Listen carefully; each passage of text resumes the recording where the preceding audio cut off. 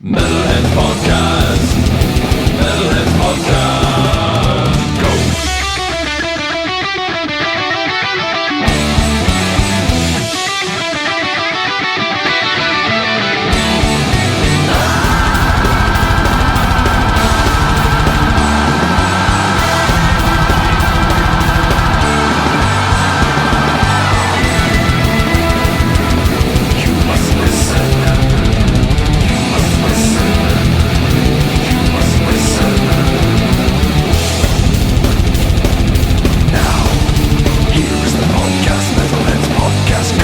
Hello and welcome to the Metalheads Podcast. My name is George. This is Jay.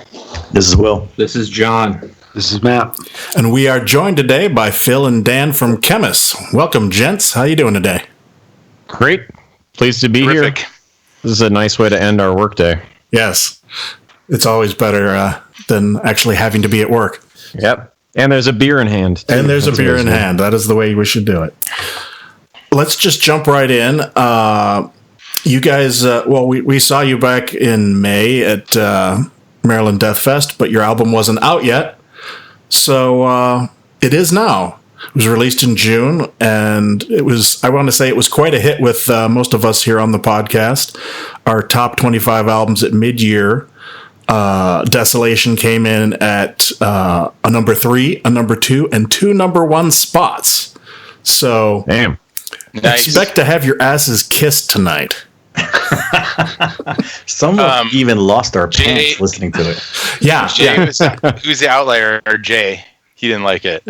You looked it up. I wasn't going to throw him under the bus, but I just guessed. It's because I'm eating the sandwich. She's like, this guy's not even paying attention to what I'm saying. No, I like it, and it's going to be higher on my year-end list. Yeah. I didn't spend enough time with it, but actually, well, go ahead, George, because. Really? Okay. No, I was just going to say that I was going to elaborate on what Will was starting to say, was that when we did our lists, when I did my number 1, which was Desolation, Will took off his pants and dry humped me. So you were spared that. On the camera? Right on the camera? No, we together. Yeah, well, we were here, yeah. He was here. He and John and Luch were here. And it was quite sightly. Yes, but luckily the podcast is only audio, so other than us, nobody had to see it. Are you 100% sure it was dry if he took his pants off? Well, okay, that is the term, but you never can tell what was going on in those shorts. Well, Big Willie style. When we saw you, I think you had heard it. Like it had been. Yeah, George. Yes, maybe Will. Yes, we got the promo the day before Maryland Death Fest, and we were just binging on it. And cool. And I got to say, personally anyway, it just keeps getting better. You know, I just got a new set of high-end headphones, and Desolation was what I used to test them out. Oh my God, it was so good. That's awesome. So, yeah, ass kissing commences. I do want to say this climbing my list, and I want to tell you that. I want to make sure I get the title right here because I'm terrible with song titles these days. Maw of Time is one of my favorite songs of the year. Awesome. Cool. Is that one standing out for other people too? Yes. I think it's made a good impression with a lot of people, it seems like. It's got kind of everything, you know, so it's like a nice, clear way for somebody to, if they like that song, I think that they're going to like what we're doing generally, you know. It's got everything that we do, so that's cool. It's that da-da-da-da-da-da-da-da. That's just so ballsy, dude. Yeah. It's funny because when we first did it, I think like that chugging part that, you know, is pretty different for us. And when we recorded it and then we heard it back, we were on tour, right? And we were listening to it. And I was like, I honestly thought, I'm like, I don't know if anyone's going to like this song. I mean, I liked it, but because we had so much harsh vocals, because we were doing guitar stuff that we hadn't done, you know, it was like, Zach was the same way. He was like, I don't know. Is this going to work? I'm like, I don't know. We think it's a ripper, but yeah. I was kind of the only one initially, I think, that was like, I think this could be one of the singles. And after we finally heard the actual product, after we recorded it, and then I don't know. We just had no idea what anybody would think about it other than that. And when I brought that riff in initially, that sort of main, riff that you're talking about, that their initial reaction was almost that it was like too jaunty or something. Yeah. And we had to like find a way to sort of make it work. We mellowed it out a little bit. It had a lot more sort of like pull-offs and weird things going on in it. So it's full of tension now. It's not jaunty at all. I mean, really, man, it is. I do always kind of have a list of favorite songs of the year, and so yes, this record is going to be definitely my top 10 year-end. But that's probably one of my top 3 favorite songs of the year so far.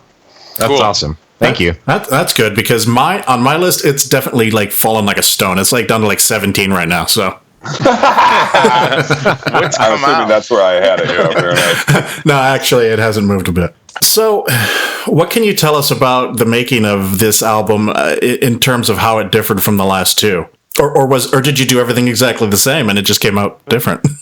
Well, we definitely did more pre-production stuff. Like the songs were essentially recorded in a rough format, front to back, before we went into the studio.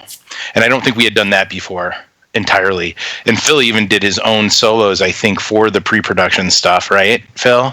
Yeah. Some of them. I did a lot more of that, and I did pre-production vocals that were recorded for every song too, which I hadn't done in the past. So there was just a lot more sort of preparation done before we went into the studio to kind of know what we were going to expect as the final product. A rough draft. And Ben does a really good job, actually, of recording the sort of rough version. He uses a click track, and he makes Zach do a bunch of takes on drums. And so we have a pretty good idea of what it'll sound like. And we definitely did more of that.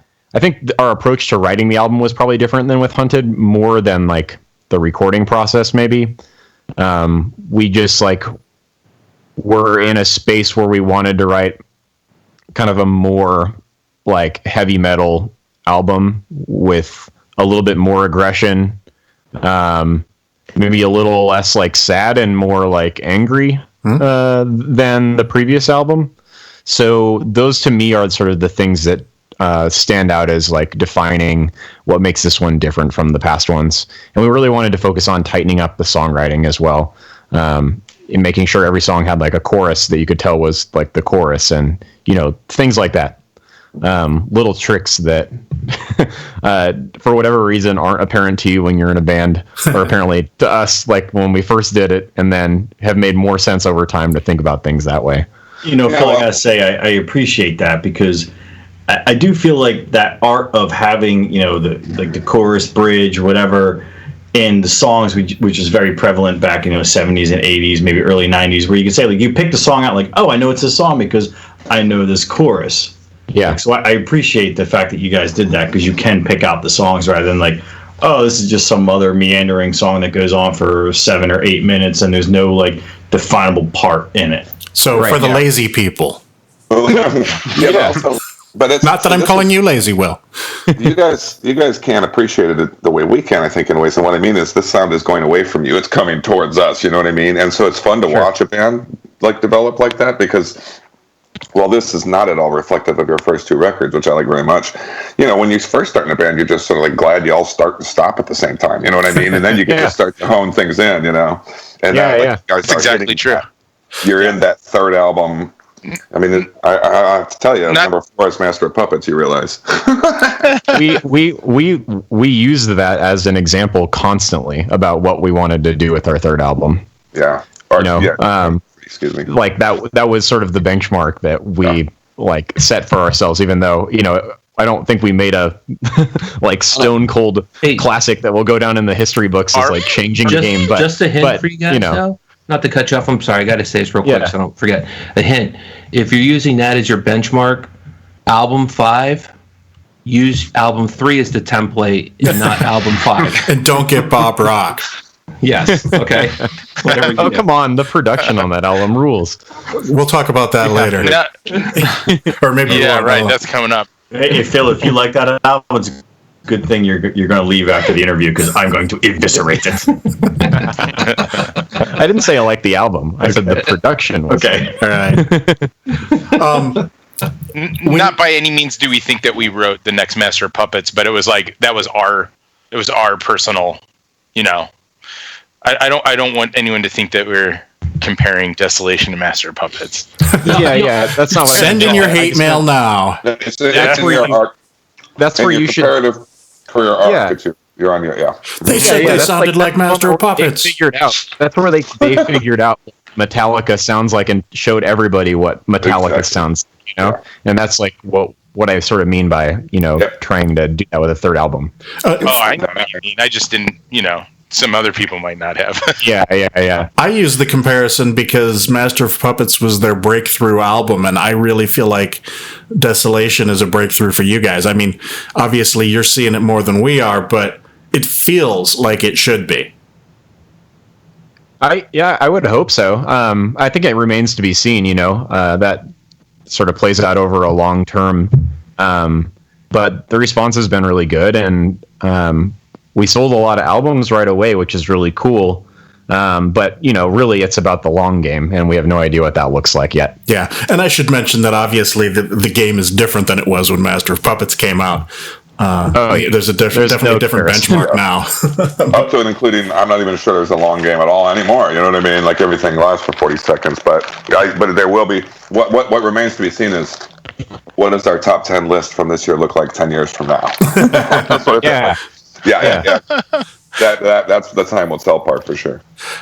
So when you did the pre-production versions of the songs, did you find yourself going back, listening to it, and making any drastic changes to any of the songs, or did you pretty much keep them the same? In the studio or before? George, are you asking? Do we make changes to the songs in the studio or while we were? Like when you went to go back and do the actual studio recordings that would end up on the album, did you listen to those pre-production versions and go, maybe switch this around here or completely rewrite this part, or was it pretty much in stone by that point? Go ahead, Phil. Yeah, we actually changed not like a ton, but there's definitely like 3 pretty big parts that stand out as things that we changed sort of arrangement-wise after we made the pre-productions. And part of that was after getting our producer, Dave Otero's input when we were, sitting in the studio, because, we might be talking about like, okay, so what is this part supposed to be for the song? And then if what we set up in the pre-production didn't meet sort of what the goal of that part was, then we tweaked sort of the song structure a couple times so that it made more sense. So like an example is on the first song, Bloodletting, as soon as we come out of that sort of intro section, and then there's like pick slide, and then we go into a riff. Originally, the vocals didn't like kick off right away. We played the riff that the vocals sit under like 2 or 3 times or something, and kind of had 2 different feels for that verse, where it sort of like had a faster feel and then a slower feel. Yeah. And we ended up essentially like cutting that entire part and having the vocals come in right away. And it still has a feel change because the drums drop into like a halftime halfway through the first verse, and the guitars do too, basically. But that was something that occurred like a little bit later. So we sort of made it more immediate by having it come in right away. And then the same thing with with Maw of Time. We had sort of that intro section was actually longer and had it actually played through the complete riff that you hear under the solo in the middle of the song, instead of just playing like half of it, which is what happens at the introduction basically now. So most of the time it was involving taking stuff out rather than adding anything, and we didn't like write any new parts per se, I don't think. You wrote one tiny little part, Maw of Time. Extend that bridge a little bit. Right, yeah. So under that guitar solo, I wrote like another like cycle like of measures. A riff or something that sort of changes and gets us back to the verse. Can I just say, being in a band myself, and I'm a writer and everything, and the one thing I've learned And at first I was like, no, you got to stick to your guns. Everything you write, if you really want to let your stuff honestly, it's too long. Yeah. And so you're like, oh, you're like, I don't need to do this 6 times before, you know what I mean? So like, Totally. Yeah. So I think that's the number one lesson that we've learned over time is like actually doing something just one time or 3 times. It doesn't always have to be 4, you know, like sometimes it makes a bigger impression if you just get a taste. Yeah. Well, okay. Actually, I do want that riff to go on longer, but that works that way. That's where some of the tension comes from. Mm-hmm. Can I just point out that Dan is wearing a Fandango T-shirt, which makes me happy about life? That's right. Well, it's Fandango Friday. The truth of the matter is, I wear this shirt almost every Friday. Is that true? Yes. And no, I'm not kidding you. Zach made this up. We listened to the first 5 ZZ Top records on Fandango Friday, and I do it pretty religiously, and so does Zach, and probably everyone else in the band too, for that matter. So I think Jay just fell in love with you. I did, man. Did you guys know Sam Dunn, who did the Metal Headbangers Balls or Headbangers Journey and all that, is doing a ZZ Top documentary right now? Oh no, shit! That's great. That's cool. It's amazing. Yeah. Hey, quick question for you guys about the writing process. We were talking about that and talking about Metallica's third album, Master of Puppets. I heard on Sirius XM the other day, I think it was Don Henley was talking about how he was hanging out with Bob Seger once at a club and they were listening to some band. And they were both like, this band is great. They're awesome. And Bob Seger leaned over and said, they'll go absolutely nowhere in their career. And Don Henley says, how do you know? He says, because they don't write any of their own music. They write nothing on their own. You have to write your own music. And Don Henley said, well, what if your music sucks? He's like, just keep writing. Eventually you'll figure it out. You'll write something good. So while I'm not saying that about your guys' music on the early albums, I'm just curious, did you find 3 albums in that it was easier? You know, that things came a little different, that it seemed more familiar, the writing process, that you didn't... You used to work with each other. And right, and did things just seem more natural? Because I found Bob Seger, who, whether you like him or not, the guy's got 532 top 40 hits. Yeah, in his career. Some good songs. Let me take a stab at this first, Phil. Yeah. In some ways, back to what we were talking about earlier and with Jay, in some ways with Absolution, I don't want to say that we stumbled into the song, because that wasn't it at all. But like he said, early on we were just kind of stoked that we got something cool and it had multiple parts, and not to say that we didn't polish those parts and change them and try to refine it, but the songwriting for us has definitely become more, like Phil was saying earlier, more deliberate, more conscious, what we're trying to accomplish. Mm-hmm. That being said, because we've been working with each other, for 3 albums now, Hunted was probably the first one where it was very, very, very much collaborative. I think probably Absolution were 50% Phil riffs that he had written, before. But, yeah, because we could, we're used to writing with each other. You kind of know, when to say what and when to pitch out certain ideas. And the cool thing about this band and our writing process is Phil and Ben being probably, the main writers. There's really there's no not ownership isn't the right word, but they don't take a hard stance on this is how the riff has to go. And if they did, it would be not only boring for them, but our songs wouldn't be as good. So yeah, I guess the short answer is, we're more comfortable writing songs together. I wouldn't say the process has become easier because we're more deliberate about it. Going back to the same question, I would say that something that's changed over time is that all the things that Dan said, but also we have a bigger impression of what we want an entire song to sort of be. So from the first riff or 2 riffs or little series of riffs that we have that's sort of the basis for the song, a lot of the time we start thinking about together in the practice space, okay, what does this song feel like it's doing? And that dictates sort of what the journey should be like for the song. So I don't know if I'm the only one that does this, but I actually will like draw a map of like what I think the dynamics should look like for the song, like a line graph sort of. And That's interesting. Sort of like I try and think about like, so we might be thinking about that. It would be really cool if we have another riff, at this point in the song, but I'll often make the case like, I think that we shouldn't do that because the climax just happened in the song and it should go like to the denouement and like sort of be done rather than just adding something else for the sake of adding it, or we might put something in a place where it seems like the song should maybe lose some dynamics and then kind of build up again, that would defeat that overall point. And so we'll often sort of like,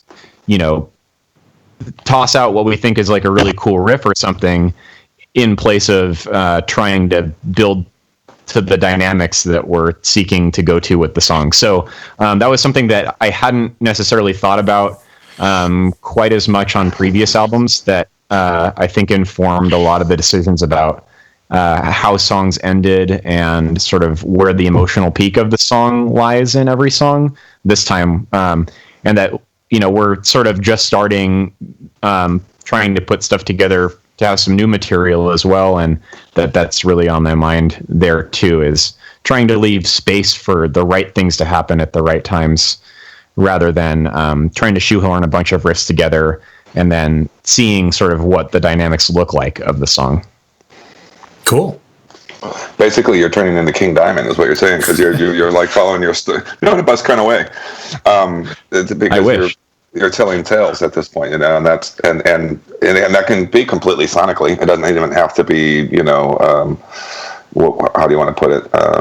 That the lyrics all have to have something to tie them in. I think what happens is a lot of us are ruined by people in the best kind of way by people like Martin Birch. Like I still think, okay, you have your fast opener, and then you need to do Children of the Damned, and then you're going to need, you know what I mean? Like I still think of records that way.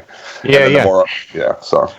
We always have the like epic final track. We always try and have an opener that sounds like it's the opener. We always try to have like the single be the second song. We definitely like. Dude, that's Martin Birch all over the place. Yeah, totally. Yeah. It's funny, Jay, when you say that. I absolutely hate a slow second song on an album. I want a first song that kind of sets the album up. Then I want the second song to just come in and just.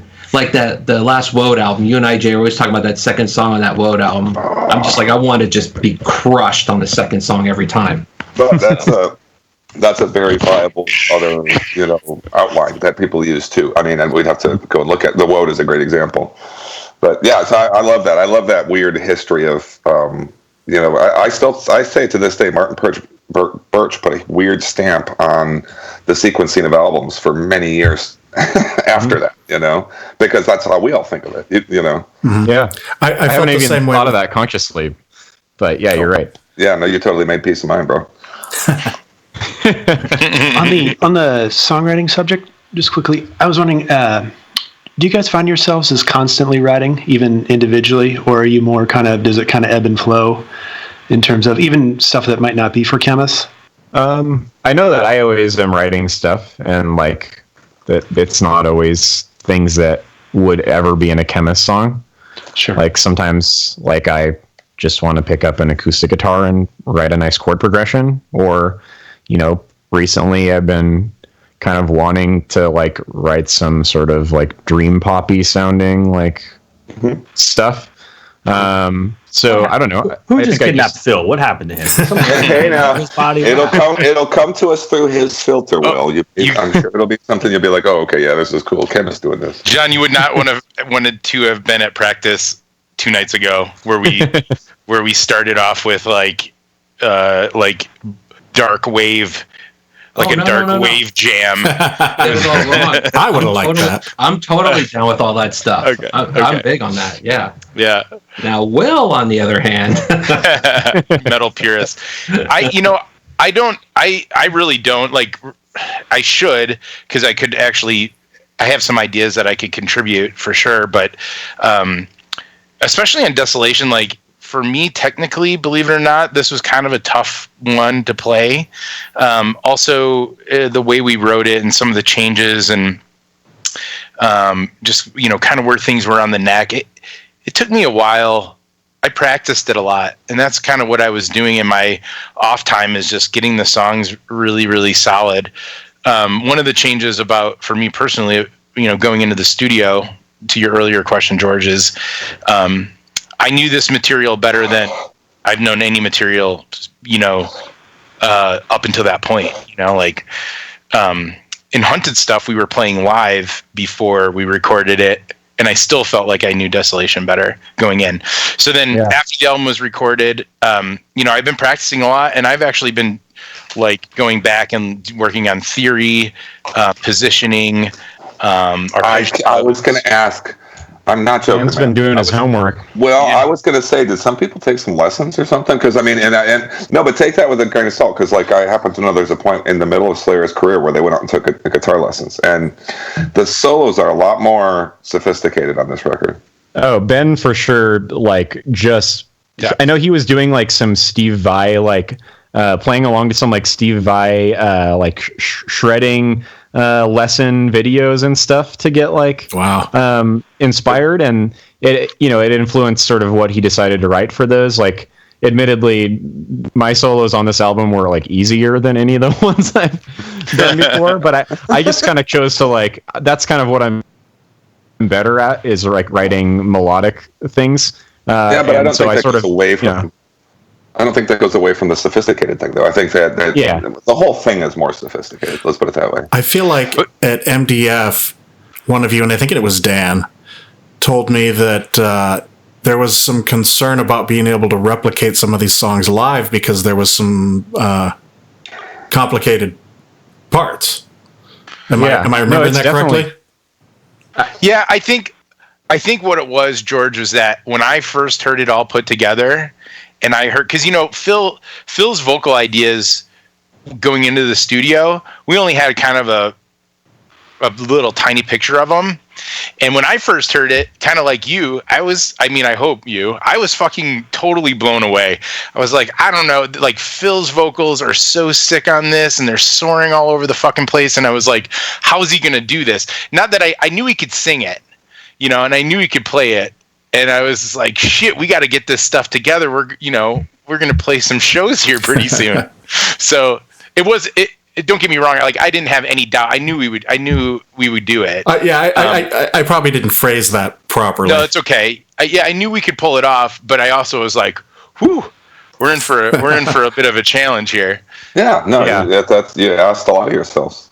I think that's why Metallica wrote the Black Album. God damn it, George! Because they were complaining that the songs were too complicated. So, and thus we have the rest of their career. Well, speaking of shows, it sounds like you've had a pretty busy year. I mean, you did the Decibel Tour, you did Roadburn, you did Maryland Death Fest, Migration Fest, Heavy Montreal. I mean, come on. How's all of that been? I mean, I'd like to hear like about all of these if you have the time. I mean, the experience from this year has been insane. It's been easily, I think, the craziest year of my entire life, just because sandwiched in between all of this, we also recorded the album this year. That's right. Just, maybe 2 days before we headed out for tour or something. So somehow in between all of that, I also wrote my entire dissertation and finished my PhD. Which defend it? Did you have to defend it? Yeah, I defended it. Yeah, I did everything. Wow. So like it's really just, this year has totally kicked my ass, but I have a lot to show for it at the same time. So I think that it all kind of blurs together to some degree just because of how busy I've been, but that like the Enslaved guys, for instance, were just like the coolest guys to be with for a whole month. I've hung out with them once before. You're wearing an Enslaved shirt. You're a cheater. Yeah, well, yeah, we'll get to that. I hate bringing up this shit, but I was with them once at the Rainbow Room in LA, of all places, and they couldn't have been the nicest guys ever. They're a lot of fun to hang out with. Yeah. That's awesome. No, like rock star shit. You know, they're just like normal guys who just like are really easy to talk to and funny and have a goofy sense of humor, and they just love being in a band together, it seems like. Did you talk fishing with any of them? Because with Kato. They're huge on Kato, the fucking drummer, was losing his mind. That's all he'll talk about. Yeah. He told me once, he said, I'm going to go on vacation. I'm coming back to the States just to go fish all over the western part of the country. I was like, have at it, my friend. You got tons of space. He actually, I believe he has like a fishing. He has a show, like television show. Yeah. So he's no longer in Enslaved. I think he's a full-time fisherman at this point. He just does that now. Yeah. Yeah. It's awesome. That's awesome. Did you guys ever see John Candy's The Fishing Musician? Oh, I saw him when he did it with Aerosmith. I haven't seen this. How have I not seen this? It was on what was the name of that show, John? It was this Canadian. It was SCTV. Yeah, the Canadian television channel that everyone got all their starts on. Yeah, Eugene Levy and all those guys. And he used to do this thing called The Fishing Musician. And it seems to me that always used to end with, like they would say, let's say we're gonna boil these up. You guys like fish? And they'd say, no, we don't really like fish. Sure was fun catching them. It was a funny bit. Anyway. Yeah. So he's the fishing musician. I like it. I'll watch it. Yeah, you're in for it, maybe. So I'll take off where Phil. What do we do next? Oh, we went to Europe. That's it. Just a short. No big deal. It was a big deal. I'm making it sound all casual, but it was crazy. April, right after we got back from tour, I think we had 3 weeks maybe, and then we went over to Europe, and I think we were there for 5 days, maybe 6 with travel. So it was a whirlwind, and we took the train everywhere. Trains and buses. We would never do that again. Like commuter trains with all of your gear. Everybody's crammed in there like sardines. And they're trying to bring their bicycles on. Yeah. Oh, that sounds rough. One story is we're running late for a train. I don't know why, because we got there early, but we're running late for a train, and this woman, and I have my hands full of gear. Everyone does, right? I'm holding my pedal board and my bass, and all of us feel like our arms are about to rip out of their sockets because we're 4 days in and shit's heavy, So I'm in a bad mood. We're running down the stairs. We're trying to catch this train. This woman's she's got a double stroller, and she's traveling Germany today by herself. And she's she stops and she stops me, or one of us, or all of us, and just gestures will you help me? And I'm like, God damn it. I'm normally I'm a very helpful person. I want to help this lady with 2 kids. And I'm just okay. And I put my stuff down and helped her carry her kids down the stairs, which normally I would do and feel great about. And in this particular case, because I was so burned out, I was just okay, well, that was annoying. I got to go get my bass now and go and get on this train. Yeah, but you say that, but I'll bet any money, once you got on a train, you're like, man, am I glad I'm a bassist in this band and I only had to carry a few things. Oh, yeah. Whereas my shit's heavier than the guitar player shit. Yeah, he's got the biggest not case. The pedal board, not the pedal board.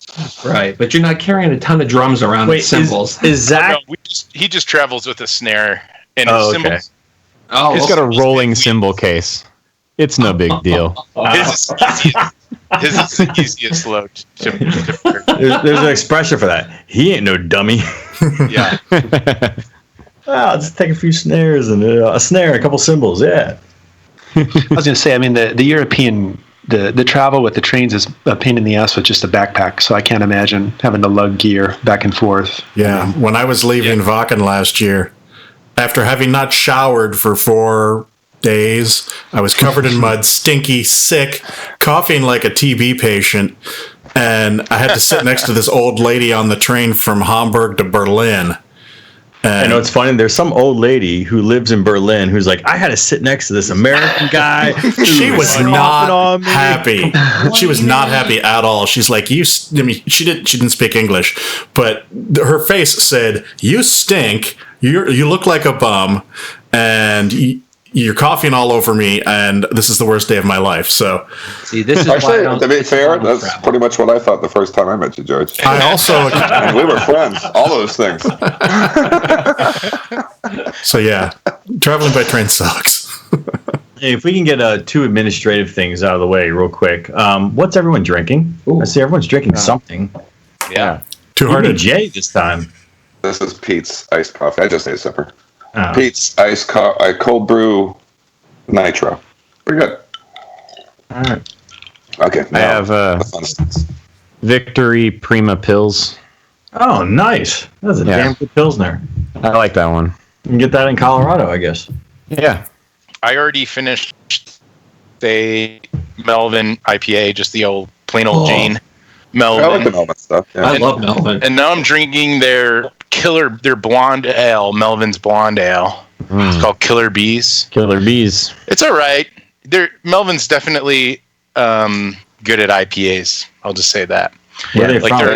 they're They're so Colorado? Jackson Hole. Wyoming, yeah. Wyoming, yeah. They're all. I like Drunken Master is a good one. It'll knock you right over too if you have a couple of them. You ever have moose great. drool? It's rightly named. I've That's a had- different one. That's Big Sky or something. That's like that. Montana. Yeah, I had that when I was out there in Jackson Hole. I've had 2x4 by Melvin and loved it. That's Yeah, great. that one's amazing. They have another one. They have a new one out. I don't know. I haven't had it, but sorry to sidetrack. Who's next? What are you guys drinking, Will and John? Oh, we had John. Well, actually, you tell a story. Via our good friend and MC TR, who also does probably the best. I can attest. He does the best Beavis and Butthead I've ever heard in my life. I swear it's like I'm listening to Mike Judge. As a matter of fact, just real quick, if I call him, he'll answer and be like, hello? Every time. So, he got us something called Big Hugs from Half Acre Brewery. Oh, sweet. We love that place. Yes, and it's in the Bible. Oh, it is? Brutal Truth Guide to Extreme Beers, Adam Tepidellen, our good friend. And then Will gave us this next one. So I picked this up at the store the other day. It's a Belgian quad. It's a collaboration between Duclaw up in Baltimore area in Maryland and Adroit Theory out in Percival. And it's called Oud Rode Ogen. Damn. All right. Kiss Is your that mother the with that beginning mouth? of an Offspring song? It sounds like they were drunk when they wrote that one down on the board. It could also be the beginning of an Enslaved song, to be fair. Yes, good, yep. Well, it depends if it's Icelandic or Norwegian, right? So, And honestly, a Def Leppard song as well. That's a very interesting beer. It pulls a lot of stuff. Lieben Glatten Globen.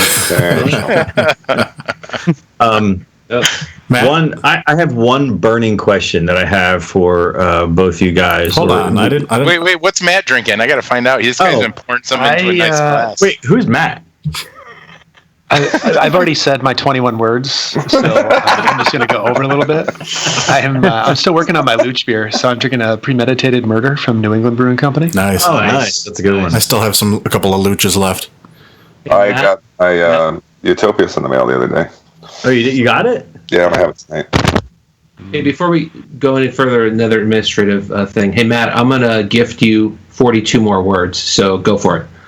Holy shit. Do I have Triple. to use them right now, or can I just spread them out? You can save got- them for you've got- another you've day got- too if you need to. Yeah, they don't expire Can at I the end of do- the episode. You're not What about supposed to talk, so now you're down to 27. I do I'll do sign language. No, I apologize, Matt. I know I always joke because you're so quiet, but on our screen here, I can only put 4 quads in. So I got Jay, Phil, Dan, and George, and then you're the little circle up there next to our little circle. Sure. So I forgot you were there because you're so quiet. I didn't forget. Hollywood squares. On my screen, J is George's eye. So it's really bizarre. So every time I look at George, he has like this person in his skull. It's pretty awesome. It's like a steampunk kind of thing. It's like I have this eye and Jay lives in there. Yeah. That was a little familiar. Two other quick administrative things, real quick. For God's sake, administration. Jesus Christ. I slightly apologize to the uninitiated, but Phil and Dan, my kids were in the room and they were going to ask you some questions. They have done that before, but they chickened out. Yeah. So they were all set to ask you questions, and then they Can I ask one of their questions? Yeah, no, I'd like to ask one too. I'll ask one of their questions. They've asked this many times. Do you like pizza? Hell yeah. Pizza is probably my favorite food. Okay, good. We'll let them know. The other question they were going to ask you is, and this is a no shit question, they know. Do you like Ozzy or Dio version of Black Sabbath better? Ooh. That's not a loaded question. I mean, I love it's Ozzy for sure. I mean, Dio is an amazing replacement, but Black Sabbath became Black Sabbath because of Ozzy. Yeah, the Black Sabbath I think of is the Ozzy one. Yeah. So that's the right answer. Is Dio a better vocalist? Hell yeah. Yeah. And Ozzy would tell you the same Sign of the Southern Cross. I mean, come on. Exactly. Yes. Jay, I will make a beer called that someday, I swear. Well, I think it's our pretty much mutually appreciated favorite Dio song. Granted, it's Sabbath, but I mean, it really is. It's just like there's something special about that one. That's great. Mm-hmm. And then George is like dying. He's like, I got questions I need to ask. Can we ask one? Yeah. I just wanted to finish up some of the ones. I wanted to talk about some of the shows more, but go ahead. That's fine. No, go ahead. Let's finish. We're here. Do it. No, my major question right now is just, I'm obsessed now with the harmonics that is Khemmis. Like what pedals, like what gear setup, like get into the technical geeky stuff. Give away all your secrets. So like what the fuck are you guys doing together that gives you that harmonics? I think you're using the word harmonics wrong, and it doesn't mean I don't love it. Yeah, I was like, what? Yeah. You mean like when Zakk Wylde goes, wee? No. Like, I mean, we know what you mean, like the harmonies on the leads and stuff. Yeah, like I know you have dual guitars, but is there like a certain? And the backstory to this is that my daughter, who was in here earlier, she has now taken guitar lessons. My son, you can see the drum set behind us. Mm-hmm. He's taking drum lessons. He's 4. And so I started picking up my guitar again and playing it for the first time in probably like 15 years. So like I'm nerding out in all these new guitars, and I'm a total Les Paul nerd now, by the way, Jay. Good for you, dude. That makes me happy.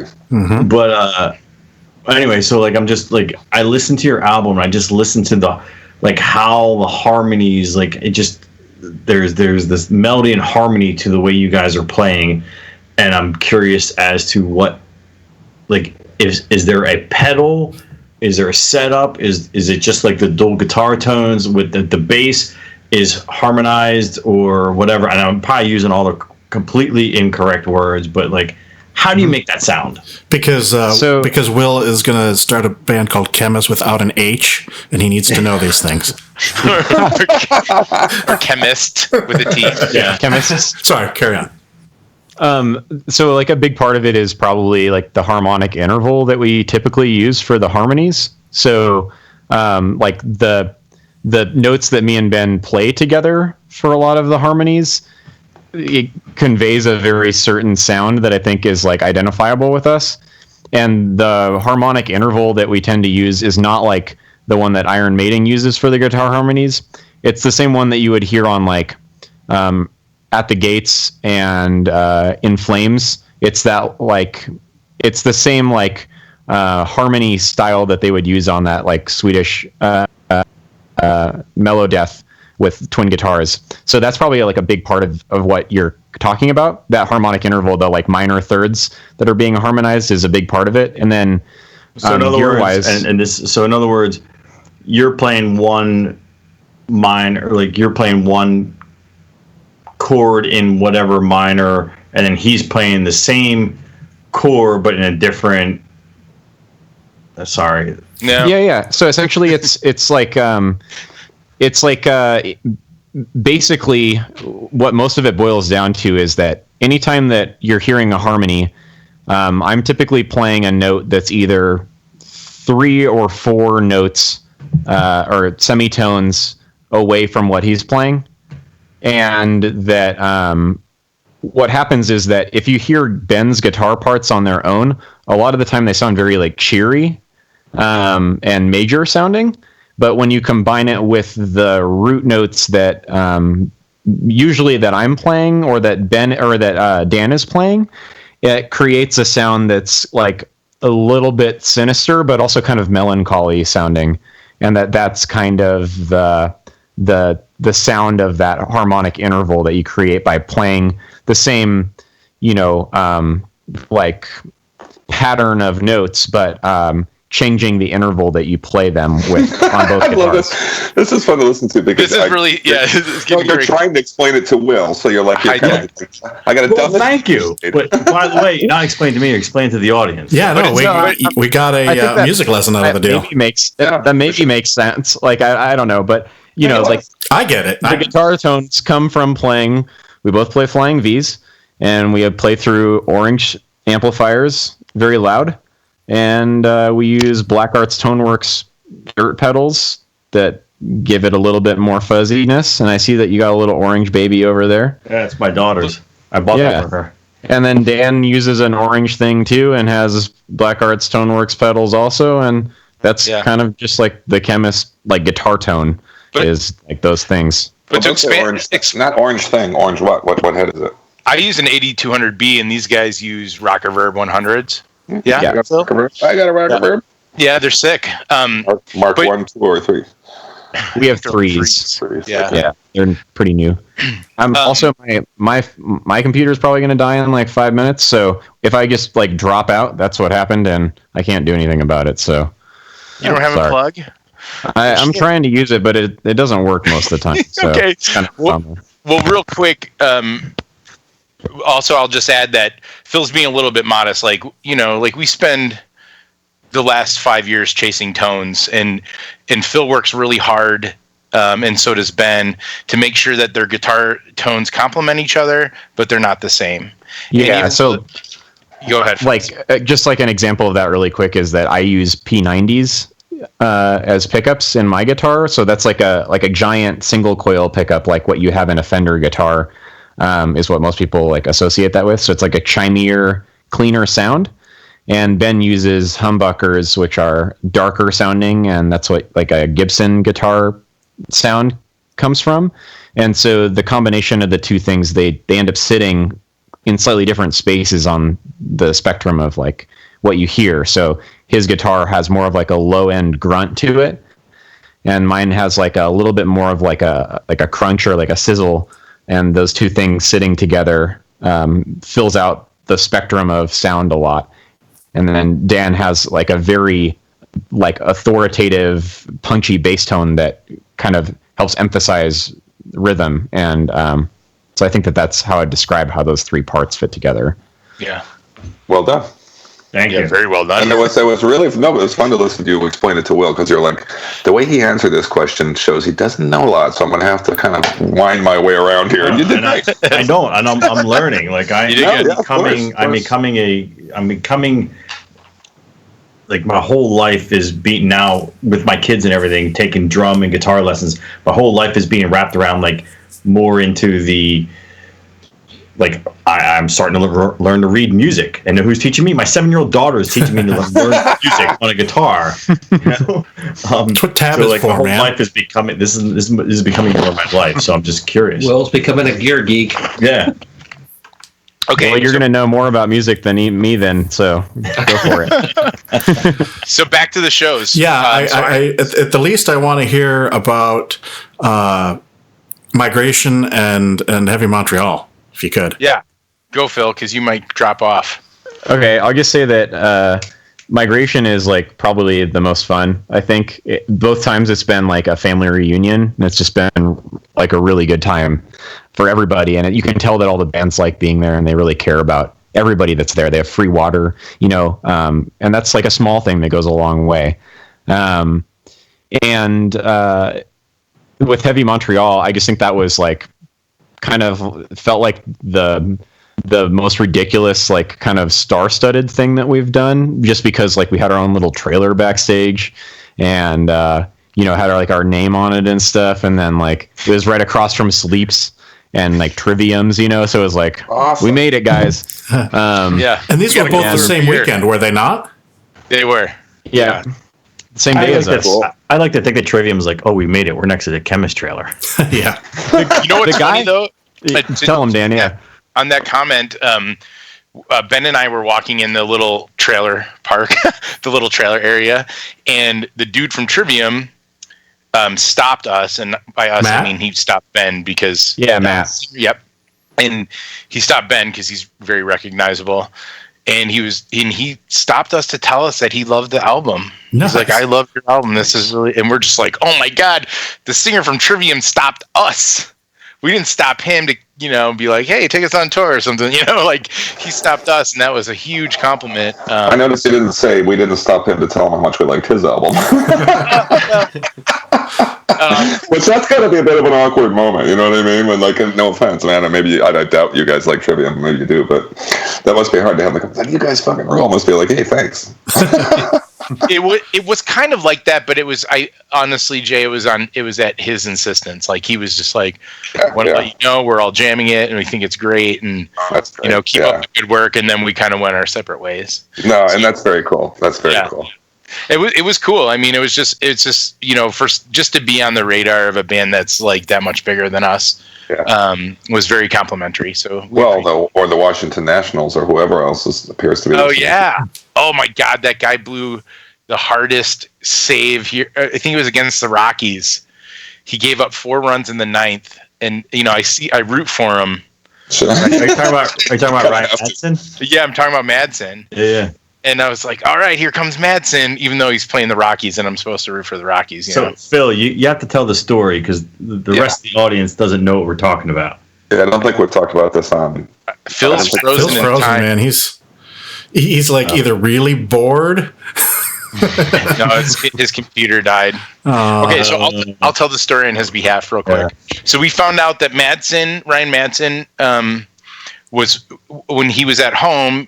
He was walking in when he got called from the bullpen. He was walking into Above the Water, which was really cool in and of itself. Like, I'm a huge baseball fan. I actually remember Ryan Madsen when he pitched with like the Phils and the A's, and he was on the Phillies. Yeah. So I was stoked, and I mean, like, I knew the player, and I'm a huge baseball fan, and I know like this whole walk-in procedure. I had to tell the other guys because they're not such baseball fans. But then Phil was in DC for work this season, and so Phil was in when I met up with him at Atlas. He was at the baseball game the night before that I saw him. So right, so he went to the Nationals game with some family, strangely enough, that he has out there, and he knows about the song, and he didn't tell his family anything. So I think Madsen either closed the game or came in the 8th. Oh, that's awesome, dude. And sure enough, Phil's sitting there, and he saw Madsen warming up in the bullpen. So he turned on his phone to like film, right? So he's got his phone on the outfield, and Madsen comes out and the song starts. And Phil's like, holy shit, you can hear him. I watched the video. He sent me the video right away, like that minute. And he's like, holy shit. He's like, hey, to whatever his family is. He's like, this is me. And he's like, and they're like, what? He's like, this is my band. And they're like, what? He's like, yeah, this is me singing. And they couldn't believe it. And I mean, well, I hope they didn't say you're in a band. Luckily, they knew. Yeah. Now, didn't he talk to Madsen at some point? Yeah, I was wondering that too. Yeah, he got a phone number of one of the other players who I guess is a real metalhead, and I can't remember. I know his name. I just can't remember. Doolittle. Is it Sean Doolittle? Yeah. Okay. Gotta be Doolittle. Also another reliever too, I think, isn't he? Yeah, and former A, I think too. But anyway, well, that's why I know. Yeah, I'm an A's fan. Yeah. Okay, so Dave Adelson, who runs $20 Spin, is a huge A's fan, and this is why I know the A's, because he and I talk about baseball. The owner of 20 Buck Spin and I text about baseball. Are they out in Oakland? Not about music. No, they're in Pittsburgh now, Jay. Yeah. I'm an A's fanatic, man. But go ahead. I live out here. So Hey, yeah, Jay, you should get a scarf. he made some connection with either Doolittle, and I believe he does have Ryan Madsen's number in his phone. And I think we were supposed to try to get together with Madsen when he was in town, but I don't think Phil was. I think Phil was out of town. Anyway, the point of the story is Phil got to sit at Nationals Park or whatever they call it and hear himself come over the thing.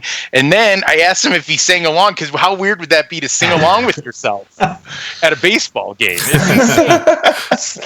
Well, you guys are officially Stadium Rock now, man. AOR, baby. Yeah.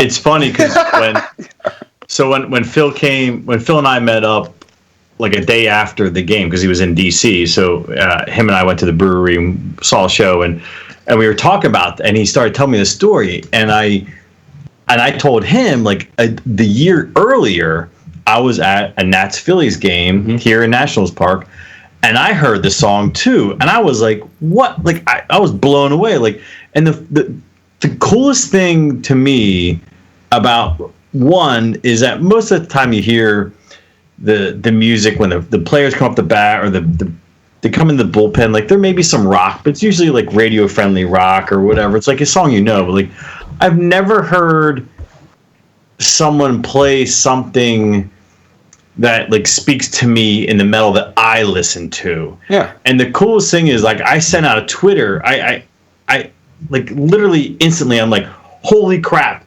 Like, I'm at the Nats Phillies game, and Above the Water just came on. And the coolest thing about it is that they didn't just play like the first like 4 notes, and it's like, oh, no one knows what it is. They played like a good, I would say, minute of the song. Because, I guess he doesn't run in, he walks in. Yeah, right. Oh, is the bullpen in the outfield? He's coming from behind the fence outfield. So it went on for a while, and I was like geeking out. And I showed, when I was with Phil at here in DC, I showed him the tweet that I sent. I was like, oh my God, but I never knew who it was. I never, like, it was like, I was there with my family and friends and stuff. I didn't know what was going on. I just knew that Above the Water was on the loudspeaker. He's been doing it for about a year. I think the first time we heard about it was around July, maybe, or so of last season. So he's used it for a while. I don't know if he still uses it, because they do change their songs, baseball players. But, it's a huge honor just to be on someone's radar like that. Yeah. And then again, I watched this one Phillies game. Someone told me about it. I have the MLB TV package because I'm a huge nerd and I watch tons of baseball games.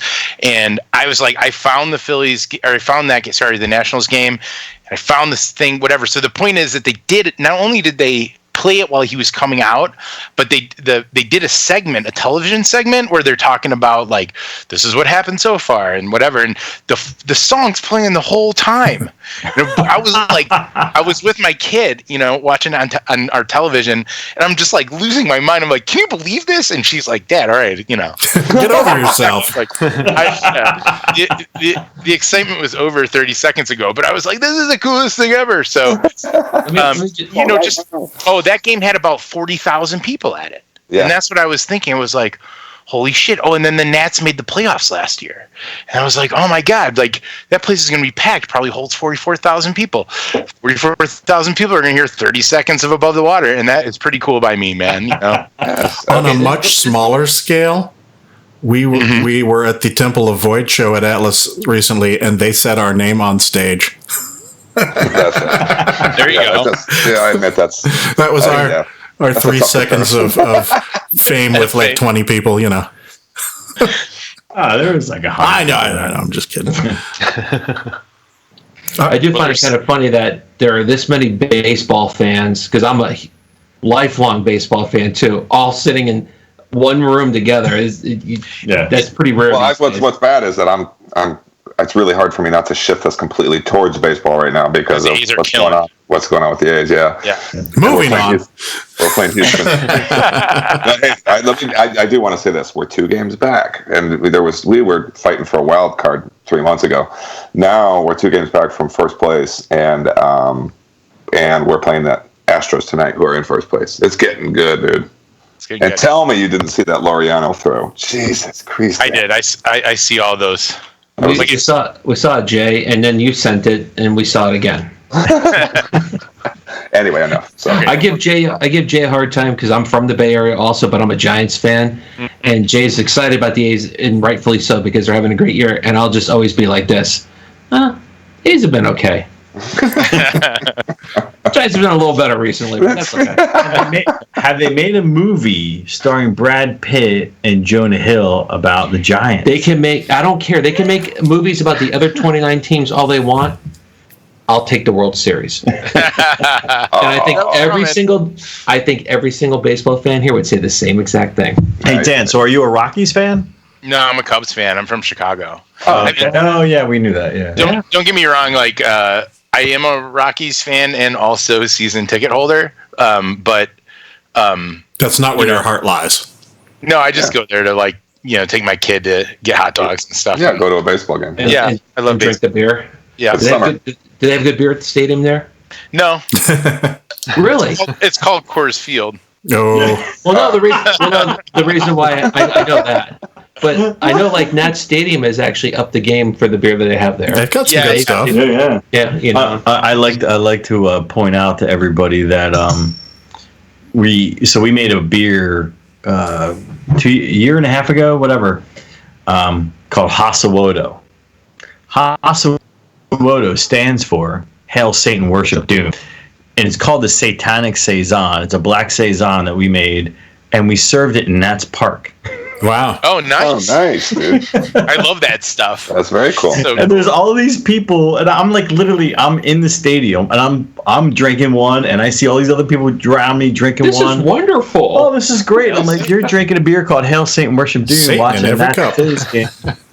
And which is named after the Bong Ripper album. What was cool, the final nail in the coffin, not so to speak, was that Bong Ripper actually played Atlas a couple weeks ago. We made the beer again for them. Nice. Yeah, I know, because we were the beneficiaries 2 weeks later, a week later. Yep. Did they play it after Migration? Will? Did they come up there or before, in that run? Because we played with it had to been. Yeah, we played with them at Migration. Yeah. Dan, did they? You would think a name like Bong Ripper, they're just like I'm thinking they're like the guys from Bongzilla, where they were high as a kite. Their eyes are as big as watermelons, and no, they So they didn't show up in Spicoli's van, then? Is what you're saying? No. Well, actually, they showed up in a van. I had to jump their van because their battery died after the show. But the absolute nicest guys in the world, the most normal, what's the lead guy? I think his name's Dennis. I have his. I didn't know you recalled Dennis. Yeah. But also, I'm picturing a scene something along the lines of, "Hello, yes, we are from the band Bong Ripper. We're looking for the manager of this establishment. We're playing tonight." Yeah. No, but they were the nicest guy. Completely broke all sort of. They broke all sort of whatever stereotype you would have had of them with that name. Yeah. Super nicest. The Chicago bands have that thing going. I don't know if you ever saw Weekend Nachos before they broke up. No. But and if you've ever listened to Weekend Nachos and you saw them, you would be like, this is not, you would never have guessed. They look like they're pretty straight-laced looking guys.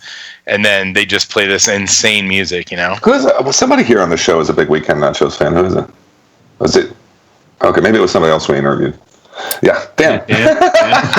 Hey, Dan, let me ask you a question. Were you guys approached about Decibel West Coast? We were approached about Decibel West Coast. Because they're playing. Hasn't that been announced already? We're playing. Oh, yeah, we'll be there. Oh, I'm sorry. You know what? I beg your pardon. Yeah, I knew that. It's funny, but we're waiting for the second round. Oh, yeah. That's coming. I just got an email about it. It's coming soon, any day now. When are we getting ours? They're going to announce the third one, too, in Philadelphia. No, it's funny because I was thinking, too, that last the Philly one, that annauncement's coming, too. I was going to say. They're not gonna take any attention away from the West Coast one. They're gonna wait. Of course not. I know that. Are you gonna be like good. The Decibel House Band? Are you gonna come out and do the Philly one too? No, No, I wish. didn't think so. Yeah. Well, we saw Zach. Do you want? Hey Dan, do you want to do the DC one? There isn't Yeah. an easy one. He's Your just trying to own. get you to play his brewery. Oh, I'd love to do that. Anyway, John, real quick, I can't tell you who's playing the East Coast one, and I don't know all the bands, but I know a couple, and it's sick. You like just go ahead and get ready to buy your ticket. Oh, We're going anyway. Yeah, I'm sure. Hey, Dan, I think are we at 10 people now for our Something group? like that. Yeah, Yeah. We're close to 10 now, I think. Oh, nice. And we're gonna be it's like kind of the street gang, like walking And- through the venue, Yeah. like And taking I'm- people's I'm- beers. And I'll and- be honest, I'm a little Stumbling through the venue. Yeah. I'm a little disappointed you guys wouldn't be there because I don't know if you heard. I don't know if you mentioned it at MDF, but we took over the whole lobby of the Sheraton on Society Hill in Philadelphia. There was that kind of couch area, and I watched some of your video actually. Yeah. it was I a watched some of it. shit. It was a shit So show fun. of just bands and beers. Yeah, it was For, awesome, man. for the whole weekend. I mean, I think we missed how many? Did we miss a couple bands on Sunday because we were just sitting there drinking beers with all these bands? Yeah. And it Like was the best time. it became a destination spot. So it was It's the official fest of the podcast. Maybe I'll just come out and hang out. I was going to Well, suggest that. Well, now we have 11. I don't That's Zach's going to be there, that- right? So we will go. Oh yeah, to, Zach will be there. We'll go to 11. Ben's at Psycho right now, and he's proposing that we make that a band trip, whether we play it or not. I have to tell you, man, I had to be somewhat economical with time and money, but I really am disappointed that I didn't get out there to see Witchcraft. Yeah, I thought you Yeah. were going, and I was like, wait, I was. is Jay going to be here You tonight? know, Nah, I did want to go. Matt sort of hinted he might go, but then I think Decibel took off. Yeah, and really, like Witchcraft just does not come over here, you know, and so it's too bad. But yeah. Should we? Is there some more kind of specific questions we want to ask? Because we should also probably transition to a regular episode. Yeah, On the I have festival a tip? couple. Wait, hold on. Matt, did you have one? Oh, just on the festival tip, Dan, could I get your thoughts on Roadburn, both as a performer and just as what it was like in general as a right. festival? Oh yeah, that's Just- I'm just glad a you tip. actually came back on that because it's first of all, it's like it's organized so well. It's just like I don't know, man. It just feels like perfect in a way, you know, like. You walk down the street and there's Grutla from Enslaved sitting there drinking beers, and then it's just like this huge heavy metal family. That's really what it felt like, and it's that's the first part. The town is great, the venues are great, everyone's really professional, but in a laid back sort of way, and I can't tell you, like the vibe there was not only super unexpected, but certainly better than anything I could have expected. So I mean, we just had a great time, and we saw sick bands. It was insane. Yeah. It always, to me, it seems a lot different than your typical European festival. Like, I don't know. To me, like when I look at it from the outside, it seems like it's a little bit more intimate, has a little bit more thought put into it. Just especially like how every year they have kind of a curator aspect of it, and Yeah, well, it's a little bit earlier in the cycle, right? More like in an April timeline. it is early for all the European fests. I haven't played any other European fests other than Doomfest, which was on that same trip. But I can tell you that, having played, some other stuff, including Montreal more recently, exactly what you said, intimate is the exact right word. The town is like perfect for it, and they're just very welcoming. And I can't tell you how many people I met where they're like, oh, this is my 9th year, or, Americans too, like people they're like, this is the one to come to no matter what every year. And the way it's structured, in the way the venues are structured, it just creates this really like cohesive kind of, feeling there. So I can tell you, that is, if I had the money, actually, I probably do have the money. If I could get my shit together, that's the fest I would go to every year. I give Roadburn every year if I could, play or otherwise. I feel like every year I give a little bit more thought to it. No, of course I don't do anything about it, but I just keep thinking like at some point I'm going to do it. So, But Matt does Vakken every other year. Oh, well, so there's that. Yeah, bummer. but maybe it could be like an every other, Vakken. Yeah. and Roadburn. Yeah. It's terrific, man. I really like it. Thanks for asking, because I loved it. Great experience. So, with all these festivals and stuff that you've been playing, have you noticed a difference in how you're being received by the fans compared to, last album cycle? Sure. Yeah, I think so. Gosh, that's that shouldn't be a tough question, but the crowds have varied. It kind of depends on, when we're playing, what day we're playing, who are the other bands that we're playing with. So not to walk around, not to skate that answer, but yeah, I guess, to be perfectly honest, I've seen the reaction from the crowds has been pretty sick. At Migration, it was excellent. People knew the words to a level that was borderline uncomfortable in Chicago. Well, when we were at Maryland Death Fest, Albert Mudrian was up there in the front banging his head and singing all the words. So yeah, that's good to know. Chicago, we did a release show in Chicago for the album. We did three, I guess, including a local one. But we did a release show in Chicago, and was a good crowd. But the people who were there, it wasn't capacity or anything like that, but the people who were there fucking knew every word, and it was freaking me. It really was freaking me out, especially to new stuff. Like, I don't even think Bloodletting. Yeah, like Isolation and Bloodletting were out, right? And these people knew every word, and I don't even know all the words to those songs, man. Yeah. So as the bass player, I was like, yeah, whatever. I know the change, but it was. Don't get me wrong. Very grateful for that, and it's a very humbling thing. But it is a little unnerving at first, So now that we're getting to this point where people know all the lyrics and stuff, it's like it's a little transition, where it's like, oh, cool, this is cool. Yeah. I got to get used to this. People's, pumping their fists, at the right time and all that stuff. You're kind of an it band, man, right now. You really are. I mean, that's the way I feel. Kind of happening, yeah. Was there a review in Decibel yet of the new one? Oh, I'm sure. Yeah. Oh, yeah. Was that? I couldn't remember. Yeah, they did the we got the feature review. The character where they give the cartoons. Man, I remember. Zach was so bummed about his cartoon. Oh, really? That's awesome. It's really bad. I mean, if you guys remember, it's really bad. And you've met Zach. He's actually a handsome motherfucker, but this picture is like real bad. Guys, do I look like that? You guys got at least a 9, right? I think it got a 9. Yeah. Hey, tell Zach it's not the Machine Head review. Oh, yeah. It's not the review, it's just the unflattering image, I think. Oh, no, the review was wonderful. It was the picture. And although, I own the picture, by the way. I bought it. I bought the original. Nice. Yeah. But in the artist's defense, he got all the features and stuff right. It's just like the way it came together. Exaggerated. You don't even have to say, dude, if anybody ever caricatures me, and it's been done, but I mean, just by like a brother-in-law or something, it's all about the nose. You know what I mean? And it's just like, same. Yeah, what are you gonna do?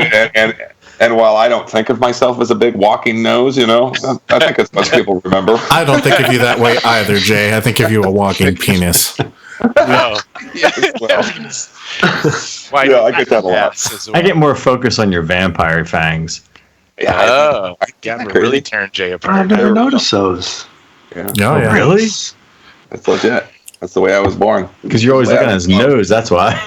Yeah, see, it distracts from the other features. Hey, Dan, have you read a negative review of the new album? Yeah, absolutely. What? A couple, actually. One is from this guy who I should know because other people read what he writes. I don't know if he's like an online magazine kind of thing or a blog or whatever, but he hates us, and he kind of always has, and it's starting to actually appear to be personal in a way. He's like latching on to stuff and like bringing it to the forefront, and but yeah, there's a couple people who hate the mixture of the two vocal styles. Always have. Come on, man. Yeah, if you have not gotten to that point in metal now, that's your problem. Yeah. They don't like that, and then or maybe they just don't like Ben's vocals or something, which, by the way, I don't know if you noticed, they're so much better. I mean, they're really good. Yes. You know. Well, I've noticed that, And and he's doing the high and low parts. You know, we layer him on the record. I mean, it's sick. I mean, it makes my skin crawl. That's how good it is. You know. I would say that the most, and take this as a compliment, the most improved thing that I've seen from record 1, 2, and 3 is I just think that Phil's vocals have just gotten better and better and better and better. And I'm only saying that as a novice because I can't really comment that much on the like guitar, bass, and drum playing, but his vocals are just awesome. And in fact, on Flesh to Nothing, I think his vocals are just unfucking and literally at that 5-minute 15-second mark where he's just belting out this like and I was like, I get goosebumps. It's like it's my favorite. That's my favorite song. You know that? Where's it? What song is it? Is it Maw of Time or is it what's the other one with a lot of heavy vocals we only played it at the. I can't think of the song title. I can tell you what the working title was. Seer. Yeah, the Seer. Yeah. And there's a part where, thanks, man. There's a part where there's heavy vocals, and then the clean vocals start to overlap. Yeah. And Phil just takes off there. Shit, dude. I mean, I know it's my own band, and I'm not supposed to be freaking out about it. No, you but can. it blew me away when I first heard it. I was like, holy shit. So yeah, I agree with you, Will. Phil. God, man, I mean, you know, I love him because he's like my best buddy, but what he does for this band and the work that he puts in and the way he pushes himself, you know, we were talking about his year, you know, he's a doctor. He got his PhD in the last Dr. Rocker. Dr. Phil. Dr. Phil. No, Phil and I, like, we were in the back of the brewery at Atlas, and we had like a 45-minute discussion why the Russian black metal band Pseudo God is playing, and him and I having this discussion about he charged you in depth about his PhD on recidivism in U.S. prisons or mostly Washington State or something like that, and it was like, it was the most fascinating fucking conversation I've had in a long time. And he'll have that same conversation with you about Russian black metal if you want, you know, like that's probably what he does when he goes to conventions with other sociologists. Is he talks about black metal. But well, I mean, they could turn it into a career like Sam Dunn. I mean, he was what was he? Sociology. Or anthropology. Anthropology. Yeah. So I think we got sidetracked from the question, but I don't remember what the question was, bro. Yeah. That's never happened to us before. No, never. Beer. The question was, do you like pizza? Yeah. Have we wandered that far? I think they said yes. Well, so I wanted to know, with all these shows and festivals that you've been doing, how is that working with balancing these jobs? Because I think last time you guys were on, you know, we talked about what everybody did, and it sounded like you guys were basically like using vacation time to go on tour, but it seems like that might have exceeded that this year. It's still tough, but you know, it's tough for every band, man. You know, like it's not 1988. It's 2018, and the bands that kick the most ass, still more than likely have a job, you know, and a living situation that they go back to. Mm-hmm. Yeah. And you know, in the days of just like raking dough while you're on the road for 9 months, it happens, but not to underground metal bands, you know. And even mainstream metal bands, you know, I mean, it's not the same world. So have you had to get creative to make things work? Yeah, you know, I work on the road sometimes. Ben works on the road sometimes. Sometimes we eat bologna sandwiches, you know. I mean, like it's the same. We have our career, our careers are a little bit different than most bands, I guess, and that's why there's kind of a lot of attention paid to it. But the title at the top of your job, it's, you know, at the end of the day, it's just job, right? Yeah. So we all have jobs, and everyone who makes sacrifices for the music that they play, they have jobs, and it's a struggle, you know. I mean, I know my friend Reed Reed Bremer from Speedwolf, he would, he'd go on tour, and they didn't have even as big of even though they're a super great band and should have had a huge audience in their time. They'd go on tour, and he would when he came back, he would have lost his job. Yeah. Yeah. They're like, oh, we needed a bartender and we couldn't make it work, and someone couldn't work, so I had to hire somebody. Yeah. It's a shame. It's sad. I mean, it is what it is. It's the sign of the times and all that, and things have changed, technology and all that. But we were talking about that fairly recently, and I have to say, I personally, on your behalf, find that too bad, because think of how much more you could do if you could really just focus on this. You know what I mean? Right. I mean, you've already taken these great leaps and bounds. I mean, but it's also reassuring that it's still completely worth it to you. And it is our focus. I mean, I'll tell you, my partner will tell you, my daughter will tell you, the band's number one priority, unfortunately. And I mean, if it really came down to it, obviously I would choose my family, but all of us, Phil and Ben and all of us, band first, family second, job third. Yeah. That's how we're doing it. But there's certain things that just don't necessarily make sense. We're willing to make some compromises and some sacrifices, but we're not just going to do we're not going to go get in the van right now and play small market towns all over the country. No, dude, no. Because it just doesn't make sense for us. You'll come out in the negative. You can't. Right. What's the point?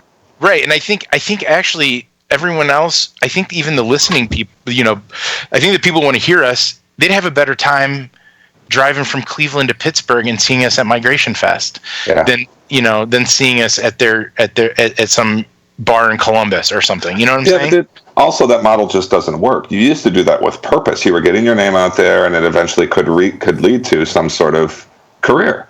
But that's not what it's about anymore. It's just like they say. You used to release we'd go on tour to support your album. Now you're releasing an album to support your tour. But even at that, there's no such thing anymore as we played all the dives and we did our time. Playing the dives doesn't get you anywhere anymore. Right. That's not what and we have played all the dives. Of course, we're just not going to do it every year. No, but it's also not going to. There's not like a payoff at the end, and so it's still not fun. It's just the landscape has changed so much. Is all. Right. Yeah, it really, really has. And to clarify, and I know you mean this, but payoff is, of course, has nothing to do with money. Just about making the pumping fists at the right time in the song. Right. Yeah. I absolutely do, but if you have a real career going and stuff, why would you sacrifice that just to go play at a bowling alley with 10 people in it in no place, Missouri? I mean, your time is better spent. Yeah. So for me, I have a client. He's getting pretty pissed. I've been working on this same project for a while, and he's at the end of his rope. So I pushed it as far as I possibly could, and this is the first month that we've had off this year where we're not doing anything in August. And so I'm doing the same thing everyone in our band is doing, and everyone in every band is doing. When they get home, they have a month. There's cramming, working. Yeah. I'm working my ass off, and I know that's what we're all doing. Especially Zach. It's making a lot of beer. Beer, good. Yeah. I tell myself, and I don't know why, but that he might have the most flexible kind of situation. Nick, the owner of True Brewing, is a metalhead, and so that's right. Yeah. Yeah, it's very nice. He's very supportive of Zach in this and that way. And what they, I'm speaking for Zach. I hope I'm not saying this wrong, but my understanding of their situation is as long as we get as much beer as we need, you can do this stuff. Mm-hmm. Cool. And so that's nice. Yeah. It's true. I believe they're coming out to the West Coast, aren't they? They are. Is Zach gonna have to pull double duty then? Double duty. He's Khemmis and Truing. Yeah. Right. He'll be all right, Jay. He did it at the first Decibel Fest in Philadelphia. Yep. Fair enough. He can do it. Yeah. Well, we flew in. Yeah, we flew in for that one. This one we're driving out. What's interesting about that is I feel like Nick from True should probably pay the band some money because we're getting Zach out. Wait a second. Hey, do you know what? Are you going to go a couple days ahead of time or anything? Or are you just like in and out? No, we are doing a little 5-day run with the Black Dahlia Murder. All right. And there's let's see, 1 day with them, and I can't remember the other. There were 2 other bands that are actually cool, and I think one or more of them might be playing Decibel as well. And then 1 or 2 days with them, and then we pick up Power Trip and Pig Destroyer nice. on the weekend. And so I think we play 2 shows with Power Trip, Pig Destroyer, and then we play Decibel. And then they're going on Sunday to play San Diego, and we're not going to play that date. We're going to stay and watch Triptychon. No, that's a good set. That I had the good fortune to see that last version of Celtic Frost, and this is once in a lifetime stuff. This set, I I'm excited. Believe I'm going to be there. By the way, so we're planning on going. Albert told us what was happening at MDF, Yeah. So, but we weren't on the lineup then. So he told us what we're going on, and we were like, okay, we're going to be there. So we had all planned on we were going to go anyway to this one. Yeah. But then luckily we got added to the festival. It's awesome. Perfect. Yeah. Well, a couple of us are gonna sneak off and have a drink down at the Rainbow to see Lemmy statue if you want to be included. Yeah. I have Zach's number and stuff, but we'll touch base when you're out there. Hey Jay, do me a favor. Don't go to statue first. Go to the video game first. Yeah. Look Okay. at all that. It's right by the statue. Yeah. And actually, it's a stupid fucking. Look for that first. I've done it. I went there right away. Oh, did you? All right. It's very cool. Every time I'm in LA and I'm in that area, I definitely make it over there, and I've seen the statue before. Yeah, right. And if you're hungry, go to North LA and go to Gorilla Mall. One of the guys from Trappist is Gorilla Mall. It's a heavy metal theme. It's kind of like Kuma's Corner in Chicago. It's a heavy metal bird bar. I went there when I was when I was in the Marine Corps out at 29 Palms, California. I made a trip into LA just to go there. Nice. Matt was gonna. Oh, I was at the Rainbow in April, and I made it kind of like a pilgrimage trip for myself. And it was just like there was barely anybody there, mostly just the people working. And I was still just like, God, how am I not going to look like a total dickhead trying to take a selfie with the statue? You know what? So. You and every other dickhead that does it. Exactly. It's like when I went to Philly to run the Rocky steps, the steps of the library. I did that. I was like, I'm gonna do it. I'm gonna do it, and it's just gonna be me. And I go there, and there's like 400 people running up the fucking steps. Yeah, there goes my moment. Yeah. Of course, the Rainbow too. Though there's a lot more history there than just. You know what I mean? Like that. Oh yeah. Yeah. I mean, I just like going outside of Lemmy's Lounge into the restaurant. I loved it. I mean, just the vibe that it had, like this. To me, it felt like a German Northwoods kind of divey lounge-ish type feel. And I mean, I was in love with it. I could have stayed there. Richie Blackmore named his band after that bar. That's not a joke. That's where Rainbow came from, and and the Hollywood Vampires used to play there and stuff. I mean, the original Hollywood Vampires and just everything. Everybody used to go there. You got the whiskey's right over there. If you go down a little bit further, you can see the Riot House, which has been renovated, but they're all right there. The Roxy's next door. We played the Roxy with Oathbreaker on the Oathbreaker tour, and then I've been in the Rainbow a few times, mostly Lemmy hunting. Like before he had passed. Yeah. That guy I was telling you about, Reed from Speedwolf. If you've heard Speedwolf, you know that they like Motorhead. Yeah. Every time we were in California, he's like, "Okay, here we go. We're going to Rainbow. We're gonna find Lemmy." And I don't know that he ever met him, but he never was at the Rainbow when I went with him. Shoot. And I've heard that the Rainbow is being torn down. Have you heard this? What? No, I haven't. But yeah, get your trip in. I'm pretty sure. Okay. I've heard a rumor. Anyway. All right. Noted. Shit. Yeah. That is a brilliant rumor to put out there. If And you not just want know to drum if up more, they're- Did he do it at all? Yeah, drum up more business. Turn the place down. that's right. I went to CBGB Boys, before business is that slow. got, dead. Good move. Was it still the same though, George, or was it like a coffee shop or something at that point? Well, there was the club, and then next door there was like a shop of some kind. Okay, yeah, I'm just curious. I mean, yeah. Yeah. You remember what that stands for? I used to know. Country, blues, and bluegrass. Yeah. Yeah. That was the original intention. Yep. And then something for uplifting gormandizers. Yeah. Other The music unplug. for uplifting. Yeah. That's it. Dan, are you sticking around for the episode? Yeah, I can stick around. All right. Well, Okay. I have one Wait, last Stephanie, you want question to that stuff. Okay. I can transition us with, if everybody else is done. Basically, just what's the rest of the year like for the band? You said you're taking off August. Do you have more shows coming up? I'm guessing you're probably not jumping into a new album yet, but show wise.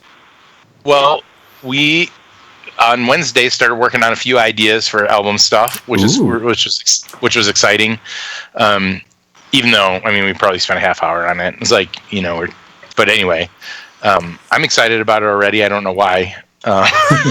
This last one took it out of me, but yeah, it's good. So as far as schedule for the album, there's no schedule. We're just gonna play Desolation songs for a while and see how things go. We are about Decibel Metal and Beer in December, Black Dahlia Murder, 4 or 5 dates with them leading up to, and then prior to that, we're playing with Carcass at Surly's fest called, what do they call it? Darkness Day? Darkness Day. That's my neck of the woods. Oh man, it's gonna be so cool! I couldn't believe they asked us to do it, and we said yes because we love those guys and we love their beer, and we played it before, and it was a really fun time. And then we're like, so what's the lineup? What are we doing? They're like, oh yeah, Carcass is headlining your night. That's awesome, dude. Yeah, that's rad. Yeah, that's by the way, Bill cool. Steer is a really nice guy. Yeah, we met him at the last Decibel Fest. Yeah, good to know. Yeah, they were staying at our hotel, and we. Jay missed that one. I'm sorry, what? No, I missed that one. Yeah, I think Will was trying to say that Jay and John met Bill Steer, but not Will. I did not. I'm sorry. It was a dig. Gotcha. It was a dig at myself. Yeah. Well, by the way, he was a very nice guy. Well, cool. I'm looking forward to it. Legendary band, cool people at Surly. I can't believe they're throwing such a monster fest. They're having a punk rock day too with Murder City Devils and this great band called Off With Their Heads. Where is it? I don't know where. They used to have it at the brewery, and now they wanted it to be bigger, so they moved it to Somerset, which is actually in Wisconsin, and that's usually like where kind of some of the bigger outdoor festivals will stop. Like years ago, it used to be like where Ozfest would go, where Vervians would go, and now there's more kind of 2-date things as opposed to like tours going through. But yeah, they just decided they wanted to make it a little bit bigger this year. So yeah. So actually, can I just use this moment too to say we are starting to see what we finally all kind of wanted, which is a renaissance of metal festivals in the United States, quality ones. Yeah. And that because for years we've bitched like it all happens in Europe, and we may not have a Vakken, but what Decibel's doing now. And like as you mentioned, the Surly Fest, the Death Fest to a lesser degree, but still cool. Well, some stuff's starting to come together. Oh yeah, there's been a few metal fests. You just don't like that metal, so. Yeah. Right. That's true. Well, this is my 19th year at, Prog Power. That's a metal fest. No, there you go. Yeah, and the other. You've gone. I'm just teasing. How breweries are doing this. Like Surly's, they're not. This isn't a beer release. This is a metal fest. Right. Yeah. Or in this case, punk rock, metal, whatever. And Three Floyds out of Chicago always has a really cool launch event too, where they get, and then of course there's Psycho, has been great for a few years now. So yeah, man, we're stoked. Because if it is a renaissance of the festival stuff, it's great timing for us. Perfect for you. Because we gets you all over the country in a hurry. I'll be the one to say it. I'm glad that I'm seeing it because like a place like MDF, I just haven't been so hot on the last couple of years. Yeah. So I think I'm skipping next year. There just has, and the bands they've announced so far have not been. And it's a little bit of a bummer because it's locals are. Yeah. That and Shadow Woods, Yeah. Yeah, you guys should play we should get you at Shadow Woods. Get you to play out in the woods close by here. Sounds good to me. Yeah, you guys will fit right in there. I like to camp. Yep. Oh yeah, it's camping. Trust me. Cool. For sure. So anyway, George, I think that sums up pretty much the rest of the year. Yeah, we're playing some shows, and we will probably start fiddling with new material, and then I don't know. Try to get a new album out there in the near future. I mean, on the kind of a little bit bigger picture is we want to get back over to Europe for more than a few days. Yeah. And like really do a run there.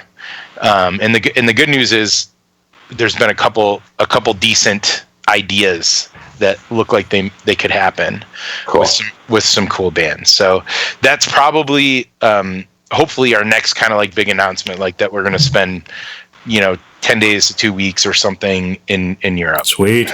Yeah, well, I mean, you're 3 records in now, so I mean, I think that's part of it too. You guys are getting more well established. We're reaching more people. I mean, that time is right. I mean, I think it'll more faces now than had you gone over earlier. So, I mean, I say again, man, you're an it band right now, whether you know that or not. You're okay. Somebody people mention. That sounds terrible to me, but I'll take it as a compliment. No. When you're talking when you're talking to us, it's okay because trust me. If it's it with us, I'm talking about sludge, Gotcha. Yeah, the Nuclear Blast affiliation on this last album has been really nice. So I think, like you said, the Europe timing is good. I can't tell you how many interviews I did with people from Europe, and the band, we all did. We were taking turns, right? We had a schedule, and they were like, why haven't you come to Italy? And why haven't you come to New Zealand? Well, New Zealand's not Europe, but you know what I mean. So there's good, the album's been received well there. I think the timing's right. We want to do it, obviously, so we're going to make it happen if we can, if they want us, we'll get there. Excellent. Awesome. All right, I guess it's time to move on to the rest of the episode. Thank you for entertaining our questions for so long. Absolutely. Oh, I just wanted to let you know that Phil texted, say thanks and bye to those guys for me. Sorry I cut out. No problem, Phil, and thank you for coming on. He cut out right in the middle of his own story about baseball. Yeah. And it was right then that I learned the meaning of life was... Charge your battery. The answer to life, the universe, and everything. Charge your battery. All right. Well, why don't we kick it over to Jay, because he had a pretty interesting evening several nights ago. And I'm going to keep it somewhat brief because we've gone for a while here and we still got a bunch of stuff in front of us. But the interesting night I had was the Alice Cooper show.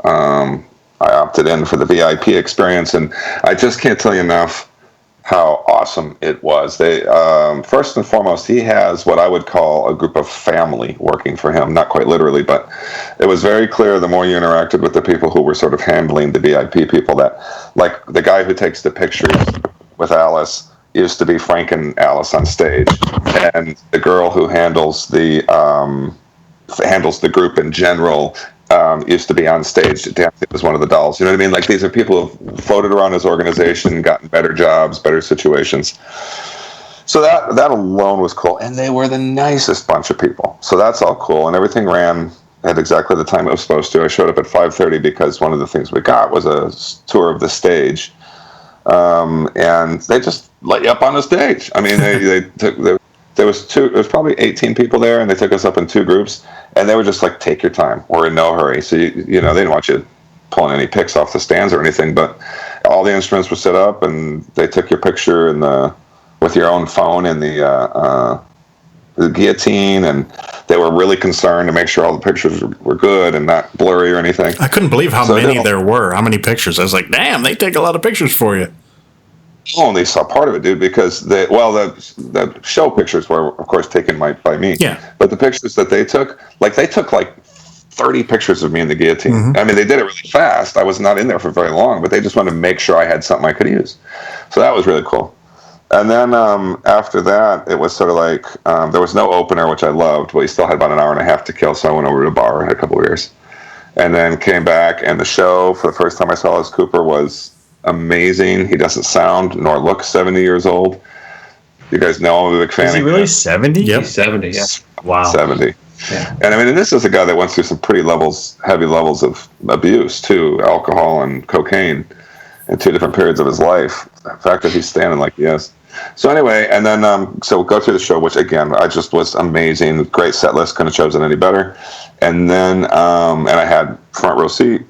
And then after the show, waited in a little room for Alice to come in and see everybody. And I think we waited 20 minutes. And even then, the people were like, "We're so sorry. He's just got to do some things, blah, blah, blah." He's literally was with a Make-A-Wish kid. And we're like, "Dude, it's fine. You know, like 20 minutes is no big deal." So anyway, he comes in. And then he just took as much time as any individual person wanted. He sat at this table, and then you would sit next to him, and they gave you a bag of merchandise that came with the VIP thing. And he signed everything.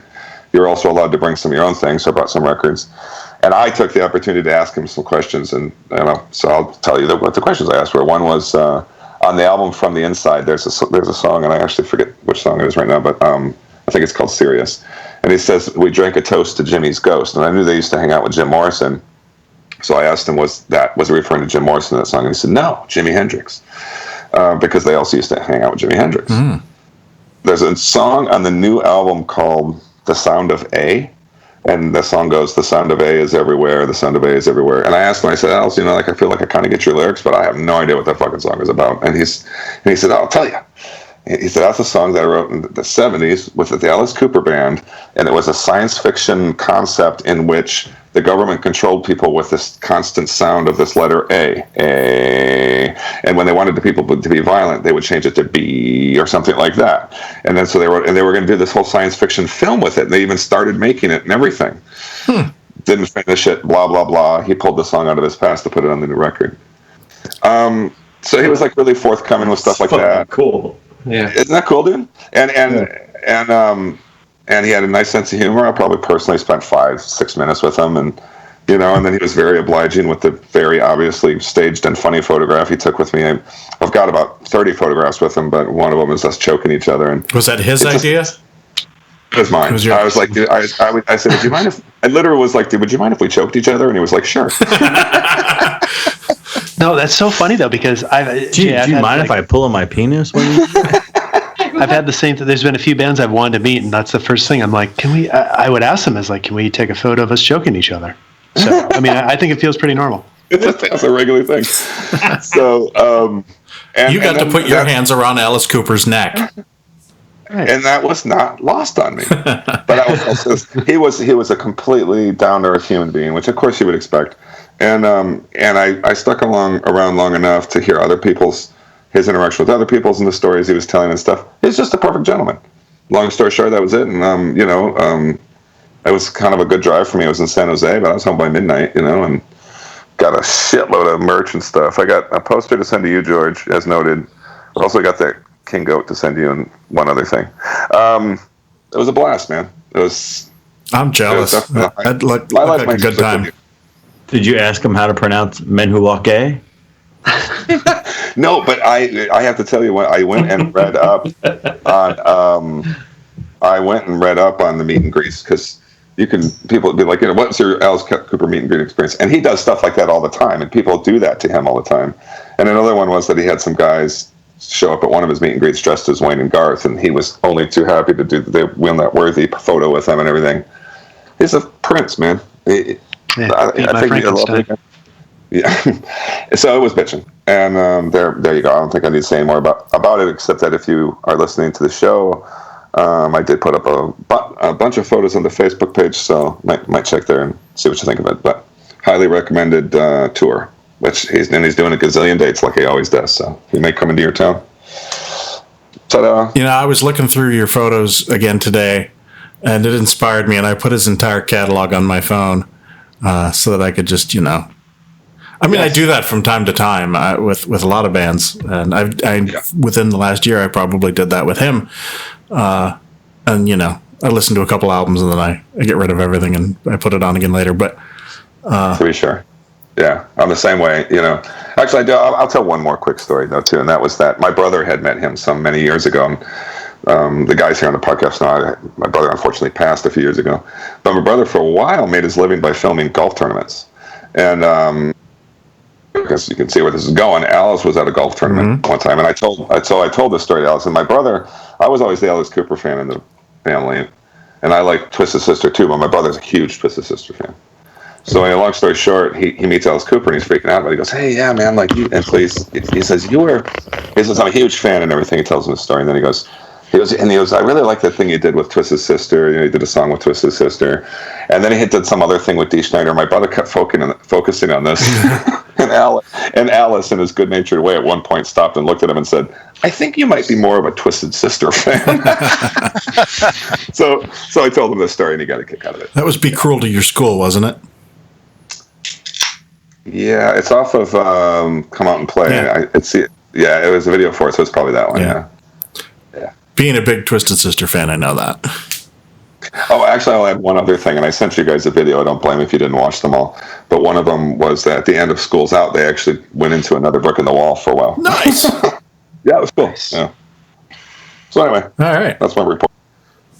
I'm sorry I missed your coverage of that show, Jay, but we have bats living in the eave of our porch.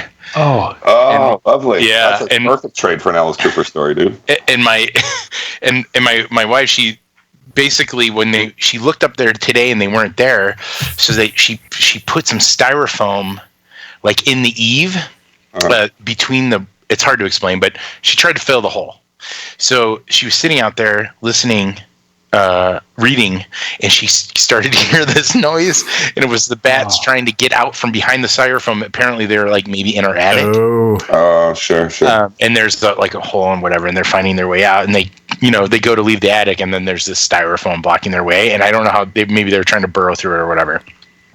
So she popped in, and she's like, "Save me!" These bats are trying to get out. So, funny story. Monday night, I woke up, and this is the third time it's happened. I woke up at about 2 a.m. I think one of my dogs barked. Opened my eyes. There's a bat circling my bedroom. Yeah. Fortunately, my wife was out of town this time. She's been home the first 2 times. It does not get a good reaction. I'm sitting here thinking, like, okay, number one, I need her to find like a used tennis racket at a garage sale. Tennis rackets. Or a really pair of thick gloves, and I'll just grab it. But I have to use the blanket technique. You do the blanket, get it, and then take it outside. But honestly, it's the most fucked up thing to wake up to, and then and then to hear the sounds they make, like that. And it's like, oh my God, it's like a science experiment gone wrong when you look at it, like a mouse with these webby wings. Yeah. But it's always like 2-3 o'clock in the morning, and then of course I'm wide awake the entire night. But it's. Yeah, I'm hoping they don't find their way like in. Right. So that's something we'll have to work on. But yeah. But it sounds like you're sort of also being a bit of their caretaker. Is that right? Are you like you're welcoming their presence? Honestly, there's really nothing bad about bats.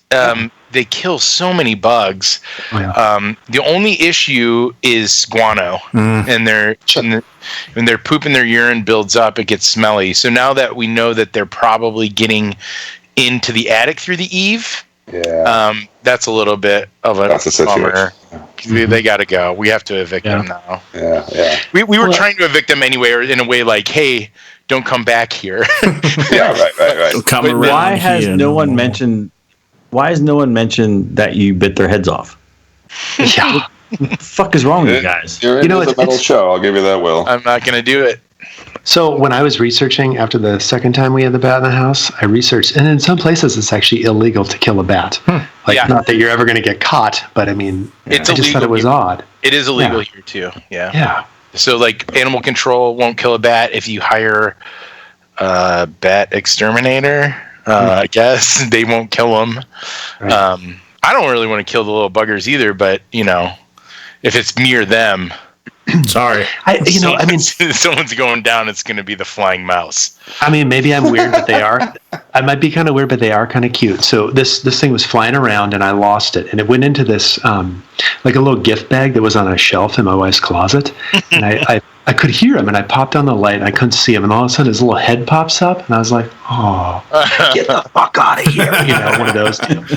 I mean, for a split second, I thought, pet, no. Yeah, they're nice on PBS. You just don't. They're cool in caves. Yeah. 1, 2, 3. that had the stink of racism about it. So I don't want one living in my neighborhood. You understand? Yes, exactly. I know. They seem like speciesism. Yeah. Thanks, George. Saved me. So it's getting to be that time of year when iPhone fans like myself start to wonder about the next version of the iPhone. And I'm going to keep this brief, but I just happened to be A, thinking about the new iPhone, and B, listening to Sirius XM in the car when Def Leppard came on and they played Pour Some Sugar on Me. And I heard something that sounded to me like Joe Elliott in 1987 having a prophecy about the new iPhone. Because the lyrics go, "Love is like a bomb, baby, come and get it on." I'm sure y'all know that. "Living like a lover with a red iPhone." So I think there's going to be a red iPhone this year because Joe Elliott has told us about this. Listen to the song. That's what he's saying. Wow. The red iPhone. You put this on the script, and I was like, I still feel like I don't know what it's about. Like I feel like I never would have guessed.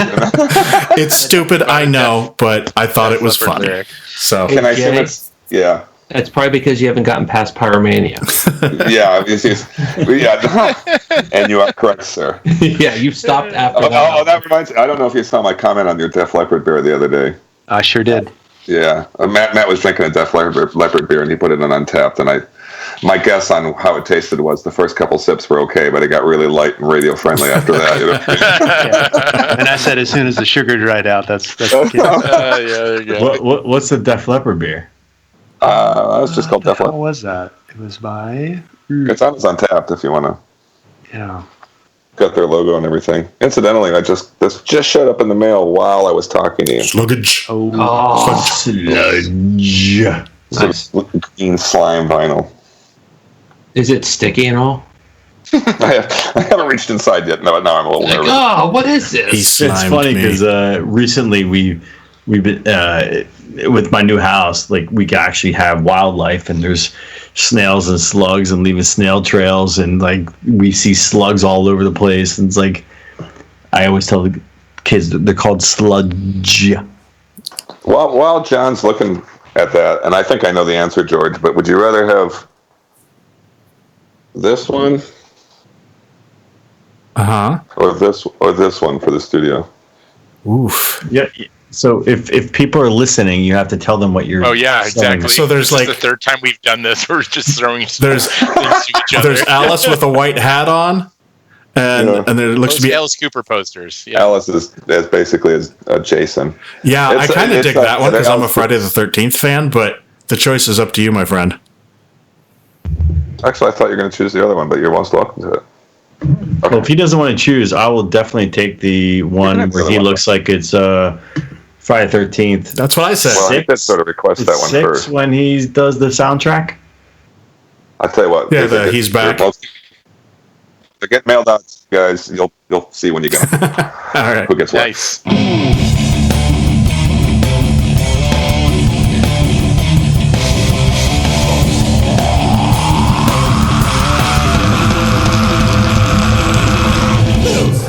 Hey, George, did anybody die this week? Yeah, It's been a fucked up week for music. The News. So, the biggest news of the week that everybody's aware of, I'm sure, is that Aretha Franklin died.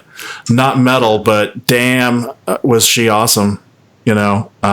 You know what? I'm a metal purist, but fuck, I love Aretha Franklin. Hell yeah. And then I guess it was yesterday or the day before that I just put on Spotify, on Bluetooth, on the surround sound system with my children. I'm like, I'm going to school you on Aretha Franklin. Yeah. Greatest vocalist ever. I mean, of course, besides Phil, but but seriously, like one of the most unbelievable voices in a millennium. She came into my Kentucky Fried Chicken when I was in high school. I wasn't there, but I heard all about it because my manager was a huge Aretha fan, and he just gave her a ton of chicken for free. Was she cool? No, he said she was awesome. So you guys killed Aretha Franklin with all the French. Yeah, No, it was in the 80s. That doesn't. Yeah, so it was building for a while. But she, I heard a montage of her hits, and they're all songs you guys all know. And she had a lot of hits, but I did not really fully pull in the amount of iconic hits it was like listening to a Beatles hit parade, man. Mm-hmm. Yeah. I mean, there were songs that were tied to, obviously, there were some major social movement type songs, but also just like, Never Loved a Man the Way I Love You and all that stuff. I mean, these were like Yesterday, Huge. The song Yesterday. You know what I mean? Like it's like something discovered in the universe. Nobody wrote these things. We just found them under a mountaintop somewhere. She had about 20 of those. Yeah. Yeah. You know what's amazing about her? I'm a huge fan, and I have been for a really long time. My kid loves Aretha Franklin and knows lyrics, and we spend a lot of time listening to Aretha Franklin records. I have at least 4 or 5 actual vinyl, records. But what really blew my mind about her having really, because of her hits and because of the Motown and soul music stuff, is her earlier stuff on Columbia. She has this album. If you guys, we can all appreciate Aretha Franklin's voice, right? Mm-hmm. And how just amazing and how she could just do anything. Well, you really have no idea until you listen to this album called Yeah. And it's jazz singing. Mm-hmm. Yeah, she so does. not only can she do these huge soulful things, but her jazz vocals are like almost unparalleled. And the thing that drives me nuts about this record is that it's like live recording. Yeah. Yeah. And all these people are just talking and like having conversations, and you hear glasses clinking, and I'm like, they had no idea, right? They had no idea that in 1962 they were watching the greatest American female vocalist do her thing. Yep. And they're just like smoking cigarettes and whatever, and they're like, we applaud Aretha Franklin. Yeah, the one thing I was trying to relay on my kids when they were listening to it is like she sings with emotion. Like it's not just like, oh, here's a script, I bought this song from whoever, and then I just need to sing these lyrics. Like she sang all these lyrics with emotion, like it came from her, and that's the one thing that I definitely appreciate about it. And it seems to be a larger, more noticeable emotion than 90% of the singers out there, even those who can also do that. That's why she was the Queen of Soul, Yep. And incidentally, she even filled in for Pavarotti once on some performance. I think it was just on the Grammys or something. But she sang this aria from Pavarotti got sick, and so she could do opera too. Is my point. Yep. Did they fire him after that? I think he probably died not much longer because he was sick at the time. And then I would also call to mind that she sang at one of Obama's inaugurations, which would be not that many years ago, and still sounded great. Yeah, she sounded good right up to the end. Yeah. So, well, that's cool. That's nice. It's really nice to hear that everybody here has some kind of connection to that. Yeah. And yesterday, I was shocked to find out that Jill Janis of Huntress commits suicide. Which I was just like, I knew she had. I'd heard about her mental health problems and all, but that was very shocking. Same day. Yeah. Yeah, same day. Well, technically it was 2 days earlier, but we didn't hear about it until it was Tuesday when she died, yesterday. But Thursday when they announced it. I have to point out a weird thing to you guys too. That same day, that's the day that Elvis died. Yeah. That's the day that Robert Johnson died. Yeah. There's a couple more really huge musicians that died on that day. It's the day that Phil Pendergast was born. Yesterday was the day birthday. that Joel Violette from Wassenblatt was born too. Oh wow! I was talking about it with Phil because Phil's also a huge Aretha and soul, soul music fan, and we were exchanging a lot of texts and it's like, what a bummer way to wake up on your birthday. But yeah, Robert Johnson and you know who else died? Babe Ruth. Bela Lugosi. Mm. Oh. Which is funny that the coolest Bauhaus song was written about Phil's birthday. But also, enough, I was walking through Target today, and there's this whole new section of like these old school, like these look like the action figures you played with, like when I grew up in the 70s. When they were dangerous. Yeah. But they had like Star Trek, but they had like literally like Facts of Life. Like they had 2D and stuff. And one of them was Bela Lugosi as Dracula. Wow, really? Yeah, and I almost bought it for $15. I almost bought it. It's not hard to find. You'll see it again. They did all of the all the monsters. Yeah, and they're purposely sort of look like kind of crappy ones, don't they? Yeah, I mean they look like the ones from the '70s. Like they purposely look like. They also did Alien and a bunch of other stuff. And then I don't know if you heard this, Dan, but Babe Ruth also died on that day. Yeah, Babe Ruth. Yeah, so watch out. It was a weird day. And by the way, I know this is a tangent to your news thing, but I got kind of on this kick of like, oh my gosh, like this day, a lot of these famous people died, musicians and other people. And so I started looking up just some other dates that were significant to me, like my birthday and my kid's birthday and all that stuff. August 16th, it takes the fucking cake. I mean, they win. Like they got some pretty heavy hitters. You know, when Babe Ruth, Robert Johnson, I mean, guys who invented things like the blues died. You know, like it's a pretty big day, and they have lots of them. So for whatever it's worth, it was a real weird day yesterday, and it was sad. It was a sad day. It's like the whole 27 Club thing with all the musicians that died at 27 years old, Cobain and Hendrix and Morrison and Joplin and I didn't have to look up mine because this comes up frequently when my birthday comes around, but John Belushi died on my birthday.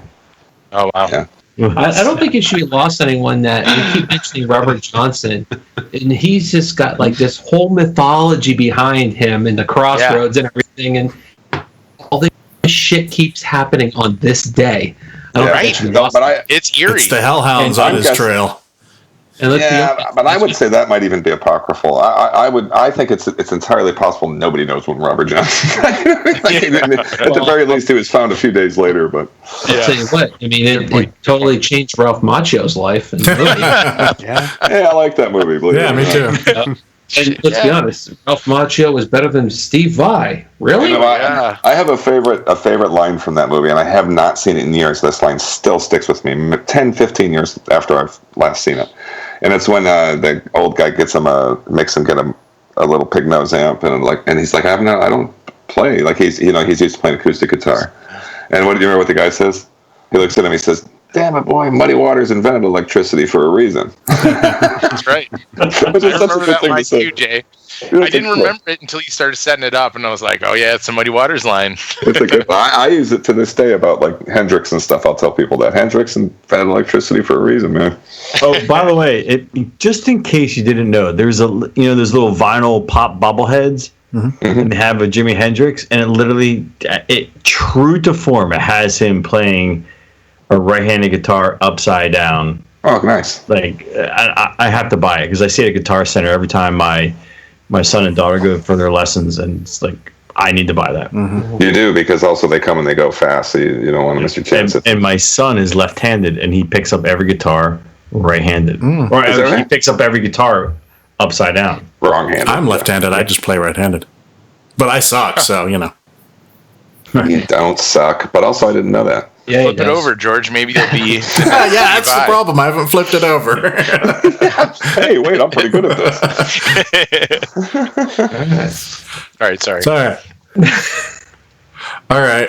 So, but the shittiness doesn't end there, because also Randy Rampage, who was on 2 of the Annihilator albums, particularly the Alice in Hell album, which I'm very fond of, he also died this week. So that's why it's kind of been a shitty week for music. They say people go in threes, but did they all have to be musicians? Yeah. This reminds me of what was it, 2016? Remember, Lemmy was 2015. Then it was Bowie. Then Prince. Glenn Frey. Glenn Frey, all within like a month of each other. So it reminds me of that. So crazy, man. Yeah. All right, let's move on to something a little less like grim. all this is telling us is that we're getting older, and that it's more nostalgic. I've mentioned this before, that when my kids love to do this thing where I play on the radio, a song or whatever, and then my kids have to guess who it is, and I'm trying to get them immersed in the whole heavy metal culture and listening to the lyrics, listening to the vocalist, listening to the guitar tones, and know what band it is. But one of the first things my son always asks me is this guy still alive? Is he still alive, Daddy? Is he dead, Daddy? And Actually, we're getting to that age. Yeah, we are getting to that age. I also need to honor Luch for a second because he posted this, so I want him to know we didn't overlook the fact that Mrs. Garrett died. Oh, really? From the Facts of Life. Yeah. Wow. Well, you take the good and take the bad. Well played, Facts sir. of Life. Wow. All right. So, two guys from Germany. Yeah, so I don't know about you guys, but everybody that I know, they're all like, oh, George likes metal. Let's send him this article. Yes. And that's great. I appreciate it. But I got 10 versions of this article from everybody. And it's about the two old guys that supposedly left their retirement home to go to the Wacken Festival. But unfortunately, that is not what the real story was. Yeah. Apparently, And that would have been a fabulous story.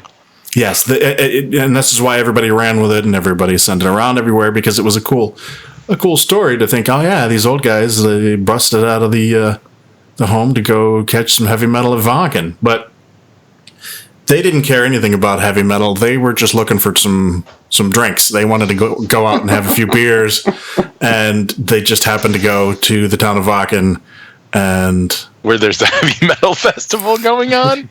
yeah, Which is funny, though, because that does mean if it was me, I would have caught a bus somewhere else. I'd be like, do you want to stand in line for 9 hours for this beer? They chose poorly, exactly. Oh no!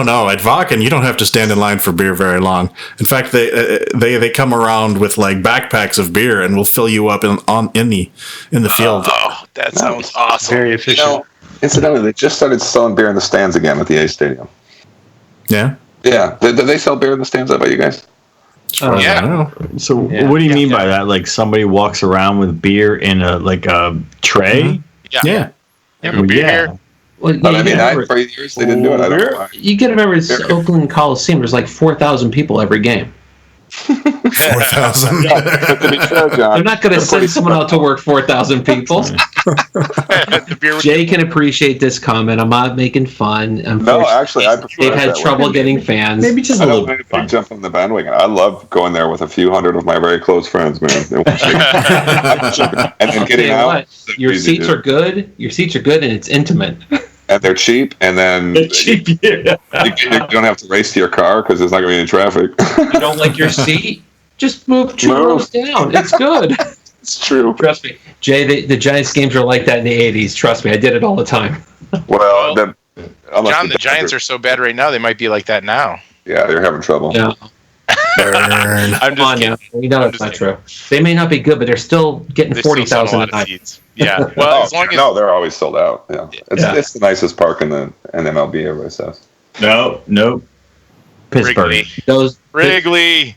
Wrigley. Well, haven't been to Wrigley. Just like my other half. Pittsburgh's Wrigley, real Wrigley, nice. Philly's Wrigley. nice. It's No. not the oldest one. It's Actually, Pittsburgh is the nicest The one. two tops are Pittsburgh and San Francisco. Pittsburgh is fucking nice. You guys It is. have you not been to Wrigley? no, but I think that's. I want to. I've been to agree both with- of those. I've been the bleachers will inflame my hemorrhoids. Wait, are you Yeah, but I in the think- stadium or on the roof across the street? Yeah. And you have an appreciation for tradition in which you can only get in a place like that because AT&T is basically Disneyland, dude. Yes. I mean, so that's when people say it's the nicest. That's what I'm talking about. There's really like hold tunes on. out on the wall.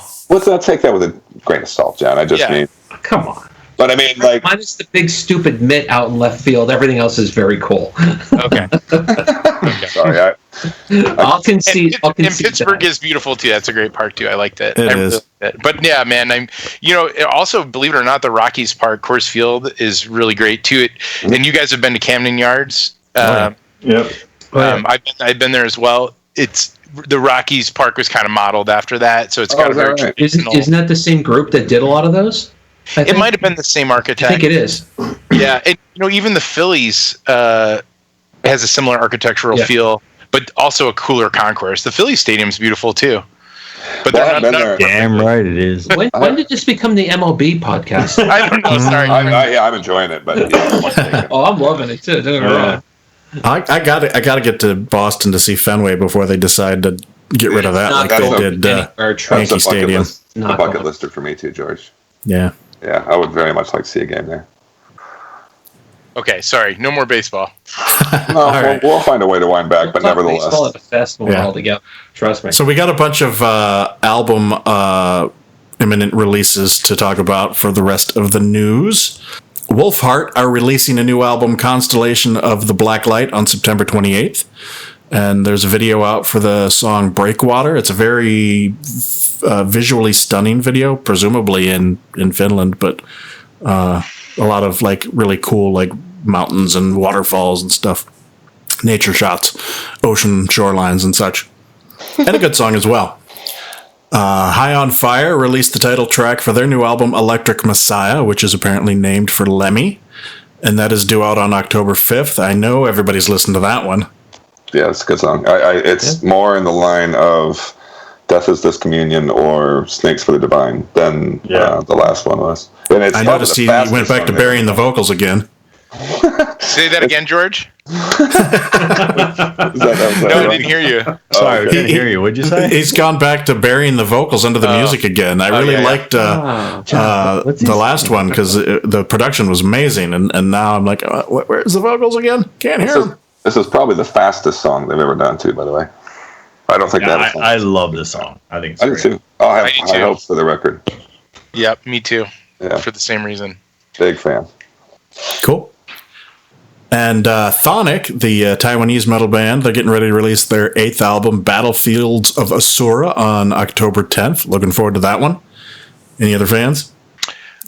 I don't know the band, but Asura is a real nice place, except when there's a battle going on. Of course. And the late Warrell Dane, his second and final solo album, Shadow Work, is going to be released on October 26th. Apparently, they were able to cobble together an album from what he had worked on before he passed. Yeah. So Cool. we'll definitely be checking that out. He was the guy he did a lot of his stuff down in Brazil, I feel like. Yeah. He died. I think he died in That's Brazil. where Died in Brazil. That's He what did. happened, yeah. And I think he was down there recording, if not for this record, he was doing some recording. But I'll say this, his first solo record is actually pretty good, if you haven't heard it. But I also know he was kind of a mess right before he died, so I'm going to reserve judgment until I hear this. He sounded amazing at Wacken. I'm so glad that I got to see him, and it was such an amazing set too, because it was like it was raining, and it was it was like 30 years to the year that I had seen him with Sanctuary in '87. Oh, cool. I totally And forgot so- that they played that. That's What did cool. he play? What did he play under the Warrell Dane moniker, or what? No, it was Nevermore. Okay. Wait, no, it wasn't. It was Sanctuary. What am I talking about? Sanctuary, It was yeah. Sanctuary. Okay. Cool. That's Yeah, so- I hate myself for missing that. Yeah, I know. You all were like, oh, we're going to go over here. I'm like, fuck you, Sanctuary. I know. Well, and also Every day I look in the mirror. along these lines, also you just did a good Quasimodo there, George. I was in a record store recently, and unbeknownst to me, but all of a sudden there they were. They just re-released definitely This Godless Endeavor from Nevermore. Also, Enemy Within, or what is that? Enemy of, what is it again? I forgot. Remember that one? Enemies of whatever. Yeah, and that's- Reality? that's the one- Enemy of Enemies of Reality. Reality. That's the one that kind of gets lost in their catalog. Well, it's partially because it was produced poorly when it first came out. Yes, But then, does not sound good originally. Yes, And then Andy Sneap did it. But in any case, just a heads up to listeners that those are available. And my hope is that Dreaming Neon Black and I want Journey Neon Black. Yeah. Definitely. I'm hoping they're. I need to look that up. But in any case, those are out there if anybody's looking for those in vinyl because they haven't been available. So cool. Nice. And I forgot this one was coming out, and I was pleasantly surprised when the new single came out. Hate Eternal is getting ready to release Upon Desolate Sands October 26th, and they are streaming the new song What Lies Beyond. And I did not know until John told me today. I got all excited. Hans when I- Grossman from Alkaloid and formerly of Obscura and other bands is yeah. drumming on this album as well. oh wow, Yeah, nice. and he made a joke that was one of his slower songs too. That is interesting. I thought it was cool. I enjoyed it. Yeah, It that's was cool. kind of slow. It made me think of like Morbid Angel's Domination. He said that apparently the rest of the album is just going to be balls out. So Nice. There you go. yeah, I thought they sounded pretty good though, personally. So Yeah. Cool. Eric Rutan, man. Yeah, I'll listen to The anything. Rutan Clang. exactly. Did I say that? Clan? Yeah, I liked it better. If it was Clang. Rutan Clang, you did it right. Yeah, Clang. I don't know what I'm. It's No, kind of Beer. it's kind of Sorry. weird. It's only 3 guys in the band, but 2 of them are like just legends. And Yeah. Hans Grossman's 35 or 36 only, but Rutan is known for just so much. It's very cool to see that. So Yeah. Cool. Einherjar is also going to be releasing a new album in November. Don't have a date on that yet, but I'm going to be looking forward to that. And finally, Venom Inc., the Venom... Minus Kronos. Yes. They're going to be releasing a new album in March. First one wasn't really worth the time. Unfortunately, they were doing some live tours that were amazing, especially when they were just doing the first 2 records. Now, that stated, I don't know if you guys, I'm sure you must have seen, Mantis had a major heart attack. yeah, And, Yeah. but he's back on his feet already. 8 weeks later, they just played Hawken, I think, or some festival. Yeah, We just saw him at Montreal. At Heavy Nice. Montreal. That might be what I was seeing I then bet you too. that was it. Yeah. It was actually good. It was a good set. They played some No, good stuff. they're great live, dude. And I think Tony Dolan's a badass. You know. Yeah. No, it was excellent. It was yeah. one of the ones that I made a point of seeing, and I'm glad I did. Cool. But unfortunately, the first record was no thrill ride, so I don't. Well, we'll see about the second one. All right. Let's move on to new releases. This week's new releases. Yeah, they are. Spend your hard-earned money now. Now, I know we were making fun of the album cover for this first one. album D. cover of the year. Snyder's 4th solo album, For the Love of Metal, that he worked with Jamie Josta and some others. I kind of dig this album. I mean, the style of music is not exactly what I listen to anymore. I mean, I still love Twisted Sister. D. Snyder is one of my favorite singers of all time. But his voice on this album is amazing. Yeah. He he has not lost a step. His voice is on. And he's past 60, isn't he? Probably. He is. Yeah. I can't argue with T. Snyder. I can't. No, me either. You wouldn't want to. I can't really get on board with this record, but he gets a pass with me because of so much of what he's done. I enjoyed so much. Yeah. So I liked it a lot more than I thought I would, which I know that's a total cop out. No. But I don't know.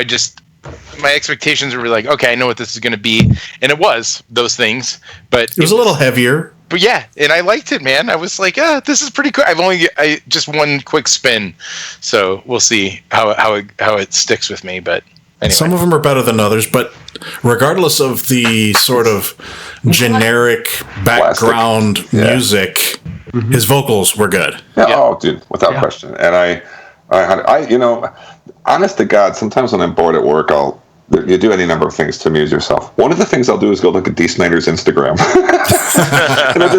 and he just lives the coolest life, dude. And he has such a lovely family and stuff. And I just hold that man in high regard. And so for some reason, I like to check out D. Snyder's Instagram. I'm going to need to do that. You should, dude. It's fun. No, It's he's an interesting cat. I mean, the stuff he does and says. I follow his account too. I mean, it's, you know, just as potentially cheesy, but I know George and I were both affected by this, which is if you have not seen him sing this acoustic / piano version of "We're Not Going to Take It," you need to see this video. It's for cancer patients. I cried. And it's amazing. He sings "We're Not Going to Take It" with all of the oomph and vigor and some emotion that's not in the original version. It's just him and a piano, and it is badass. Yep. Wow. Yeah. Okay. There's a video for it, and the video has to do with the cancer patients and stuff. It's kind of hard to watch because it's so sad. Yeah. Yeah. All right. Next up. Oh, sorry. I was going to say, do I have to watch the video then? Maybe I'll No, just listen not to at the all. song. You can skip the video. You'll be just fine. In fact, you can fill in the blanks. So all you really need to do is hear what he did, and he did a wonderful job. Yeah. Awesome. Next, we have Defeated Sanity and their 5th album, Chapters of Repugnance. It's a German tech brutal death band. That just came out today. Also today, the queen of metal, as far as I'm concerned. He always has to take a deep breath. Aretha may be the queen of soul, but Doro is the queen of metal. And she just released her double album, Forever United, Forever Warriors. Wow, it was a double record. Have you heard it? I have. We have the promo. It's in the box. Not that anybody would probably listen to it, but I listened to it. all right. What'd you like? Sorry, John and I checked out for a while. What's in the box? What's in your little box? Some Doro, Doro, royalty. I'm Okay, gonna, we're gonna yes, check the back queen out. of metal. See you later. I'm gonna see Doro in a couple weeks. Yeah. At Prague Is she Power. playing at Prague Power? Nice. Yeah, you know that festival you guys dismissed a couple minutes ago? Yeah, I'm going to see her. All right, John, I will go to that sometime with you. I promise. Oh, good. Yeah, next time there's like a decent lineup. Sorry, let me rephrase that. Next time there's a band that I really have to see, like Fate's Warning. That is Hey, good. I like that. Here's the news item we didn't mention, and I know Jay's big on this new Arch Matheos. Maybe we can do that. Maybe Yes. that'll happen. Just maybe. I would go for that. Yes. That would be so badass, and I am so on board with the two things that they've done together since post 2000. And I did see their one show in Connecticut. It was awesome. So They did an Arch Matheos show. yes, it was amazing. What did they focus on? Did they do just They did obviously the record? Pretty much the whole album, and they did like 4 or 5 songs from the Arch period of Fate's Warning. Did they do any of the John Arch? I know those are like 30 No, minutes. they didn't do anything like that. No. Okay. Yeah, I was John, really glad. Go ahead. Sorry, Jade. No, go ahead. No, I'm happy they're making another record. Jay's excited. Yeah, when you told me that today, I was like, what? Yeah, no, it came out of the blue. I didn't know what was going on. They signed with Metal Blade, by the way, to release it, which is where the other ones came out. Which is funny because Fate's Warning was with them for years. So Yeah. Prague Power's in Georgia. Is that right? it's Atlanta. It's my second home. Yeah, Atlanta. One last Doro tidbit. There's a song on the album called Living Life to the Fullest, which is a tribute to Lemmy. And at the very end of the song, there's a little snippet of him talking, and it was kind of cool. You guys, I was listening to, I put on, for God knows what reason, I mean, there's no reason not to, but you know the Motorhead's record Rock and Roll? Yep. It was my first album by them. Do you remember the Michael Palin bit on that? Yes. The little in the grass and yeah. In the mix, I read the Martin Popoff or whoever wrote the book, that Beer Drinkers and Hellraisers book about them. And what happened was they were recording, and he was doing some recording nearby, like in his studio, just for some BBC thing or something. And they asked to come in, and he made that up on the spot. He didn't write that down or anything.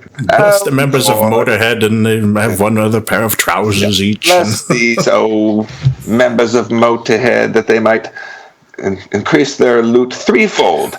Anyway, you need to hear it if you don't know that bit. It's one of the tracks on the album. It's just called Blessing. Yeah, it's awesome. Next up, Primal Fear, Apocalypse, their 12th album, a German power metal band. That's, isn't that Ralph? Yes. Yeah, Ralph Scheepers. That's a fucked up name, by the way. Yeah. I hate the Scheepers. It's another band. It's another band that's played Prague Power before. Scheepers Creepers. Really? That's what he should have named his band. Scheepers. All right. And then we've got Soreption, Monument of the End. It's the third album of Swedish Tech Death. If you haven't checked this out, I recommend it. It's pretty good. I tried to find it, and I couldn't find it on Bandcamp. Okay. Where did you find it? That's George. Just like, thanks for checking in. Appreciate that. I think it was Spotify. No, I guess I'm trying to do my due diligence. I'm trying to be professional and find all these albums that people were talking about, and I could not find it. So Spotify. Oh. Okay, well, YouTube. Yeah. The next one I mentioned on the last episode, and I have to pimp it again because now it is out. This is The Spirit and Sounds from the Vortex, German black death band that sounds very much like the band Dissection, of which I'm a big fan, and I love this album. I think we all like it. Didn't It was cool. I agree. I liked it. on it this time? So again, I try to find this band on Bandcamp. They are not It's there. Also how on did you find it? Spotify, Well, I think it's in the box. but we had the promo too. Yeah, we got the price. It's in the box. But also, Wait, Will, is it in the box or in the trash? I did not. Yeah, I don't know what that was about. yeah, It might have that's been in why the trash. It might Find the be the name might be. It might have the title of the album first or some weird thing. But also to get Bandcamp to really work well, you do have to actually use a computer or a phone or something. You realize, right? You can't just. Well, no, sometimes I So Jay, I take my kids Star Wars walkie-talkies, and then I hold them up, and then I sit my head, and I burp jelly beans and whistle Dixie. I'm like, I'm going to get a signal, and I'm going to get a Bandcamp right now. actually, you have to use, use a search function, put the band name in, and press enter. Basically, yeah. This is like teaching old people how to use a computer. Did you? Whoa, hey, why pick on old people? Well, I work at a library. Yeah, so just FYI, both the last two bands, just look them up on Bandcamp. They do not exist. Ooh. No, they don't. It was very infuriating to me because I wanted to get that album on Bandcamp. So Kim John George, you can let us know that. Oh, by the way, this is only on Spotify. It's also in the box. Nah. Yeah, what? What? See? It's in the box. I even got it. Which one? The Spirit. I listened to it from the box. Yeah. Oh, Yeah, we all talked about this like 30 seconds ago. This is like ancient. Jesus, Welcome Will. to the I even podcast, knew it was Will. in the box. Anything that's 3 weeks old has become like ancient news. I haven't. All right. Back to, we have two more. Unanimated Annihilation is an EP from this band that has not released anything in like 9 years. I'm a big fan of Ancient God of Evil. I believe it's their second album from like 1995. Really good 90s death metal. Unanimated. That's a weird word. Do you need to even say that? That something's unanimated? It's not animated. It's no, I mean it's live action. Anyway, that's interesting. Unanimated. Yeah. I like that. Okay. Well, they're. I question the validity of that word. Is my point.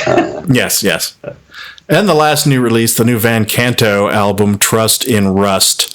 It's their sixth album, and they're an a cappella metal band. You don't see too many of those. That means they're from Spain. I gotta listen to this. I haven't listened to this one yet. I think this one is original material, but they've done a lot of really awesome a cappella covers of like Metallica stuff and Manowar, I think, and a lot of really, and it's really good. So I've not listened to anything by them that sucked. So Father Guido Sarducci used to say, I'm going to sing for you a Beatles medley, and I'll sing it a cappella, which means I'm going to take my hat off. Wow, Jay, he might be a national name, but he's also a very Bay Area name, too. I ran into him. Did you really? Was he with the Starship? He was arguing over the price of a hot dog at a 7-Eleven, and I knew in the moment it wasn't because he couldn't pay. He just wanted to point out to them how poorly advertised their something was. Yeah, and you know what? He's on to something too, by the way. So yeah, to be sure. I love Guido Sarducci, man. Father Guido Sarducci. I haven't heard that name in years. Yeah. Skullcrushers. Is there any chance that unanimated is pronounced unanimated? Not only is It there is now. a chance, that's exactly right. I've been Googling it the entire time. And, right. It has nothing to do with animation or movement or anything. Yeah, so to your point, Jeff. Somebody made it. Unanimated. Well done, sir. The honest truth is I can't tell if you're fucking with us or not. I just want to say for the record before we start the Skullcrushers, I've tried to get John as drunk as possible. Well, I have to say I failed. I could only come up with one question. Oh, I got 3. I'm going to go and What is your favorite color? I got 3, but I think they're ones that John can get. Honestly, not that I'm trying to. I sent George a message the other day and I said, "What in God's name was I thinking? Picking Enslaved." The same thing. I was like, "Why the fuck did you?" I said, "I love this band. I know nothing about them. Nothing." I think you'll know the. I don't either, which is why I can't write questions. All right, I'm going to ask a question, right? I get one, right? Yeah. You know what? I actually didn't even look at the script till today, but I just thought of a question that's kind of funny.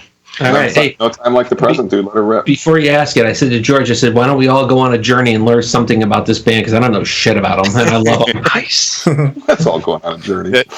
Yeah. All right, man. We are going to start with you, Dan. So why don't you reply? Make me look bad. I don't think I want to ask my question later. It's a funny question, and it won't be funny if we start with it. All right. All right. Well, then we'll go to Matt. Bring it, Matt.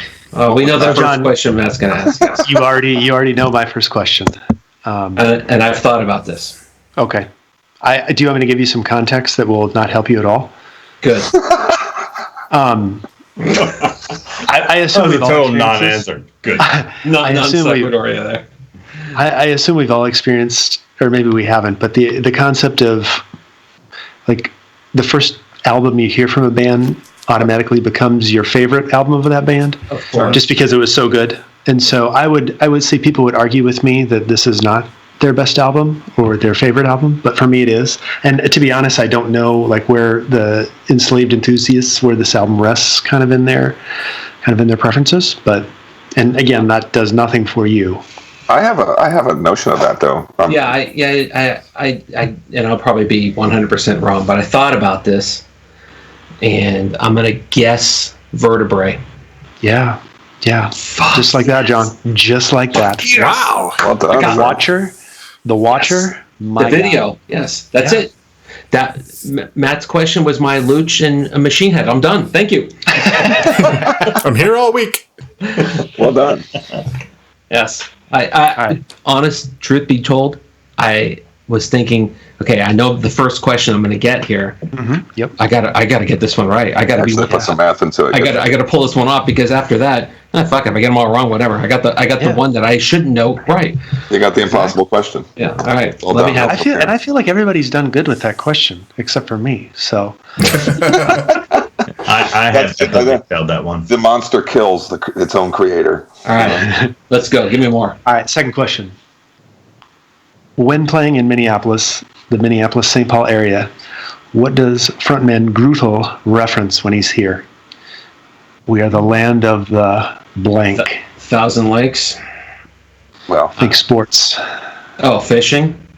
Sports. Like professional sports? Real sports.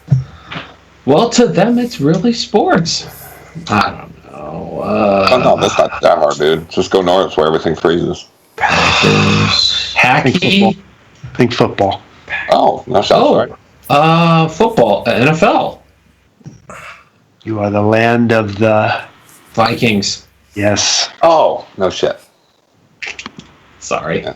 Well, that was hard. Wait, you're in Minnesota? I should have known that. Welcome to the podcast. Yeah, Will. yeah. I Yeah, should that have was known. because you're in Minnesota. Have you met? Supposedly the Vikings were there in like 1100 and they got runes all over the place. I know. My fault. My bad. No, it's all good. And honestly, I mean, the thing is, like, he doesn't say a lot when they play live, but honestly, I could just listen to him talk all day. He is hilarious. Yes. Minnesota. Minnesota, the land of the Vikings. Keep it coming. Number 3. Where did they get their name from? So their name is from not the first release, but an Immortal demo. The song's called Enslaved and Rot. Shit. Yep. That was one. Thank you, Metal Storm. This is what's wrong with going last. I didn't get that from Metal Storm. I actually got it from somewhere else, but nonetheless. Wikipedia. There goes one of my questions. That's why I don't have any questions. I was like, I went to Metal Storm. First of all, they only had 4. And I was like, well, John's going to know to look there, so no point. I actually didn't, and I don't think my other 2 questions could be thought of as But that actually is a cool question to ask, because you think, where did they get their name? And it's like it's the original Immortal demo that. Yeah. I don't even think that was the actual band that became Immortal, was it? 2 of the guys only? I know. John, we're asking the questions here. Not Abbas, but the other guy. I can't think of his name at the moment. I do want to point out that Demon Oz.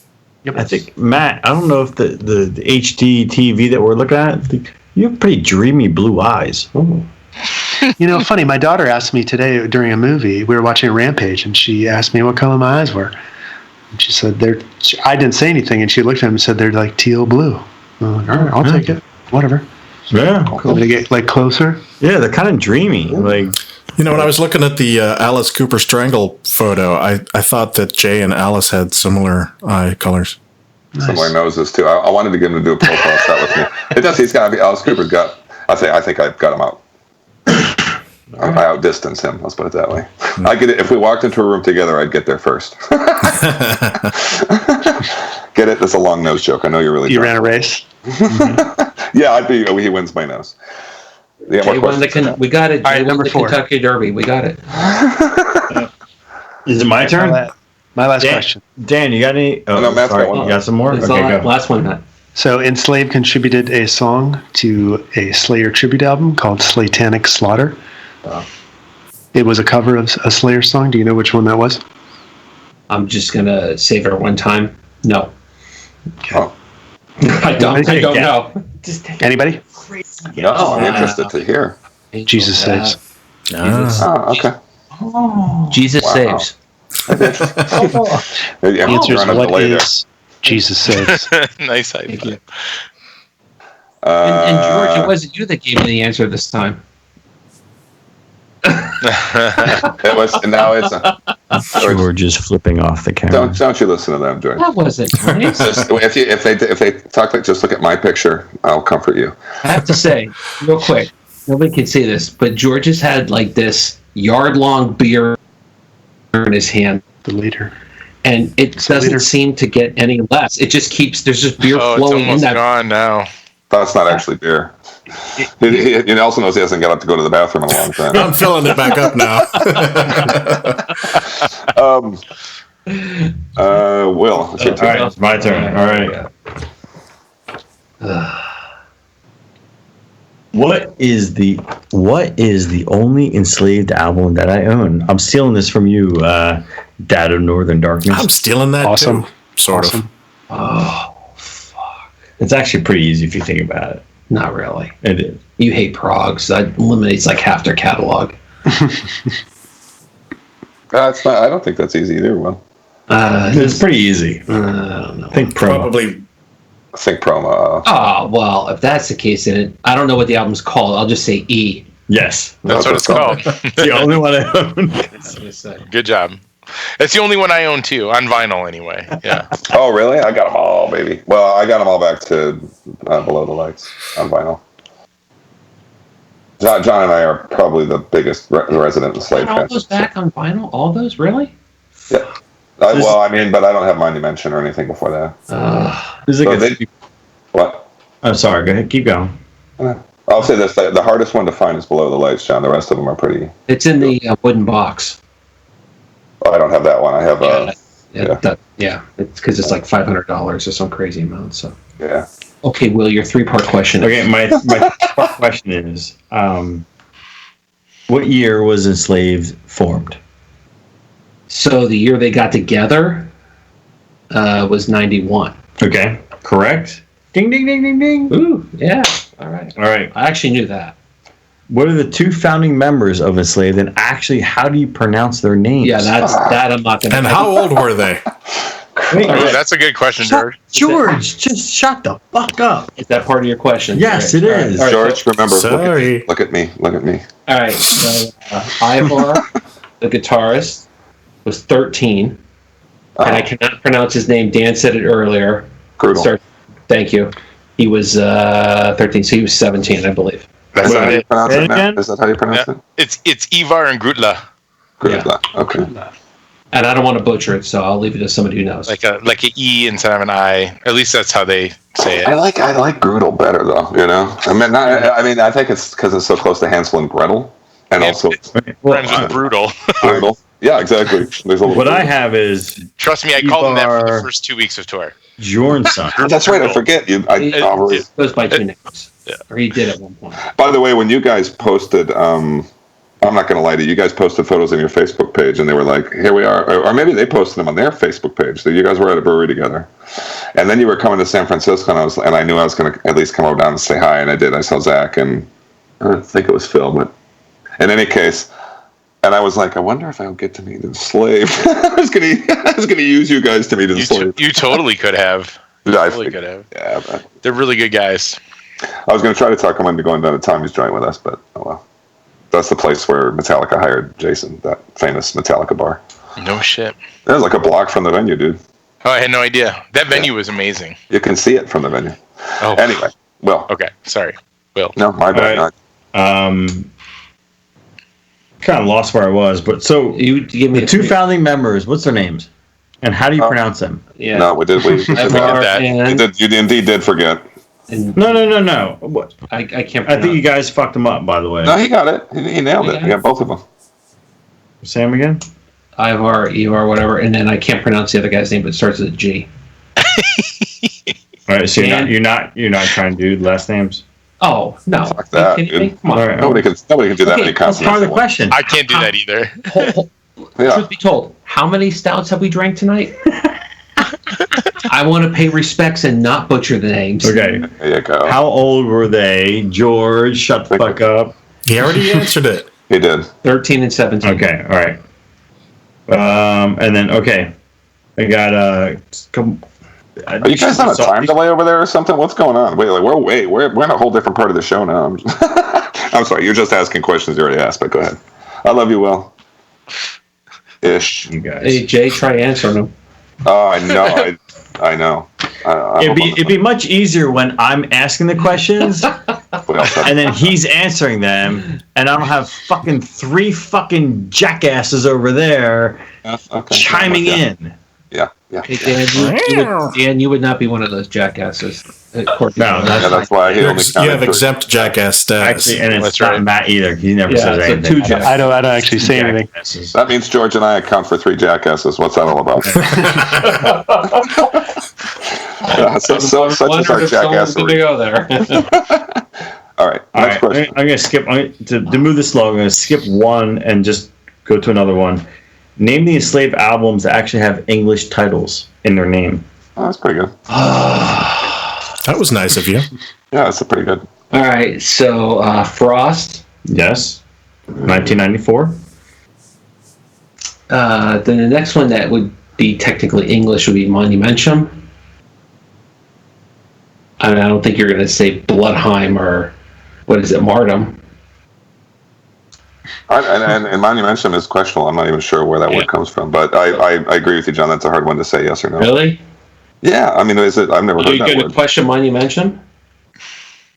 Will's He barely hanging in. Apparently, I'm not. apparently it's not on Will's list. It's not on my list. So Oh, okay. So, So yeah, what is the English definition of that word? I'll look it up while you guys try to move forward. all right. So it's not going to be all right. Below the Lights. Yes. Be one. It's not going to be Issa. It's not going to be Roan. Vertebrae. Yes. It's not going to be the next one, which is all in Latin, Axima, Ethica, Odina, or whatever. Then Ritter, or whatever you call it, Runes, or whatever you want to call it, is the next one. Then after that, it's going to be In Times, Yes. E. Yes. And if you want to count the live albums, Live at Rock Hard, or whatever it's called, and then Roadburn Live. The only other one I have on this list they did not mention, as far as I know, is Mardranum Beyond the Within. Okay, yeah. Okay, I didn't mention that because it's like in half Norwegian and half English. Yes. So if you want the English version, it'd be Nightmare Beyond the Within. Yes. That's it. Thank you. Not bad. Oh. Wow, you And I can't- translated it. That's amazing. All of the he did, didn't he? All of the Monumentum's references I can find here are actually, they call it the 6th. The definition is it's the 6th Enslaved album. So might be words made up. It is probably made up. And I think E is too. I mean, I don't think it's like has anything to do with the letter E. I heard Ivar. I heard Ivar give an interview in Seattle when he was eating our chips. Oh, that was my question. I ruined it. Did Ivar eat our chips in our shoot? No, that wasn't really it. But so Enslaved has this great spread, because they're enslaved and they're the headliner and they're awesome. And we walk into our little shitty green room in Seattle, and there's Ivar. All we get is a bag of chips and hummus, right? That's our thing. So there's Ivar just eating our chips, giving like an interview, and he's got chips and hummus in his beard. And we're just like, dude, you got like steak next door. What the fuck? Leave our chips alone. We were done with the chips. It was fine, but That's a good it was start. really funny. And in that interview, he was actually talking about what the E stood for and what it was about, and I totally spaced it. So. Yeah, he apparently has something with every album title. He's got a story behind it. So Oh, sure. Yeah. yeah. And the art is really intense too. All right, John. Because I do think we are the biggest lovers of Enslaved. I think what I know about them, you'll know. So I'm thinking you should have an easy time with these. And I already lost one of my questions to someone else. So you're only getting 2 from me. I also happen to know. I think we've talked about this before, but it'll still be fun to answer. When the Norwegian Liberal Party, one of the members of the Norwegian Liberal Party suggested that downloading music from the internet should be legalized, that is to say, it would be free and so on and so forth. What did Enslaved do? They did some very sort of public thing to symbolically protest that. What was it? So that wonderful politician, quotes around the word wonderful, they downloaded one of his sheep from his property to prove a point that, okay, if you want to download our music, we'll just download one of your sheep. They took one of his sheep. And so for those of you who haven't seen it, there's a wonderful video of them actually kidnapping this sheep. It's pretty great. Absolutely hilarious watching them do it, yes. And the point was, if you want to take something that's ours, we'll take something of yours. That's yours, yeah. Yes. But they also do it with a You send one of ours to the hospital, we send one of yours to the morgue. But what I didn't know is that apparently that was just a small piece in a bigger thing that they were doing in the country. Gotcha. Regardless. Look up the video if you get a chance. It's funny to watch those guys steal a sheep. And drive it away in their car, and they released it eventually. But okay, so my second question for you, John, I think you'll know. It's not something that I did see in things like Wikipedia. I just remember it from interviews, and it is that Groodles he has a favorite album that he's very vocal about. His favorite record of all time, or at least he said it was before, and he said it was when a particular record came out. That record was Vertebrae, and he said it was a big inspiration to Vertebrae.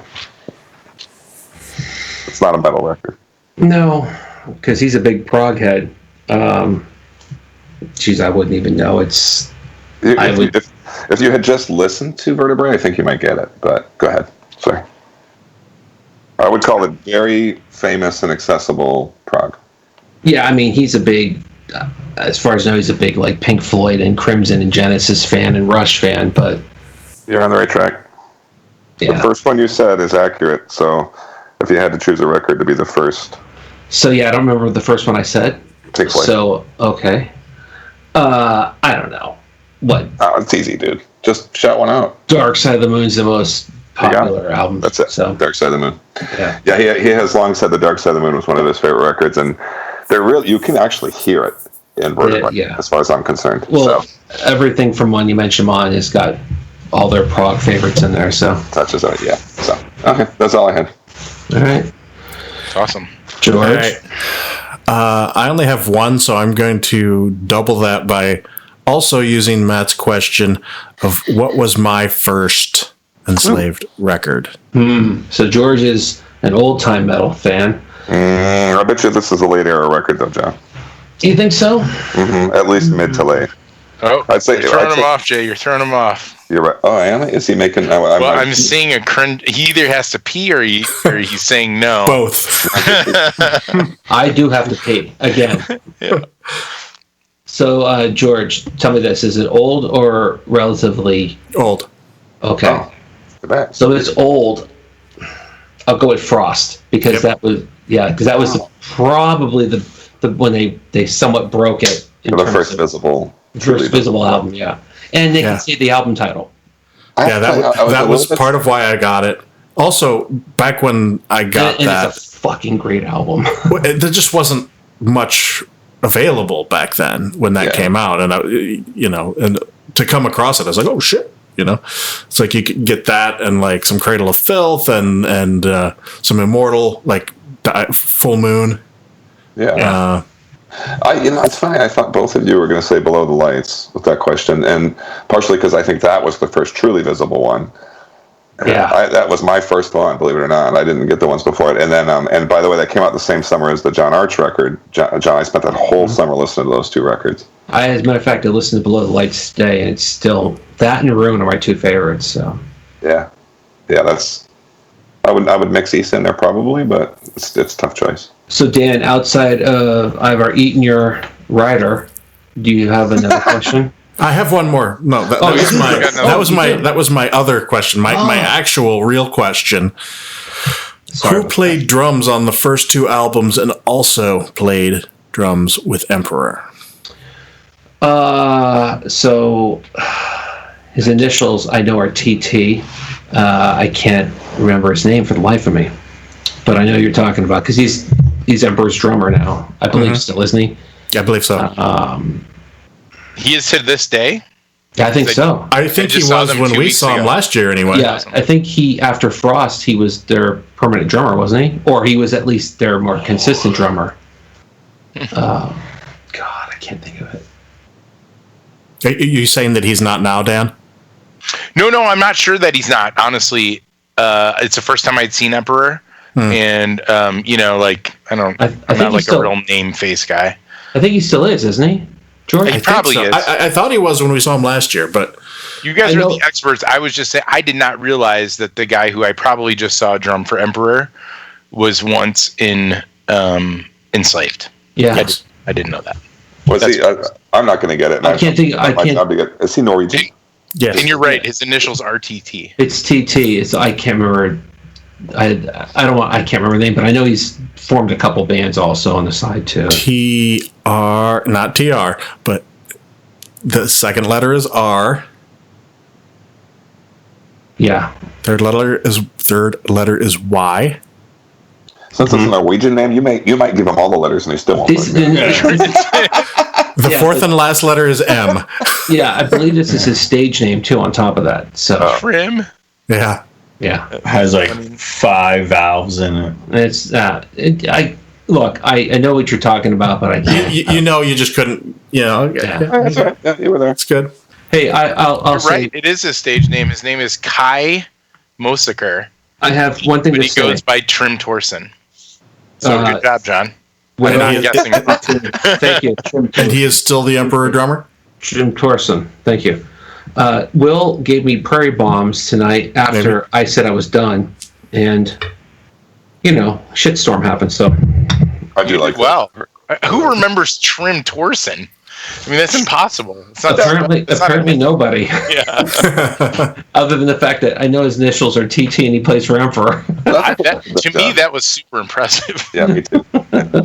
Well, no, I think that was the big connection with them and the two bands, and when they did the split, didn't they? Back in '93, Yes. I believe, which was a famous split because the Emperor stuff is awesome on that album too. Yeah. Okay, so here's my question, John. Oh, here we go. After they ate the rider. Yeah. Which member of my band did Grutla not kiss? That's a good question. He got a 25% chance. I think I know. Which one would you not kiss, John? Think of it that way. No, I'm not going to do that. I'm because joking. I'm going to take it a different way. You asked the question, Dan, so I'm going to say you. Just because you asked it. I'm guessing I'm wrong, but I figure why not? That's a good strategy. No, I was very much kissed by Grutla. I would. Can I give a guess? I have a guess too. I would guess Ben.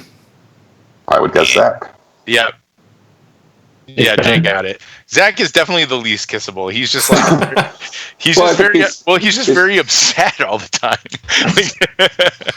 Well, I think at least to me, he comes across as slightly shy, and so I could see like somebody going in on him and be like, I don't know, I get mixed messages here. I'm thinking Ben all the way because Ben is the only person in the band that I have not hung out with for some period of time. That's funny you should say that because we ate at MDF. When we came walking out of what bar we were at, he was there with friends or family. Yeah. And as we walked by, he didn't say a word. He just threw a fist pump out at me. Fist pumped him, and we just walked to the next table. Yeah, Zach's Ben's super friendly. I mean, he's like the friendliest guy. Not that any of our behaviors had anything to do with Grutla's behavior. Like he was just out of his mind that night because it was the last night of tour, and he was having a good time, and he was real funny. Hey, I have one question for you, Dan, real quick. Which podcast stalked you the most at all the festivals and shows you went to this year? You guys are the only guys I've talked to. Well, we're slowly making you the official band of this podcast. And also, I'm going to throw the gauntlet down right now. Let's see what member of this podcast can be the first one to kiss every member of Khemmis. Oh, George. Now I'm going to have to run every time I see you. We'll have to trick you into it. It'll be just walk in that room. I know it's dark, but it'll be fine. There's something in there. Don't worry when you get the intro. Keep going. Yeah, California Beer Fest is in December, right? Yeah, that's right. 22. I don't know. I won't be there. Don't worry. Yeah. Why would you want to win this challenge? It's really weird. Just to lord it over the other guys. It doesn't matter how weird it is. I mean, we're always trying to find. Yeah. Good. I like it. Anyway, sorry for the goofy question, but I thought it was funny. No, that's awesome. That's great. Thank you for the questions. Yeah. George, did you I did. Did you buy the shirt did you pre-order the record and you bought the shirt then? Yes. Or how did you? Yeah. I wanted to say that $20 Spin took care of me and I believe it was Dave specifically. Mm-hmm. They sent me the wrong size initially. Okay. Sent me an XL. Oh, jeez. That might be a little tight. A little bit. It's a headband. And so I emailed him like, what gives? And Dave wrote back and was like, hey, sorry, send it back. Here's a label. Send it back. We'll get you the right one. Dude, they every time I've had an issue with them, they've been great about fixing it. So yeah, and it was a little slow, and I just wrote to check up, and he's like, migration, blah blah blah, and like it was boom, it was like there instantly after that. So cool. Yeah, man. He, when he moved to Pittsburgh, he kind of like lost his staff, and then he has a woman there now who's great, who's helping him, but he's probably trying to do a little too much. I don't think he knew how well Desolation would sell initially, right? So he's like, he's like, I've never sold more copies of anything ever, So Oh, that's a good compliment. yeah, it was nice. Yeah. And then he had the nerve to release Two Mold, and then that killed him too, because that record rules too. That record rules, dude. Yeah. Hey Dan, how did you like playing Mr. Smalls? Mr. Smalls, where is it? that's Migration. Migration. Oh, yeah, that was the place? Yeah, the church. Yeah, isn't that cool? Oh, it's super cool. Yeah, it sounded really nice in there too. I can't tell you. I've seen a few shows there. I've been bombed a few times there too, and it's just this bizarre setup there. And if you go down a little bit further down in that area, you can go to Church Brew Works. Apparently, they convert churches into homes, breweries, and venues. I've heard of that. I wanted to go there. Area. Yeah, John, yeah. I'm trying to figure you out. You claim to be a Bay Area guy. You like the Giants. You live out east. Well, he's from here. Yeah, it's a long. Midwest-ish. Dan, it's a long story. But you lived in Pittsburgh area for a while, or what? No, I have one of my closest friends lives in Pittsburgh, and I've spent umpteen amounts of times, and Will and I commiserate about missing Pittsburgh all the time. And he may have said this already, but John used to live out here in the Bay. Yeah, I was born and raised in the Bay Area. So. I figured that out, but I just couldn't type Pittsburgh into. Yeah, what is that fucking city? Yeah. I know Pittsburgh well too because my brother went to school there, and we have friends there. I used to live there. Yeah, it's just spent a boatload of time there. They have the most universities of any city. Is that right? Yeah. Even Boston? They're certainly the closest to each other. That's for sure. According to the trolley narrated tour that I took of Pittsburgh. Wait, so in the next sentence they followed up with, we also have the most bridges of any city. Yeah, they do. Yeah, And we have the most places you get a shot in a beer for $1 than any city. That's got to be Milwaukee. One of my favorite lines from Spinal Tap is where the guy's telling him, the manager's telling him the show cancellations. He goes, "This canceled." Boston canceled, and he goes, "I wouldn't worry about it. It's not a college town." There are just so many great lines in that movie that are not the famous lines. You can't dust for vomit. You can't dust I wouldn't worry about it. It's not a college town. And then, if you guys really want to laugh, watch the extras with Bruno Kirby when he's singing "Buck Naked with a Chicken Wing." That's very funny. So. Before we move on here, and we will wrap up soon, I really want to thank you for spending so much time with us, Dan. It's been it's like a joy to have you on. Yeah. Yes. Thanks, you guys. No, I like you guys a lot too. Ever since the first time we talked, it was fun, and I was looking forward to this. Yeah. Much to my wife's chagrin, because my daughter is actually at like a little sleepaway thing tonight, and I was like, I said I would do this thing with these guys, and she's like, all right, I'll just watch TV in my pajamas, and she's not real stoked. Right, brother, So everyone, sorry. Well, just that it's nice to have a member of Khemmis, but also you're just a fun guy to talk to, dude. Yeah. Yeah, sure. So Thanks, I appreciate it. Yeah, no, like I said, I like talking to you guys. It's not a mistake that, you know, we talk when we go to festivals and see each other and stuff like that. You're really fun. What's awesome to me is that you actually listen to some of our episodes and you'll like throw up comments on SoundCloud and I'll be like, Yeah. It's because, you know, I want to right the wrongs that you guys are making. Yeah. Hold on. Dan, if you're going to do that, how do you have time for the family, the job, the band? If you're going to right the wrongs, you're going to be spending a long time. Trust me, I'm seeing a counselor about it, John. But I do like listening to. I can work and listen to the podcast if I have the right work, you know. So like if it's work that, you know, I can listen to you guys and then I'd be like, oh yeah, I like that album too, and I can still do my work. So I do enjoy listening to the podcast. I think it's great. Cool. We appreciate that. You've also mentioned that this is very detrimental to your work. There's a guy who's waiting on something for a very, very long time. Oh, the band stuff, yeah. Or you know, like I said, like my poor wife, you know, she was like, oh, we had a night to go out, and then tomorrow, of course, I'm going to Slayer, so she's solo again.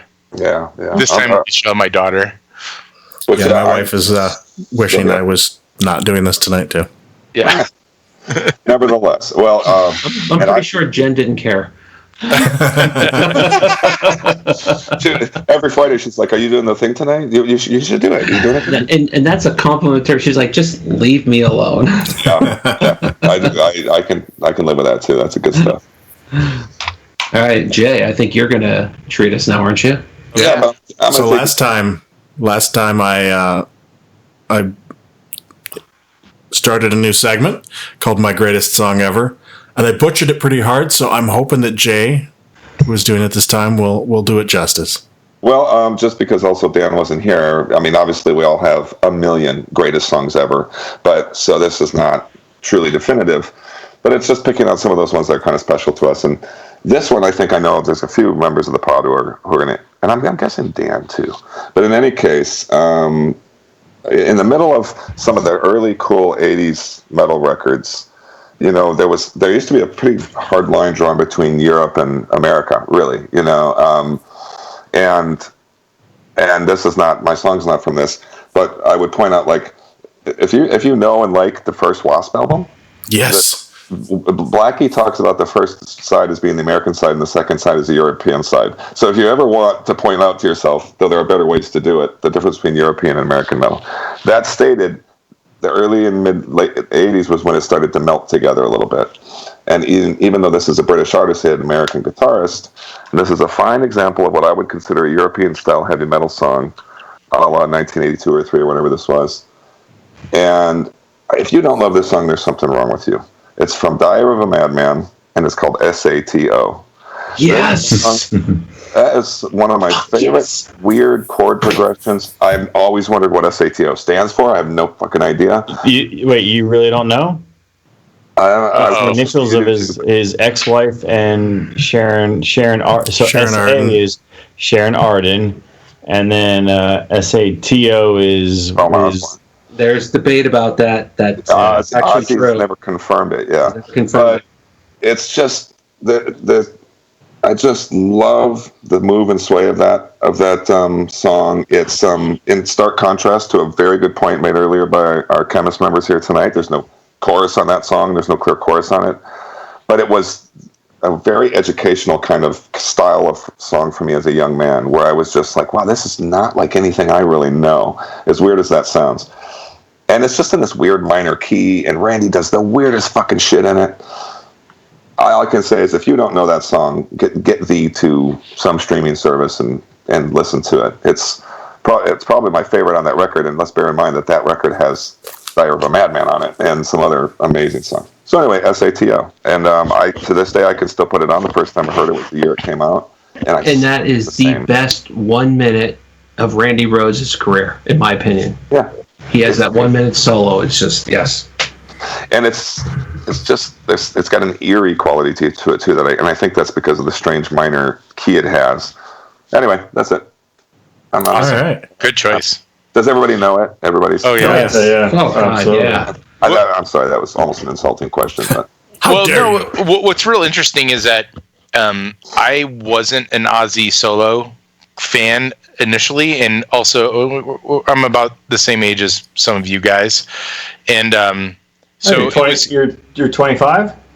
Yeah, that's right. We're all 25. It was contemporary music, at the time, and I kind of pushed back against it mostly because all the other heavy music at the time kind of sucked, and so it was like, oh no, this is just going to be more hair metal. And in my defense, Ozzy was teasing his hair pretty high. Yes, he was back then. So he was, and so I pushed back on that in the moment, but it was Nate Garrett from Spirit Adrift who was anyway, when last time I saw him in this major Ozzy phase. He's like, dude, you gotta get back into this. And so I've been listening to a lot more of it. And so as soon as he said, like, this is a British artist with an American guitarist, I was like, oh, good, Ozzy, let's hear which one. Well, and I'll always choose that record over Blizzard of Oz too, which is funny because a lot of people see that the other way around, but I find it to be the better of the two. Jay, I'm with you 100% on that. Yeah, 100%. It's produced better, I think. On the whole, the songs are better. Yeah. I have a weird trivia question for you, especially because of what Will suspects or has heard what those initials stand for. One other member of Black Sabbath dated Sharon Osbourne. You guys know who it was? Tony? Yeah. Nailed her. I had heard that song was called "Sail Across the Ocean." Yeah. Yeah. See, I always thought. Yeah, I thought it had something to do with sailing too, or something. I also heard it was ship at the. I can't remember. Ozzy's never. But it doesn't matter because as long as Sharon Osbourne says it's about her, it's about her. That's all that matters. That's right. She wins. Yeah. That's a good one, Jay. Yeah, cool. She can claim she saved Ozzy all she wanted, but Ozzy's nothing without Randy Rhoads and Bob Daisley. Unless Kurt Slake or whatever his name is. So. Yeah. You're saying, saved his solo career. That's what you're saying. That she claimed. Yes. Well, she started. She claimed. I was like, he could have died after Volume 4, and he would have been a legend. Yeah. Yeah. It's not like. And I'll say if she saved his life, I'll give her that. It's true. Not like the rest of the band was fucking awesome and wrote all the songs, Have you guys read the Mick Wall book, Black Sabbath? Because I'm most of the way through it. It is absolutely fascinating. Yeah, I loved it. That's where basically a lot of what Black Sabbath and Ozzy boils down to is that Don Arden, who was the manager for Black Sabbath, his daughter Sharon Osbourne, became the manager for Ozzy when Ozzy left, was basically fired from the band for being living on Sunset Strip, fucking hammered. Yeah. So it was interesting because they to this day, I don't know if that guy's still alive, but her father. I don't think so. But they fucking hated each other, and they would do things in spite of each other. There's a whole Ozzy double album of Ozzy needed to get out of some sort of record contract, so they did a double album. Tired of the Man. Double album. Tired, but Sympathy for the Devil. Sabbath. Speak of the Devil. Yeah, Speak of the Devil, which is all Sabbath songs. Yeah. It's like, I'm gonna fuck you through the drive-through. Sure. Yeah, that record was a fuck you to Don Arden and his label. They recorded in New York. It's actually some of the better. It's a good record. Some of the better Sabbath played songs are on that album. Actually, I'll give you points for anybody who knows who plays guitar on that record, and I know you don't. Oh, come on, Jay. Seriously, I don't know if the rest of these guys know that. Yeah, Brad Gillis from Night Ranger. Brad Gillis from Night Ranger. Oh, really? Yeah. Yes. I did not know that. As a matter of fact, when I saw Ozzy in 1981 or 82, I saw him. Brad Gillis was his guitarist. Yeah, so when I was talking about how I'm the same age as some of you guys, I wasn't talking about you, John.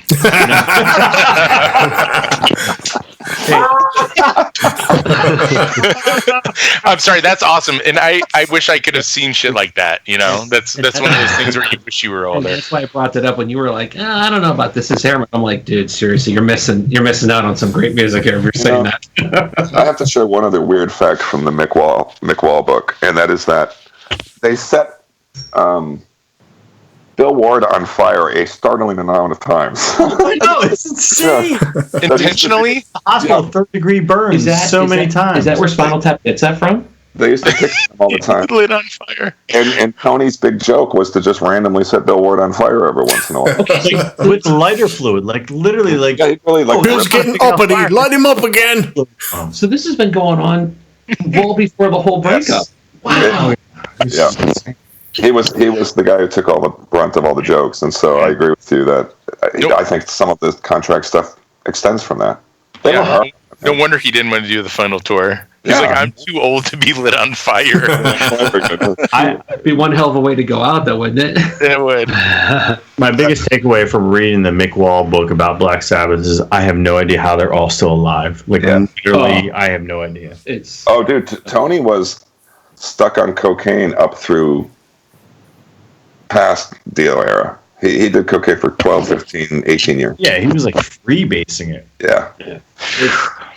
quick tidbit. I went to a wedding in LA, and I literally was like 3 seats over from Geezer Butler, who was one of the guests at the wedding. He didn't stay long, but I have never met a Sabbath member. That's and the whole time when I was there, somebody's like, "Who is that guy?" I'm like, "That's Geezer Butler," and like, "There's Slash. Who cares? That's Geezer Butler." Wait, who do you know that knows Slash and Geezer? That's a good question. Yeah, well, Kevin Bacon? Yeah. That's good. Truth be told, also Mike Ackerfeld was there that day, and there was a few other people. As a matter of fact, I got Wasn't mistaken. Dio there? No, he was supposed to be the best man, but he had passed. Oh, wow. Dude, I was pissed. My whole day was ruined. Somebody says, "Are you Eddie Trunk?" I'm sorry. And I looked. I said, "Seriously, you should probably not talk to me the rest of the day." Yeah, you know what, dude? I fall into that too. That I never look. Nobody's ever like, "Hey, you know who you look like? George Clooney." They're like, "You look like that guy that used to spin those Lay's potato commercials." You know, you know what I mean, Vern guy. I'm like, "Fuck you." You know what I mean? No, Dan, I have Like Marty Feldman. Frankenstein. Yeah, I do a good Marty Feldman. That's true. Hey Dan, I have a friend who married a photographer that is got a lot of friends that in Hollywood. Gotcha. Yeah, photographers know lots of people. Yeah. Yeah, true that. And he's got some great famous Aussie photos. So he's pretty well known, I guess, out there. But Sweet. like most photographers, they get lost in the mix, unfortunately. Let's light this top 5 up. Yeah. Yeah, I'm like, holy crap, we still have to do a top 5. We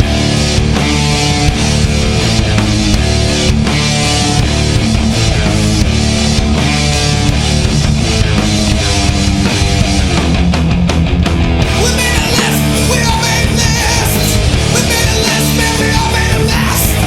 We made a list, and we all made a list, and we're gonna tell you all about it right now. We can do this. We'll gonna keep have to some of edit. our.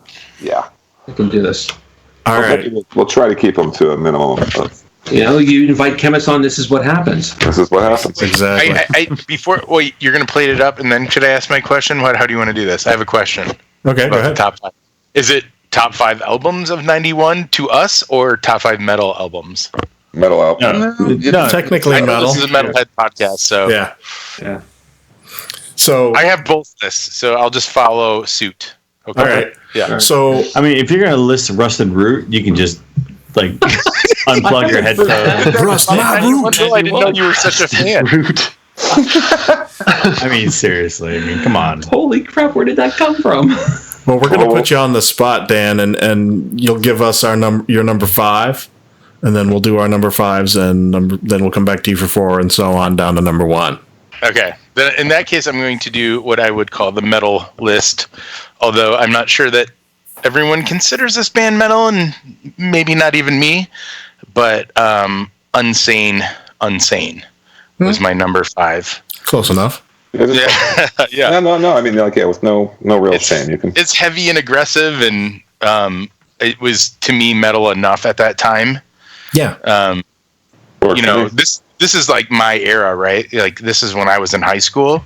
Yeah. So I'll be honest, but you know what, dude? We were all a little liberal in the '90s because metal wasn't its highest high point. So. Right. Exactly.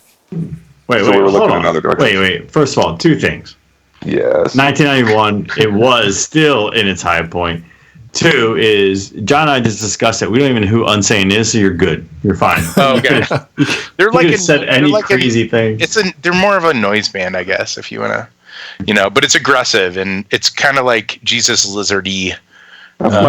I won't call that metal. Explicit reference. Okay. Wow, nice. I mean, that's metal. Like, and I'm not joking. Like, somebody would be like Willie Nelson. I'd be like, that motherfucker's metal, and I mean that, like, in the best kind of way. That's as much closer. But you get He is when he gets high. Matt, what you got? All right. Aside from my honorable mentions, my number 5 is the only album that I actually listened to in 1991. Everything else I found later in life. You only listened to one record in 1991? Well, I mean, aside from this one, nothing else really good. And I would imagine most people would probably think this is not good, but my number 5 is Skid Row, Slave to the Grind. Love that album. I do too. I'm going to go see Sebastian Bach with Ben in about 3 weeks. Nice. I They never were the saw them. heaviest of the accessible bands. They were the heaviest, dude, without question. Slave to the Grind was a heavy album. Yeah. For It was an amazing album. I mean, I don't know. I still love it to this day. yeah, it's a great Good album. for you. Really? Agreed. I'm good with that one. Yeah, no need to defend it. That brings us to John. John. All right. So, just a quick disclaimer. My number 5 could have been one of like umpteen number of albums, and this is just the one that got chosen because all my honorable mentions could have been number 5. But for this list on this day, Solitude Aeternus, In the Depths of Sorrow, their first album. Nice. If you don't know it, go listen to it. If you like Candlemass, you'll like that. Yeah, for sure. Faux show. All right. Well, My number 5, and this was a very, very hard year to try and wrangle a top 5. So this is very loosely based. But my number 5, Morbid Angel, Blessed Are the I was Sick. waiting for that one from you. and maybe other people, not me, but I mean, I'm wondering if we're going to Not get me. it sense. Yeah. I was waiting. I mean, I would never do that. Yeah, no, I mean, I'm Somebody else might be that stupid. I don't know. I expected that from you, Will. That album. Sorry. My number 5 is not a favorite to John. I really did like it and was into this band very much at the time. Fate's Warning, Parallels. Oh, wow. I was up with Fate's Warning up to about Parallels, and then I probably started to pay attention to some other stuff. But I was a fan. Okay. Good record. Yeah. Okay. Dan. Or John. No, me. It's George. Sorry. Number 5, Sepultura, Arise. All right. We shall arise. Yeah. All right, now back to Dan. How many words does Matt have left after that? I'm like 36 words over. Well, Oh, okay, nice. now you're totally. Well, but George. No, that was 39, and this is 43. Just text your number 4 to me then. Yeah. So this one's kind of another noise album in a way, but I have Melvin's Bullhead. Oh, yeah. Oh, wow. Nice.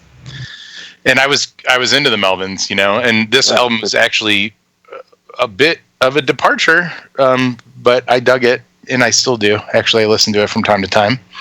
So yeah, I was 91. really into them in the 90s too. They were one of my saving graces in the 90s. Okay. Matt. Yeah. Number 4, Suffocation, Effigy of the Forgotten.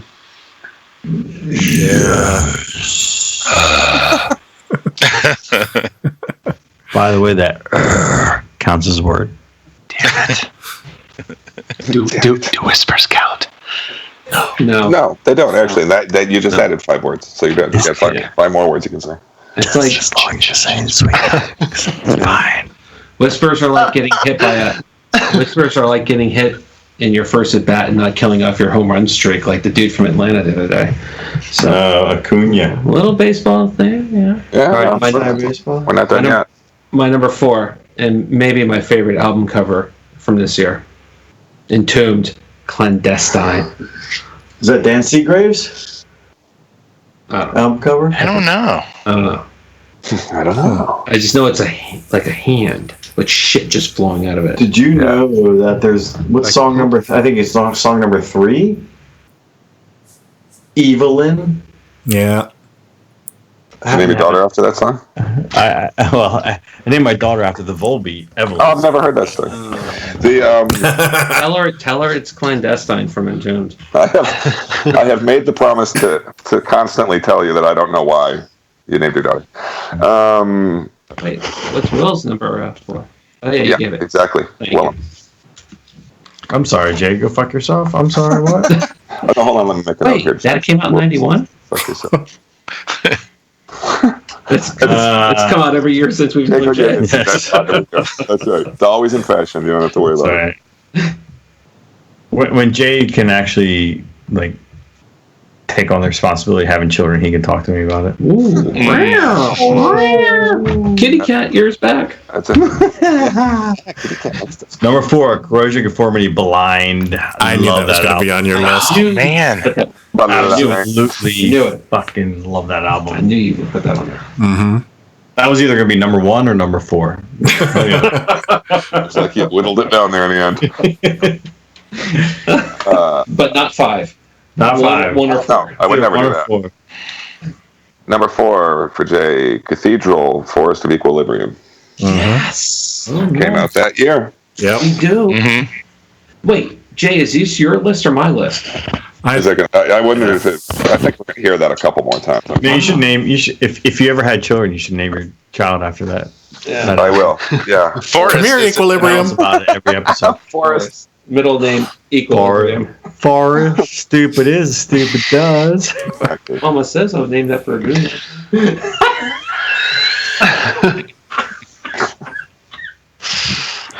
All right, George, what's up? Yeah, Number 4, Morbid Angel, Blessed Are the Sick. There we go. There'd be more of those. Here. Yep. All right.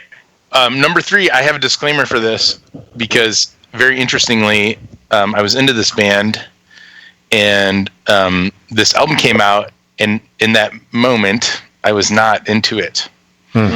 But hindsight has proved to be, smarter than, whatever, 17-year-old me. That's human. That's what I have. Nice. I thought It was like- thought you were going to go Black Album. You're It actually was getting into your metal that is not list on right any now. of my lists or any of my honorable mentions. But yeah, like to me, Human was like, it's where it started getting proggy, and I wasn't prepared for that, I guess maybe, and also they kind of abandoned all the like, kind of like gory, like mystical kind of stuff, and started talking about like real things, which normally would be endearing to me, but in 1991, I was like, I don't know about this Death record, I might move on, but it's actually one of my favorites now. No, dude, I that was a big part of my childhood was or my youngerhood was transitioning to like was being okay with some was being okay with. Sorry, we didn't meet that. So No, that's totally fine. I was me being okay with some of my bands letting go of some of those tropes. I was like, but it's not about Satan. You know what I mean? Like it's not. It was weird for me when some of the bands started to kind of outgrow that stuff. Has George even finished that beer yet? I put more in. It's like the never-ending beer. It's like Refill. what is the telling place you. you go where they have the never-ending basket of fries? Is that Red Robin? Yeah. I'm not sure. You got it. You nailed it. Matt. In choosing my top 3, I went through numerous bags of ice from the gas station down the street. This is just very difficult. My number 3 is Carcass, Necrotism, Descanting the Insalubrious. And I spent a good half You hour didn't know today it? trying to pronounce that properly. Is that in your Necroticism, Descanting? Descanting. Oh, man. I didn't know that came out that year. If you spent a half hour, by the way, you still pronounced Carcass wrong. Yeah, it's Cactus. Oh, sorry. Cactus. I always think it's Carcass. Yeah, either way. No, actually, we'll accept Carcass. All right, John. All right. One of the it's not Cactus. One of the original Death Doom bands from England. Oh, Paradise Lost Gothic. Oh, I thought okay. Yeah. Not at all what I was expecting. all excited. me either. What did you think I was going to say? I mean, I gave it away. Bolter. Oh, sorry. Did I say that? Yeah, Bolter. Yeah. What did I say? Nice. So let's see. My number 3, Entombed, Clandestine. There you go, man. I remember buying that album. I actually bought it a year later when I was down in Guantanamo Bay, Cuba with the Luch. The Looch. So would he have Machine Head then at his number 3? Whatever shitty. No, it would be Violence, I suppose. Yeah. It was. I'll tell the story very quickly, but just joking. At it was called like Marine Point, where the Marines were in Guantanamo Bay, Cuba, and there was a small little store there you could buy called the PX. You buy your stuff there, and they had this unbelievable CD collection of like death metal. Like I bought the first Brutal Truth there, Clandestine, like a whole bunch of other awesome stuff I bought at this little tiny little place, and it was. But in the Army, same thing. He just cleaned up at the PX. Yeah. All his metal. Yeah, same thing. Awesome. In the 90s. They got to keep those guys aggressive somehow. Yeah. Or just... Yeah. Mine doesn't take a lot of explanation. I'll just give a shout out to Matt. Carcass, Necroticism. That's my number 3. Yeah. Yeah, I wish I'd known that. Wish you'd known, yeah. All right, It's all right. My number 3 is the same as Dan. Death Human. Oh. That's Whale sounds. Or Dark Crystal. Dave or Steve, the bass player on that album, that was his first album. What's his? I can't remember. DiGiorgio. Dude, I mean, as a bass player, that guy is absolutely the fucking best. And he played, and I'm not, and John, don't take this the wrong way. I'm like, kind of don't like proggy bass, generally speaking. And this is, again, why Death kind of was a tough thing for me to get back into. But, god damn, man, the guy is unbelievable. And he played fretless. He's amazing. He played all that shit fretless, and he was so fast, and it was just he's an amazing bass player. Yeah. So I'm glad you appreciate that album as well, because it was sick. He's off the charts good, that guy. So I don't know if this probably won't, is my turn again? Yep. Yeah. I don't know if it'll win me any cool points, but this is the kind of shit that like really influenced me to play the kind of music that I play. So for number 2, I have the Obsessed Lunar Womb. Nice. No, that's a good choice, dude, for sure. Rhino. That's got kind of a little bit of a flair here in this area, the Obsessed. Yep. Yeah. You know, Near George's Hood there a little bit. I think he got not pushed. It's been a year or 2 now, but then he got back in rehab again not too long ago. Yeah, because he got arrested. Went over the fence. He was like beating up his mom or something. No. That was the dude from Pentagram. Pentagram. Not Wino. No, but he did get Wino got a drug bust. Yeah. The dude from Pentagram beat up his mom. Okay, yeah. That's Bobby. Especially if you've seen that. Bobby's kind of Bobby Liebling. He's kind of a douche, man. We're clearly not talking about character of bands here. No. I mean, honestly though, with him, dude, I didn't know that. I don't remember hearing that he beat up his mom. And if you've seen that documentary, that guy owed his life to his mom. Yes. Yeah. His parents only live like 20 minutes from here. That documentary is painful to watch. Are they both still alive? Both of his parents are dead? They were. I haven't heard otherwise.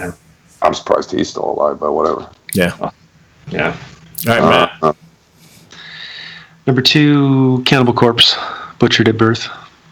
Nice. I'll hear that again, I guess. Not a Barnes fan. Sorry. But yeah, I'll take Corpse Grinder too. What?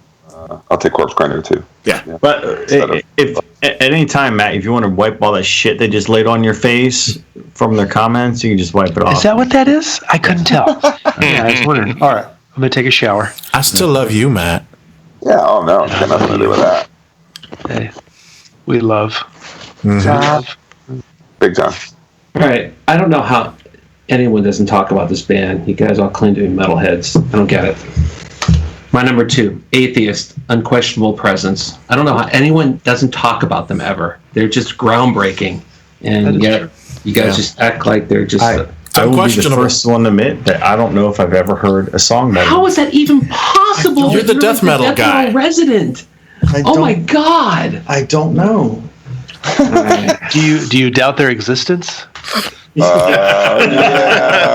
Well played. You know, man, I think you're onto something there. He's like, that can't be real. The guy who never talks, he's actually kind of smart and witty. It's funny. He's got his moments. Really. Although Although if you just doubted their existence, they would be called agnostic. That's right. Yeah, that's a good point. Not to Not take really away sure from if your they joke, exist Matt, or 'cause it not. was sick. No. It was a great joke. No, that's totally true though. Yeah, that was good. That was part 2. Would there be questionable presence then? Denied their Well, existence.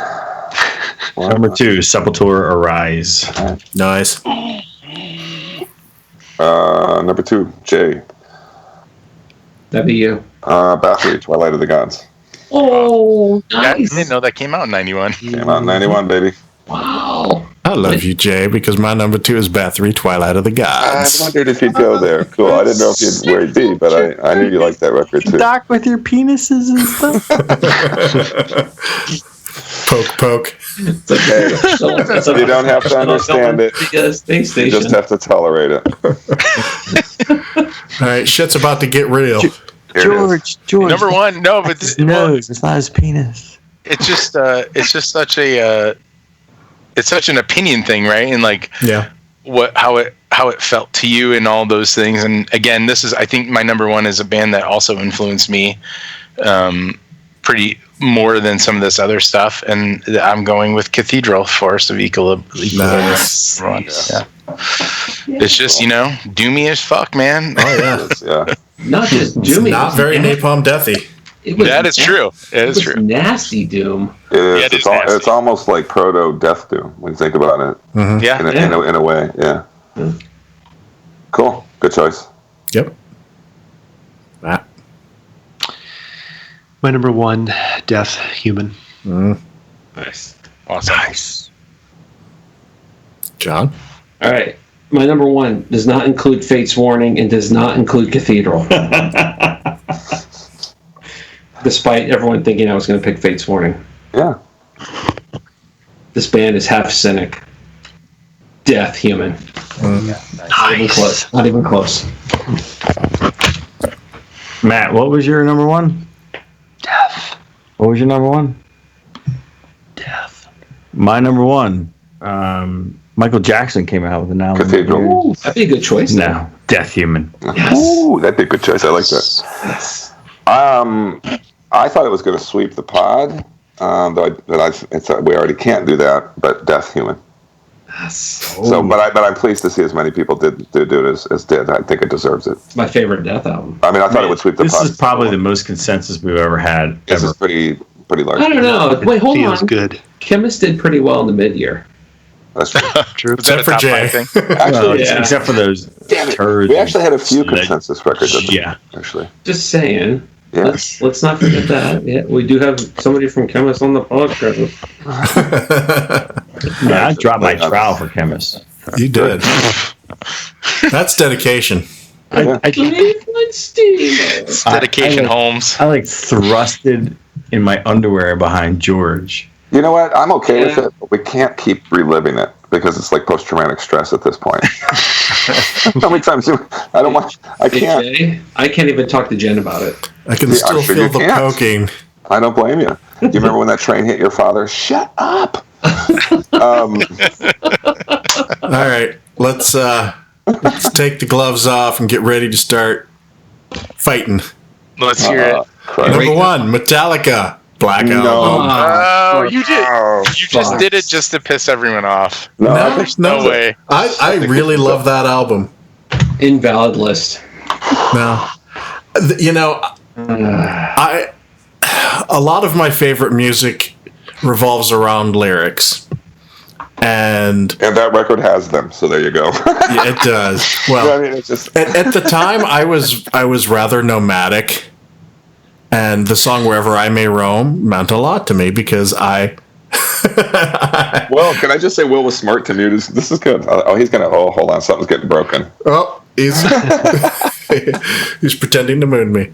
I have to say this is the most painful. I will admit this has got to be more painful for Will than anybody. But yeah, I'm surprised. Actually, I didn't know you were going to do that. No, I didn't want to put it on there, but I had to put it on there because it really was like my album for that year at the time. Truth be told, when George asked me what year to pick, he did not realize when I said 1991. He's like, What you "Oh, set okay." them up for? And I Yeah. was like, "Yeah, that's going to be some controversy," and all I get back is, Oh yeah. Literally, that was a stand to be counted moment. You know what? I'm going to give you props, George, for standing to be counted. Good for you. No, I mean, I will not give you props. I get why people don't like it. Goddamn taste in music. I'm to make John happy. I'm going to say I'm a Black Album apologist, and I like it. You know, I mean, like I said, I understand its faults, but it still has meaning to me. Do you still listen to it though, George? What meaning does that album have to you besides soul crushing, like disappointment? Soul crushing is good. Oh, okay, disappointment. No, man. There's cool riffs. I like the lyrics. You know, at the time, I don't know. I'm a Metallica fan. I'm sorry. I don't like Saint Anger, but other than that, I like pretty much everything. Bob Ross. Good for you, man. I think it's great. I mean, that's what we were talking about, right? Like, I mean, when I was thinking about this, I was thinking, not encourage him. No, but seriously, I was thinking about 1991, and I was thinking about a combination of things. Like I said, Death wasn't necessarily an album that I dug in that moment. So that's probably why it's my number 3. You know what I mean? But all the other stuff, it was like how it affected me. And this is actually a hard list for me to make, honestly. You know, this was like my prime in terms of like collecting music of a bunch of different genres. Oh, all of these. You know what? We have not done a year that truly wasn't hard in some way. Yeah, because we've done this with a few years. So no, I do back you up, George, 100%. And I totally relate to what you're saying, Dan. Yeah, it's. I totally do not relate to anything you said. No, I mean, that's because Will's a dick. I mean, I was. What I want to know is how many people had that on their honorable mentions list. Oh, let's do honorable. That's not on mine, but I want to hear what Matt has to say. Me too. I was in 6th or 7th grade when that album came out, and in Duluth, Minnesota, there was not a ton of shit going on, and it was probably one of the most accessible albums of its time. Were you like 11 or 12? Yeah, I was a baby. I had just come out of the womb. You get a pass at that point because you're a kid. You're learning. I thought Matt might actually be on my side for this one. George was an adult. Wait, he's going somewhere with this. My point is, I listened to that album so fucking much, I can never listen to it again. I mean, it just, I have burned out every, whatever part of my ear is that exists. It's Matt's Led Zeppelin 4 for us older people. Yeah. I mean, the two songs that still stick in my head are "The God That Failed" and "Of Wolf and Man." That's a great song. I feel like I might be able to still tolerate those. I love them at the time because, I mean, after Enter Sandman, like every song became a single and they played it to fucking death. And I was playing to death. My vision is me in my bedroom alone playing Tecmo Super Bowl and just rocking out to the lyrics, you know, My Friend of Misery as I'm scoring touchdowns against Seattle, you know, and all these things. And so awesome, dude. Yeah, great story. I'm starting to like it more right now, but my claim to fame with that record is, or at least my own personal memories. I worked at a record store when it came out, and the only copy of that record I've ever owned, I stole. I just put one in my pocket on the way home when it came out, the day it came out, and I swear to God, I don't even think I made it through it. You better not let Lars hear that. And I was so dedicated to Metallica up to that moment. I was super dedicated, and I bought the album. I graduated boot camp. I was still at Paris Island, South Carolina. I went to the PX, and I knew the new Metallica was out, and I drugged my whole family over there, bought this album. I listened to it in our Ford Taurus, driving home. I listened to it once, and I think I threw it out the window. Can I point out something real quick? We're all telling our stories, and for some of us, this is like fond memories, and for others, it's like a 9/11 story. It's like I remember where I was when the Black Album came out. Like, to me, it was the biggest piece of garbage. Like, I just could not believe. I could not believe that I wasted my 5 minutes of freedom after graduating from the Marine Corps boot camp. I went to this PX, drug my family along, and listened to this album like on our tape deck, and it was such a gigantic piece of shit. Try living in San Francisco when this came out. Oh Christ! There is nothing that triggers Will more than this record. Nothing. I have no idea. never bumped into anything else that you cannot help it. I've been in and out of every war zone you could possibly think of, and ones you guys have never even heard of. I have no PTSD. You know what I have PTSD for? Black Album. Fucking listen to this Black Album. That's what gives me PTSD. Okay. Fucking hate that piece of shit. All right. And George, that's your number one. Please tell me you have a good honorable mentions. Let's go. I do, but Dan, do you have any? I get to do mine first. Well, all right. So this is Metallica, the Black Album. I'm gonna put this one on here. Well, all right. So Bolt Thrower was on War Master. Thank you. Again, kind of a retro find for me, actually. Corrosion of Conformity we've talked about. I'm gonna say Slow, Deep, and Hard by Typo Negative because I was actually into them.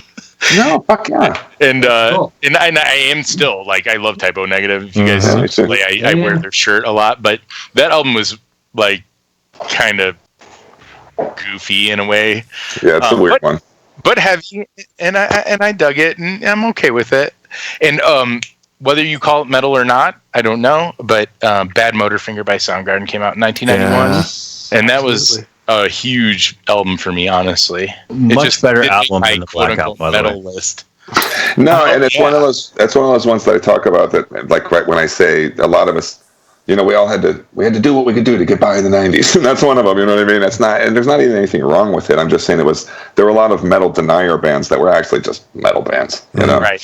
Yeah, and I would say that record represents that for sure. The other thing too about that Soundgarden album is it came out in like an expanded 2 CD form where they had a like a short little EP on it, and they covered Sabbath Bloody Sabbath cool. on that, and I had the deluxe version, and Chris Cornell doing Sabbath Bloody Sabbath. I mean, just if you haven't heard it, just picture it, man. It's just like melts your skull. That guy, his voice is insane. Is Bad Motorfinger the one that has like Jesus Christ Pose and all that stuff on it? Outshined. That is actually a really good album. Yeah, it is. It's heavy, and it's heavy too. And it was the one before they truly got kind of radio friendly, even though they always held some of the heavy. It's the last one that I like, actually. Yeah, me too. Yeah.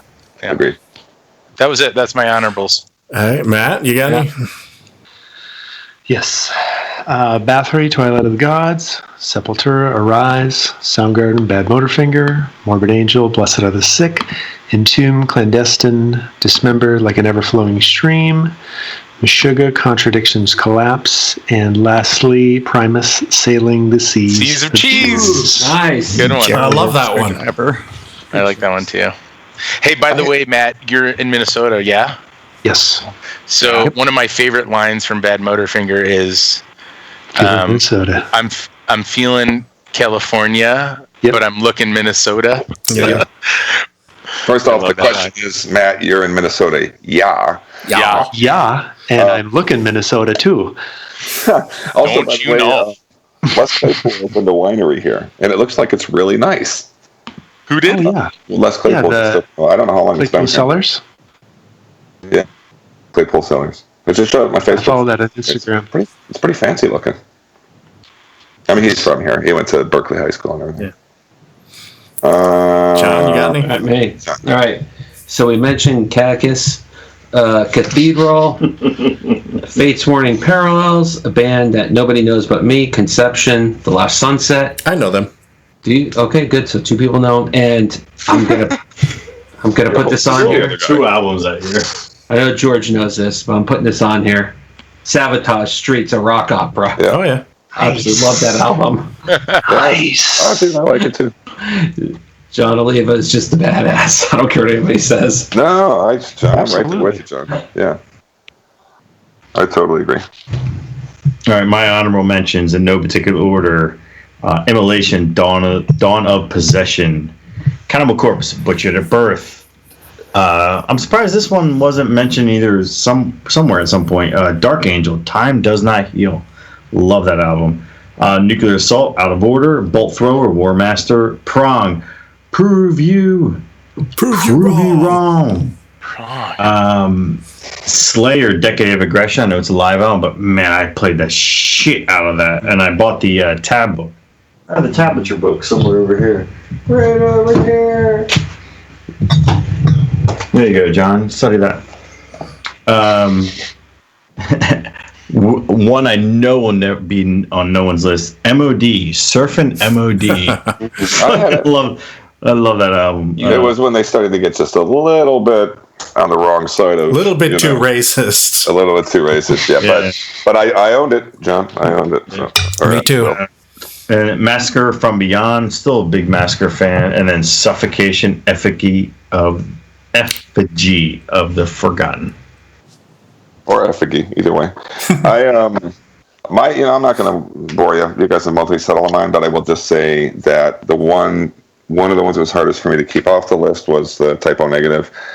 Though it's just not. It really isn't. I wouldn't even count it amongst their best 3 records. Not that it has to be. But in any case, that was one that I really struggled without putting on the list. And then there's like 10 records you guys all mentioned that were all in serious consideration. So I don't have any new titles to add to the pile. Yeah, I've only got 2 new ones, but I got to mention the others anyway. Bolt Thrower, War Master, Cathedral Forest of Equilibrium, Dismember like an ever-flowing stream, Entombed, Clandestine. Iced Earth, Night of the Storm Rider. Oh, nice. I wondered if you were going to... I thought that was going to be on your list, to be honest with you. But And Motorhead 1916, one of my favorite Motorhead albums.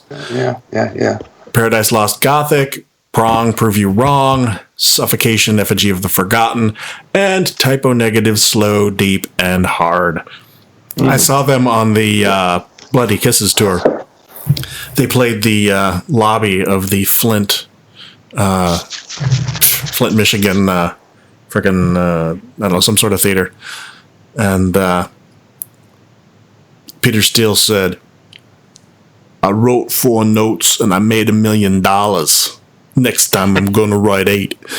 And that was for Black Number One. Do you think he made $1 million off that? I think he did. He probably did, yeah. Great stage banter, though. That's what it really is about. Yeah.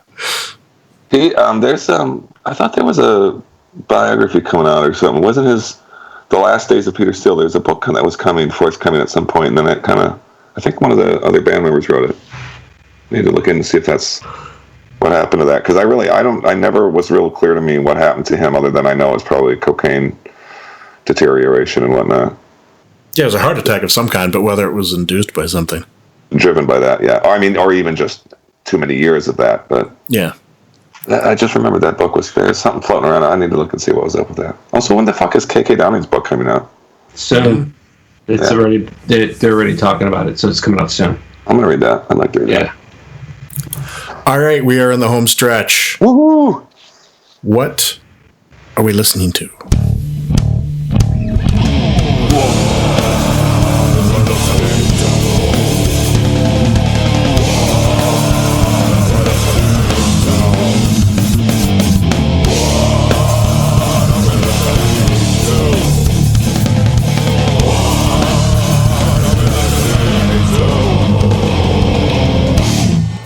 Dan. I am honestly not listening to anything right now. All right. That is a first? I'll tell you exactly what I'm listening to. I'm listening to Aretha Franklin's first 5 Atlantic Records albums. Good for you, dude. That's what I listened to yesterday. All the way from Never Loved a Man through, what is it, like This Is Aretha, or what is that one with Think on it, right? Anyway, that's what I listened to yesterday, like 5 records. Oh, and I also listened to Amazing Grace by Aretha Franklin, which is that live recording of her doing basically church hymns. Yeah. It was brutally good. Cool. Very cool. Matt. I've been spinning the New Forest of Stars. I do like that. I found my first stoner band that I've really gotten into this year. And secondly, I don't know what the hell is up with Australia, but there is a ton of good shit that is coming out of Australia this year. This band is called Witch Skull. The album's called Coven's Will. Ooh, I like the title. Been spinning the new Inferabruo, the new Rebel Wizard, being another Australian band. Still spinning Seer Bliss. Not a lot of new stuff on this list. I've still been spinning the same stuff that's been probably the last month. I find this album bizarre, but I like it. The Lion's Daughter, Future Cult. I like it too. And then a band I can consider local, Inexorum, and his album Lord of the Lakes.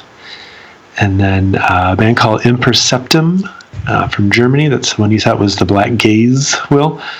I put it in maybe a little bit more in the atmospherical bank. And then I was listening to... What genre is that? Just keep talking. Just keep talking. Just walk right over them. Yeah. I've mentioned this band before. Thy Catafalque. Thank you. I dig that album, and then some old 10-Year Cavalry still, and then been spending time with the prog list that John procured for me still. Some good 70s prog. Nice. And that is it. Nice. And I will respond at some point too. Don't worry. Yeah, no rush. Right. No pun. Plenty of rush. No rush. No pun. Dude, by the way, when I picked my daughter up from Taekwondo today, there was a guy who was like well in his 60s and had a polo shirt that had Rush and like it was like a world tour or something on. Yes. He had like a black polo shirt. Rush. Yeah. Anyway. Good. But if it's a polo shirt, it doesn't count. Guy's a douchebag. That's like having an Alice Cooper golf hat. You know what I mean? Like, go fuck yourself. Except that Alice Cooper is a big golfer. No, and that was a really bad choice. I regretted that halfway through. I was just like, that was the dumbest choice I could. It's like having a Bruce Dickinson airline pilot's hat. I mean, okay, no, that would be cool. Or just the wings, Jay. Or just they should sell that shit, man. See, come on, man! I just made $4,000. You just lob the ideas out there, and other people latch on them. Yeah, exactly. All right, my list is the usual shit that nobody else listens to. No bitterness there. Not at all. I mean, I'm so damn tired. I couldn't be bitter if I tried. So I'm getting ready for Prog Power in 2 weeks. So I've been listening to the Oceans of Slumber stuff. I know nobody else listened to this, but I'm a big fan of Symphony X. Mike Romeo released his first solo album, War of the Worlds Part 1. Can I just chime in on that one real quick, John? Sure. You're right, I didn't listen to it. Okay. Anybody else? Yeah, I didn't either. Okay. You'd be missing out because he's an incredible guitarist. But you know, next album, Fuck You Guys, came out with another album. I thought it was I'm Sorry. The band was I'm Sorry, and the album is Fuck You Jay. Actually, Dan, the band is called Fuck You Guys, and this is Fuck You Guys 47. Just kidding. I know no one knows this band. It's they're called A Dying Planet, Facing the Incurable. I've been a fan of the two brothers in this band for 20 years. Team number of the bands. Matter of fact, Jay, they're from your area. They're from Pleasanton. They're Pleasanton, no less. Their name band is called 0 Hour. They've been around for a long time. So, band George got me into. I got their first album, Hands of Despair. Hereafter, good stuff. Death Doom band I missed last year that I like, Desolate Shrine. They're from Finland. The album's called Deliverance from the Godless Void. A shit ton of Enslaved this week, and an album I'm shocked no one has mentioned that I've just played more than any other album since the mid-year. And I hope I'm saying it right. I think it's Paris. The Eldritch Realm.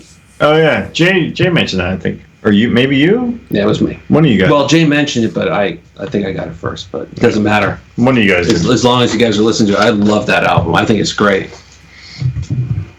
What's it called, John? It's Paris. Parius, the Eldritch Realm. If you like, it's I don't Bandcamp. I hate to say tech death because while it's very technical, it's deathy, but it's really proggy. It's very horror influenced. Yeah, it's almost like a soundtrack to a horror movie. With a very nice nod to Rod Sterling. There are some actual Rod Sterling overdubs that it's not him, obviously, but they do it, and it's only 30 minutes. It's just the right amount. It's just perfect. Cool. So, Jay. Oh, no, Will. Sorry, Will, I meant the other Jay. Yeah. The other white meat.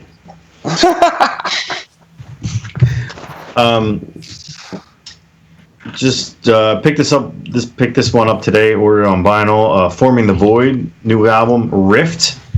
good like doom band. Innumerable Forms, Punishment in Flesh, Death Doom. Really like that one. I'm surprised no one has mentioned this one yet. The Thrasum George, Great Brunswick Forest. Not officially got this, so. Yeah, I thought John would have mentioned that. Well, I listened to it a few times. It's not even officially remotely past one song yet, so that's why I didn't mention it. Sorry. Thrasum George. I listened to that. The band is called Thrash and Blast.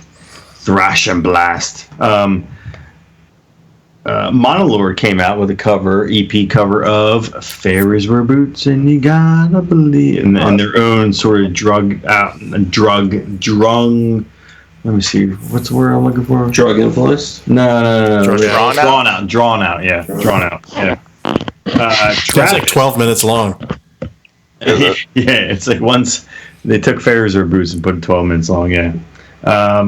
Trappist, Ancient Brewing Tactics. I don't want to get drunk when I listen to it, so I didn't. I'm actually, that may make my year end. I just, as a brewer, I'm all into that. I like it. Good. Good. You passed the test. Good. That was sort of German. I don't got time to bleed. Get to the tropics. I'm really liking the new Monstrosity, The Passage of Existence. And then we got a whole bunch of stuff in the box. Do we? Magic. Yeah. It's actually not in the trash can this time. That's because I put it back. Yeah. The Tunisian band that I heard from Decibel, Brood of Hatred, Identity Disorder, great death doom. I love that band. Faraburo, Integrity, and Krieg have a split. Listen to that. Space Slug has been putting out an album like every 4 months. They have a new one called Eye to Tide. I really like that. Extremity, Coffin Birth, and Mutilation Rites Chasm. All right. I'll be quick. Got to say about that. That's all he's got to say about that. In Faraburo, I like it a lot. The A Forest of Stars record I'm listening to as well. Also, saw on somebody else's feed, Seize Control, as in SEA''S Control. This is a very sludge-like band, and they're themed about underwater creatures and stuff in a similarly goofy way. But they started around the same time as Sludge, so it's not like a thievery thing. And they're good. They're really good. And this is not the vampire thing, right? The vampire squid, yeah, that's it. Yeah. Okay, it's different. I agree with Matt that the Future Cult record is cool, however odd it may be. And really, they have another record out, and this one they just sort of added these keyboards to it, and they kind of, yeah, it's good though. Occult Burial is a band that I put on a list a couple years ago, and year-end list. They released just 2 new songs, and they're really good. It's called Skeletal Laughter. It's like an EP. And I didn't jump in on purpose, John, because I didn't want to step on your toes, but there is nothing that's come out in the last month or so that I like better than the Pariahs album. It's so good, and it's like, I really can't say enough how people should be listening to this. It seems to touch 1,000 genres to me almost, and it's super well produced, super interesting and catchy throughout. And the only thing, go ahead. No, go ahead, Jay. Well, I mean, that's it. And I've spun this thing like 20 times. No, that's an exaggeration, but I listened to it a lot. And then, and I don't want to ruin it for you, John, but the guy's trying to do Rod Serling, but to me, he ends up doing Zap Brannigan. Yeah, no, I agree. Zap Brannigan, from what you call and on top of that, if this is any incentive, it's purposely campy in places on purpose. There are like these on purpose, and it doesn't cheapen it in any way. Not even close, and it's gonna still album cover of the year for me. I love that, those 40s, 50s like horror film. So you're gonna have a comic book cover. Yes, I love it. Totally self-aware in the best kind of way, and I want to know more about these guys because they're bright. Whoever put this together is bright with a cutting sense of humor. From the pictures I've seen, they look like kids. Are they from Philly? They're from Philadelphia. Yeah. I didn't do any reading. It showed up in John's feed a couple weeks ago. I bought it, and I probably listen to it every day. And Dan, you were asking about it, Dan. Give it a spin. It's 30 minutes. You can't go wrong. Yeah, I should have listed it, but I've been listening to it a lot. I bought it. I listened to it. Yeah, I got it. I've been making notes. Yeah, you're in for a treat. Yeah. Yeah. Cool. And then I'm still stuck in this fucked up Deep Purple Rainbow Richie Blackmore hell I can't get out of, so I'm listening to a lot of that stuff. He sucks you in and then he beats you with his guitar. He does. And I got, there's this really shitty MP3 version of the Live in Munich Rainbow record, but I got it on vinyl and it sounds so fucking good. So I've been listening to that and a bunch of other stuff. Still, I'm sad the 47-minute version. It's a little long. I agree. That's a bit much. That's his Days of Confused. That keyboard solo could be a little shorter. Just a tad. George, just one album side shorter. Yeah, I mean, yeah, they're like, I don't know how they fit it onto 2 vinyls. Are you done, Jay? I am. Yeah. Okay, because I've never seen George look more annoyed than right now. No, I don't think he's annoyed. I think I'm trying to decide if he's about to lay one on us or. I'm about to fall asleep. It's Yeah. after 1 o'clock in the morning. Yeah, it's late. Please tell me this isn't 52 albums. No, there's like 8. Oh, I can go home soon. Awesome. All right.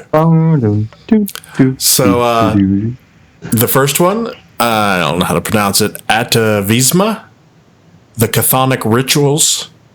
This is an album that one of our listeners bought for me. Thank you, Timmy T. He bought it for me on Bandcamp, and it's pretty cool. It's like French nice. Death Doom. Decline of the Eye, Escape. Matt mentioned that, and so I checked that out, and it is good. Forgot about that one.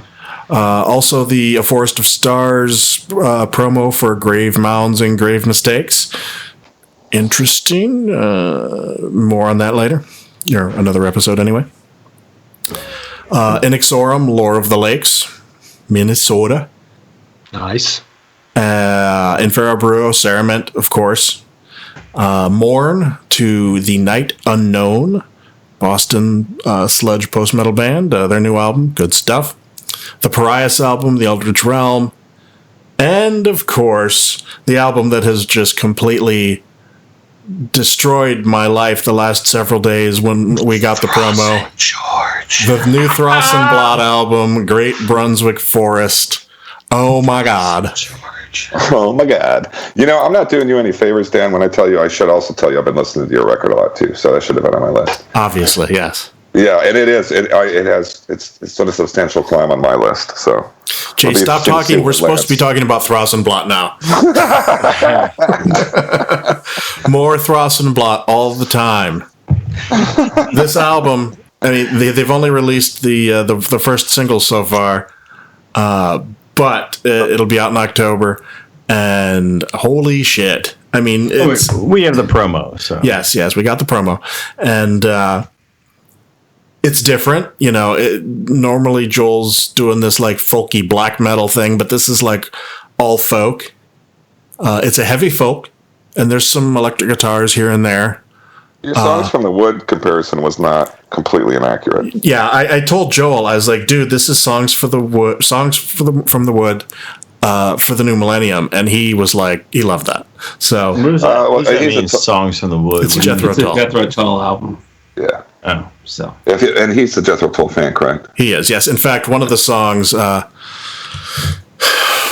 I can't think of the name of is actually Boner Alert. It's ripped straight from the lyrics for Songs from the Wood. I'll have to look at the song talk titles. about A Singer for Ageless Times, I think it is. George, Do you want to talk about song 8? Song 8. You want to talk about that?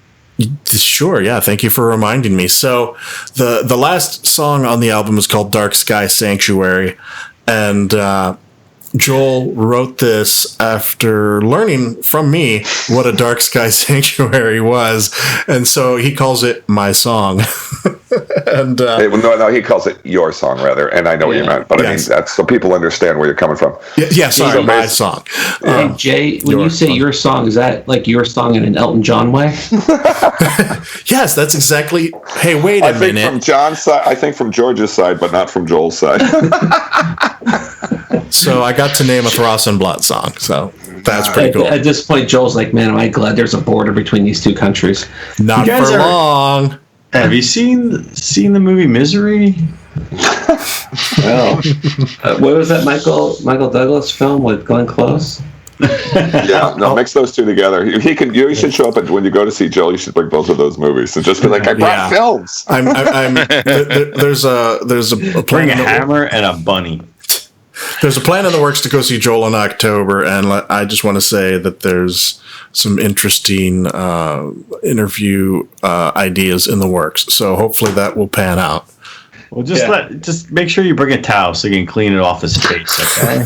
Oh, Jesus. You said. And That's gotta get edited. it's post 1 a.m. It's 1:10 in the morning. And we hit bottom. Yeah. Damn it. Actually, we hit bottom hours ago. We're just trying desperately to find our ways back up to bottom. Meanwhile, back at the forest with George and Joel. Just for the record, we give George crap for being the Uber fan, but I think it's cool. yeah, I I mean that. Metathonia is. I didn't have it on my list that whatever fucking year that I had an It was like 2 years ago. A lobotomy on my brain, but I do dig this. I did dig the new one. Excellent. Yeah, That gives me warm fuzzies. yeah, All right. in and around your face. Yeah. Before we go, please make sure to like us on Facebook, check us out on Twitter and Bandcamp, see what we're listening to. And of course, thank you to Dan. And if you recall, hours ago, Phil was here as well. Thank Dan, you to you those are guys for This was back before Khemmis broke up. Thank you. Dan is a total A lot champ. has gone down in the last couple hours. you guys entertain me very much, especially the drunker you get. It's really fun to watch you get drunk on the screen here. But you entertain us, sir. We are all fans of the record, and God bless you for the year that you are having, and you deserve it. So Thanks. Absolutely. And I will see you face to face at Decibel Fest without question. So Awesome. Thanks, Yeah. guys. Have a good night. Yeah, Yeah, you too. you too, buddy. Thanks. Flink. All right, this is the end. We are out of here. See you next time. Good night. Later.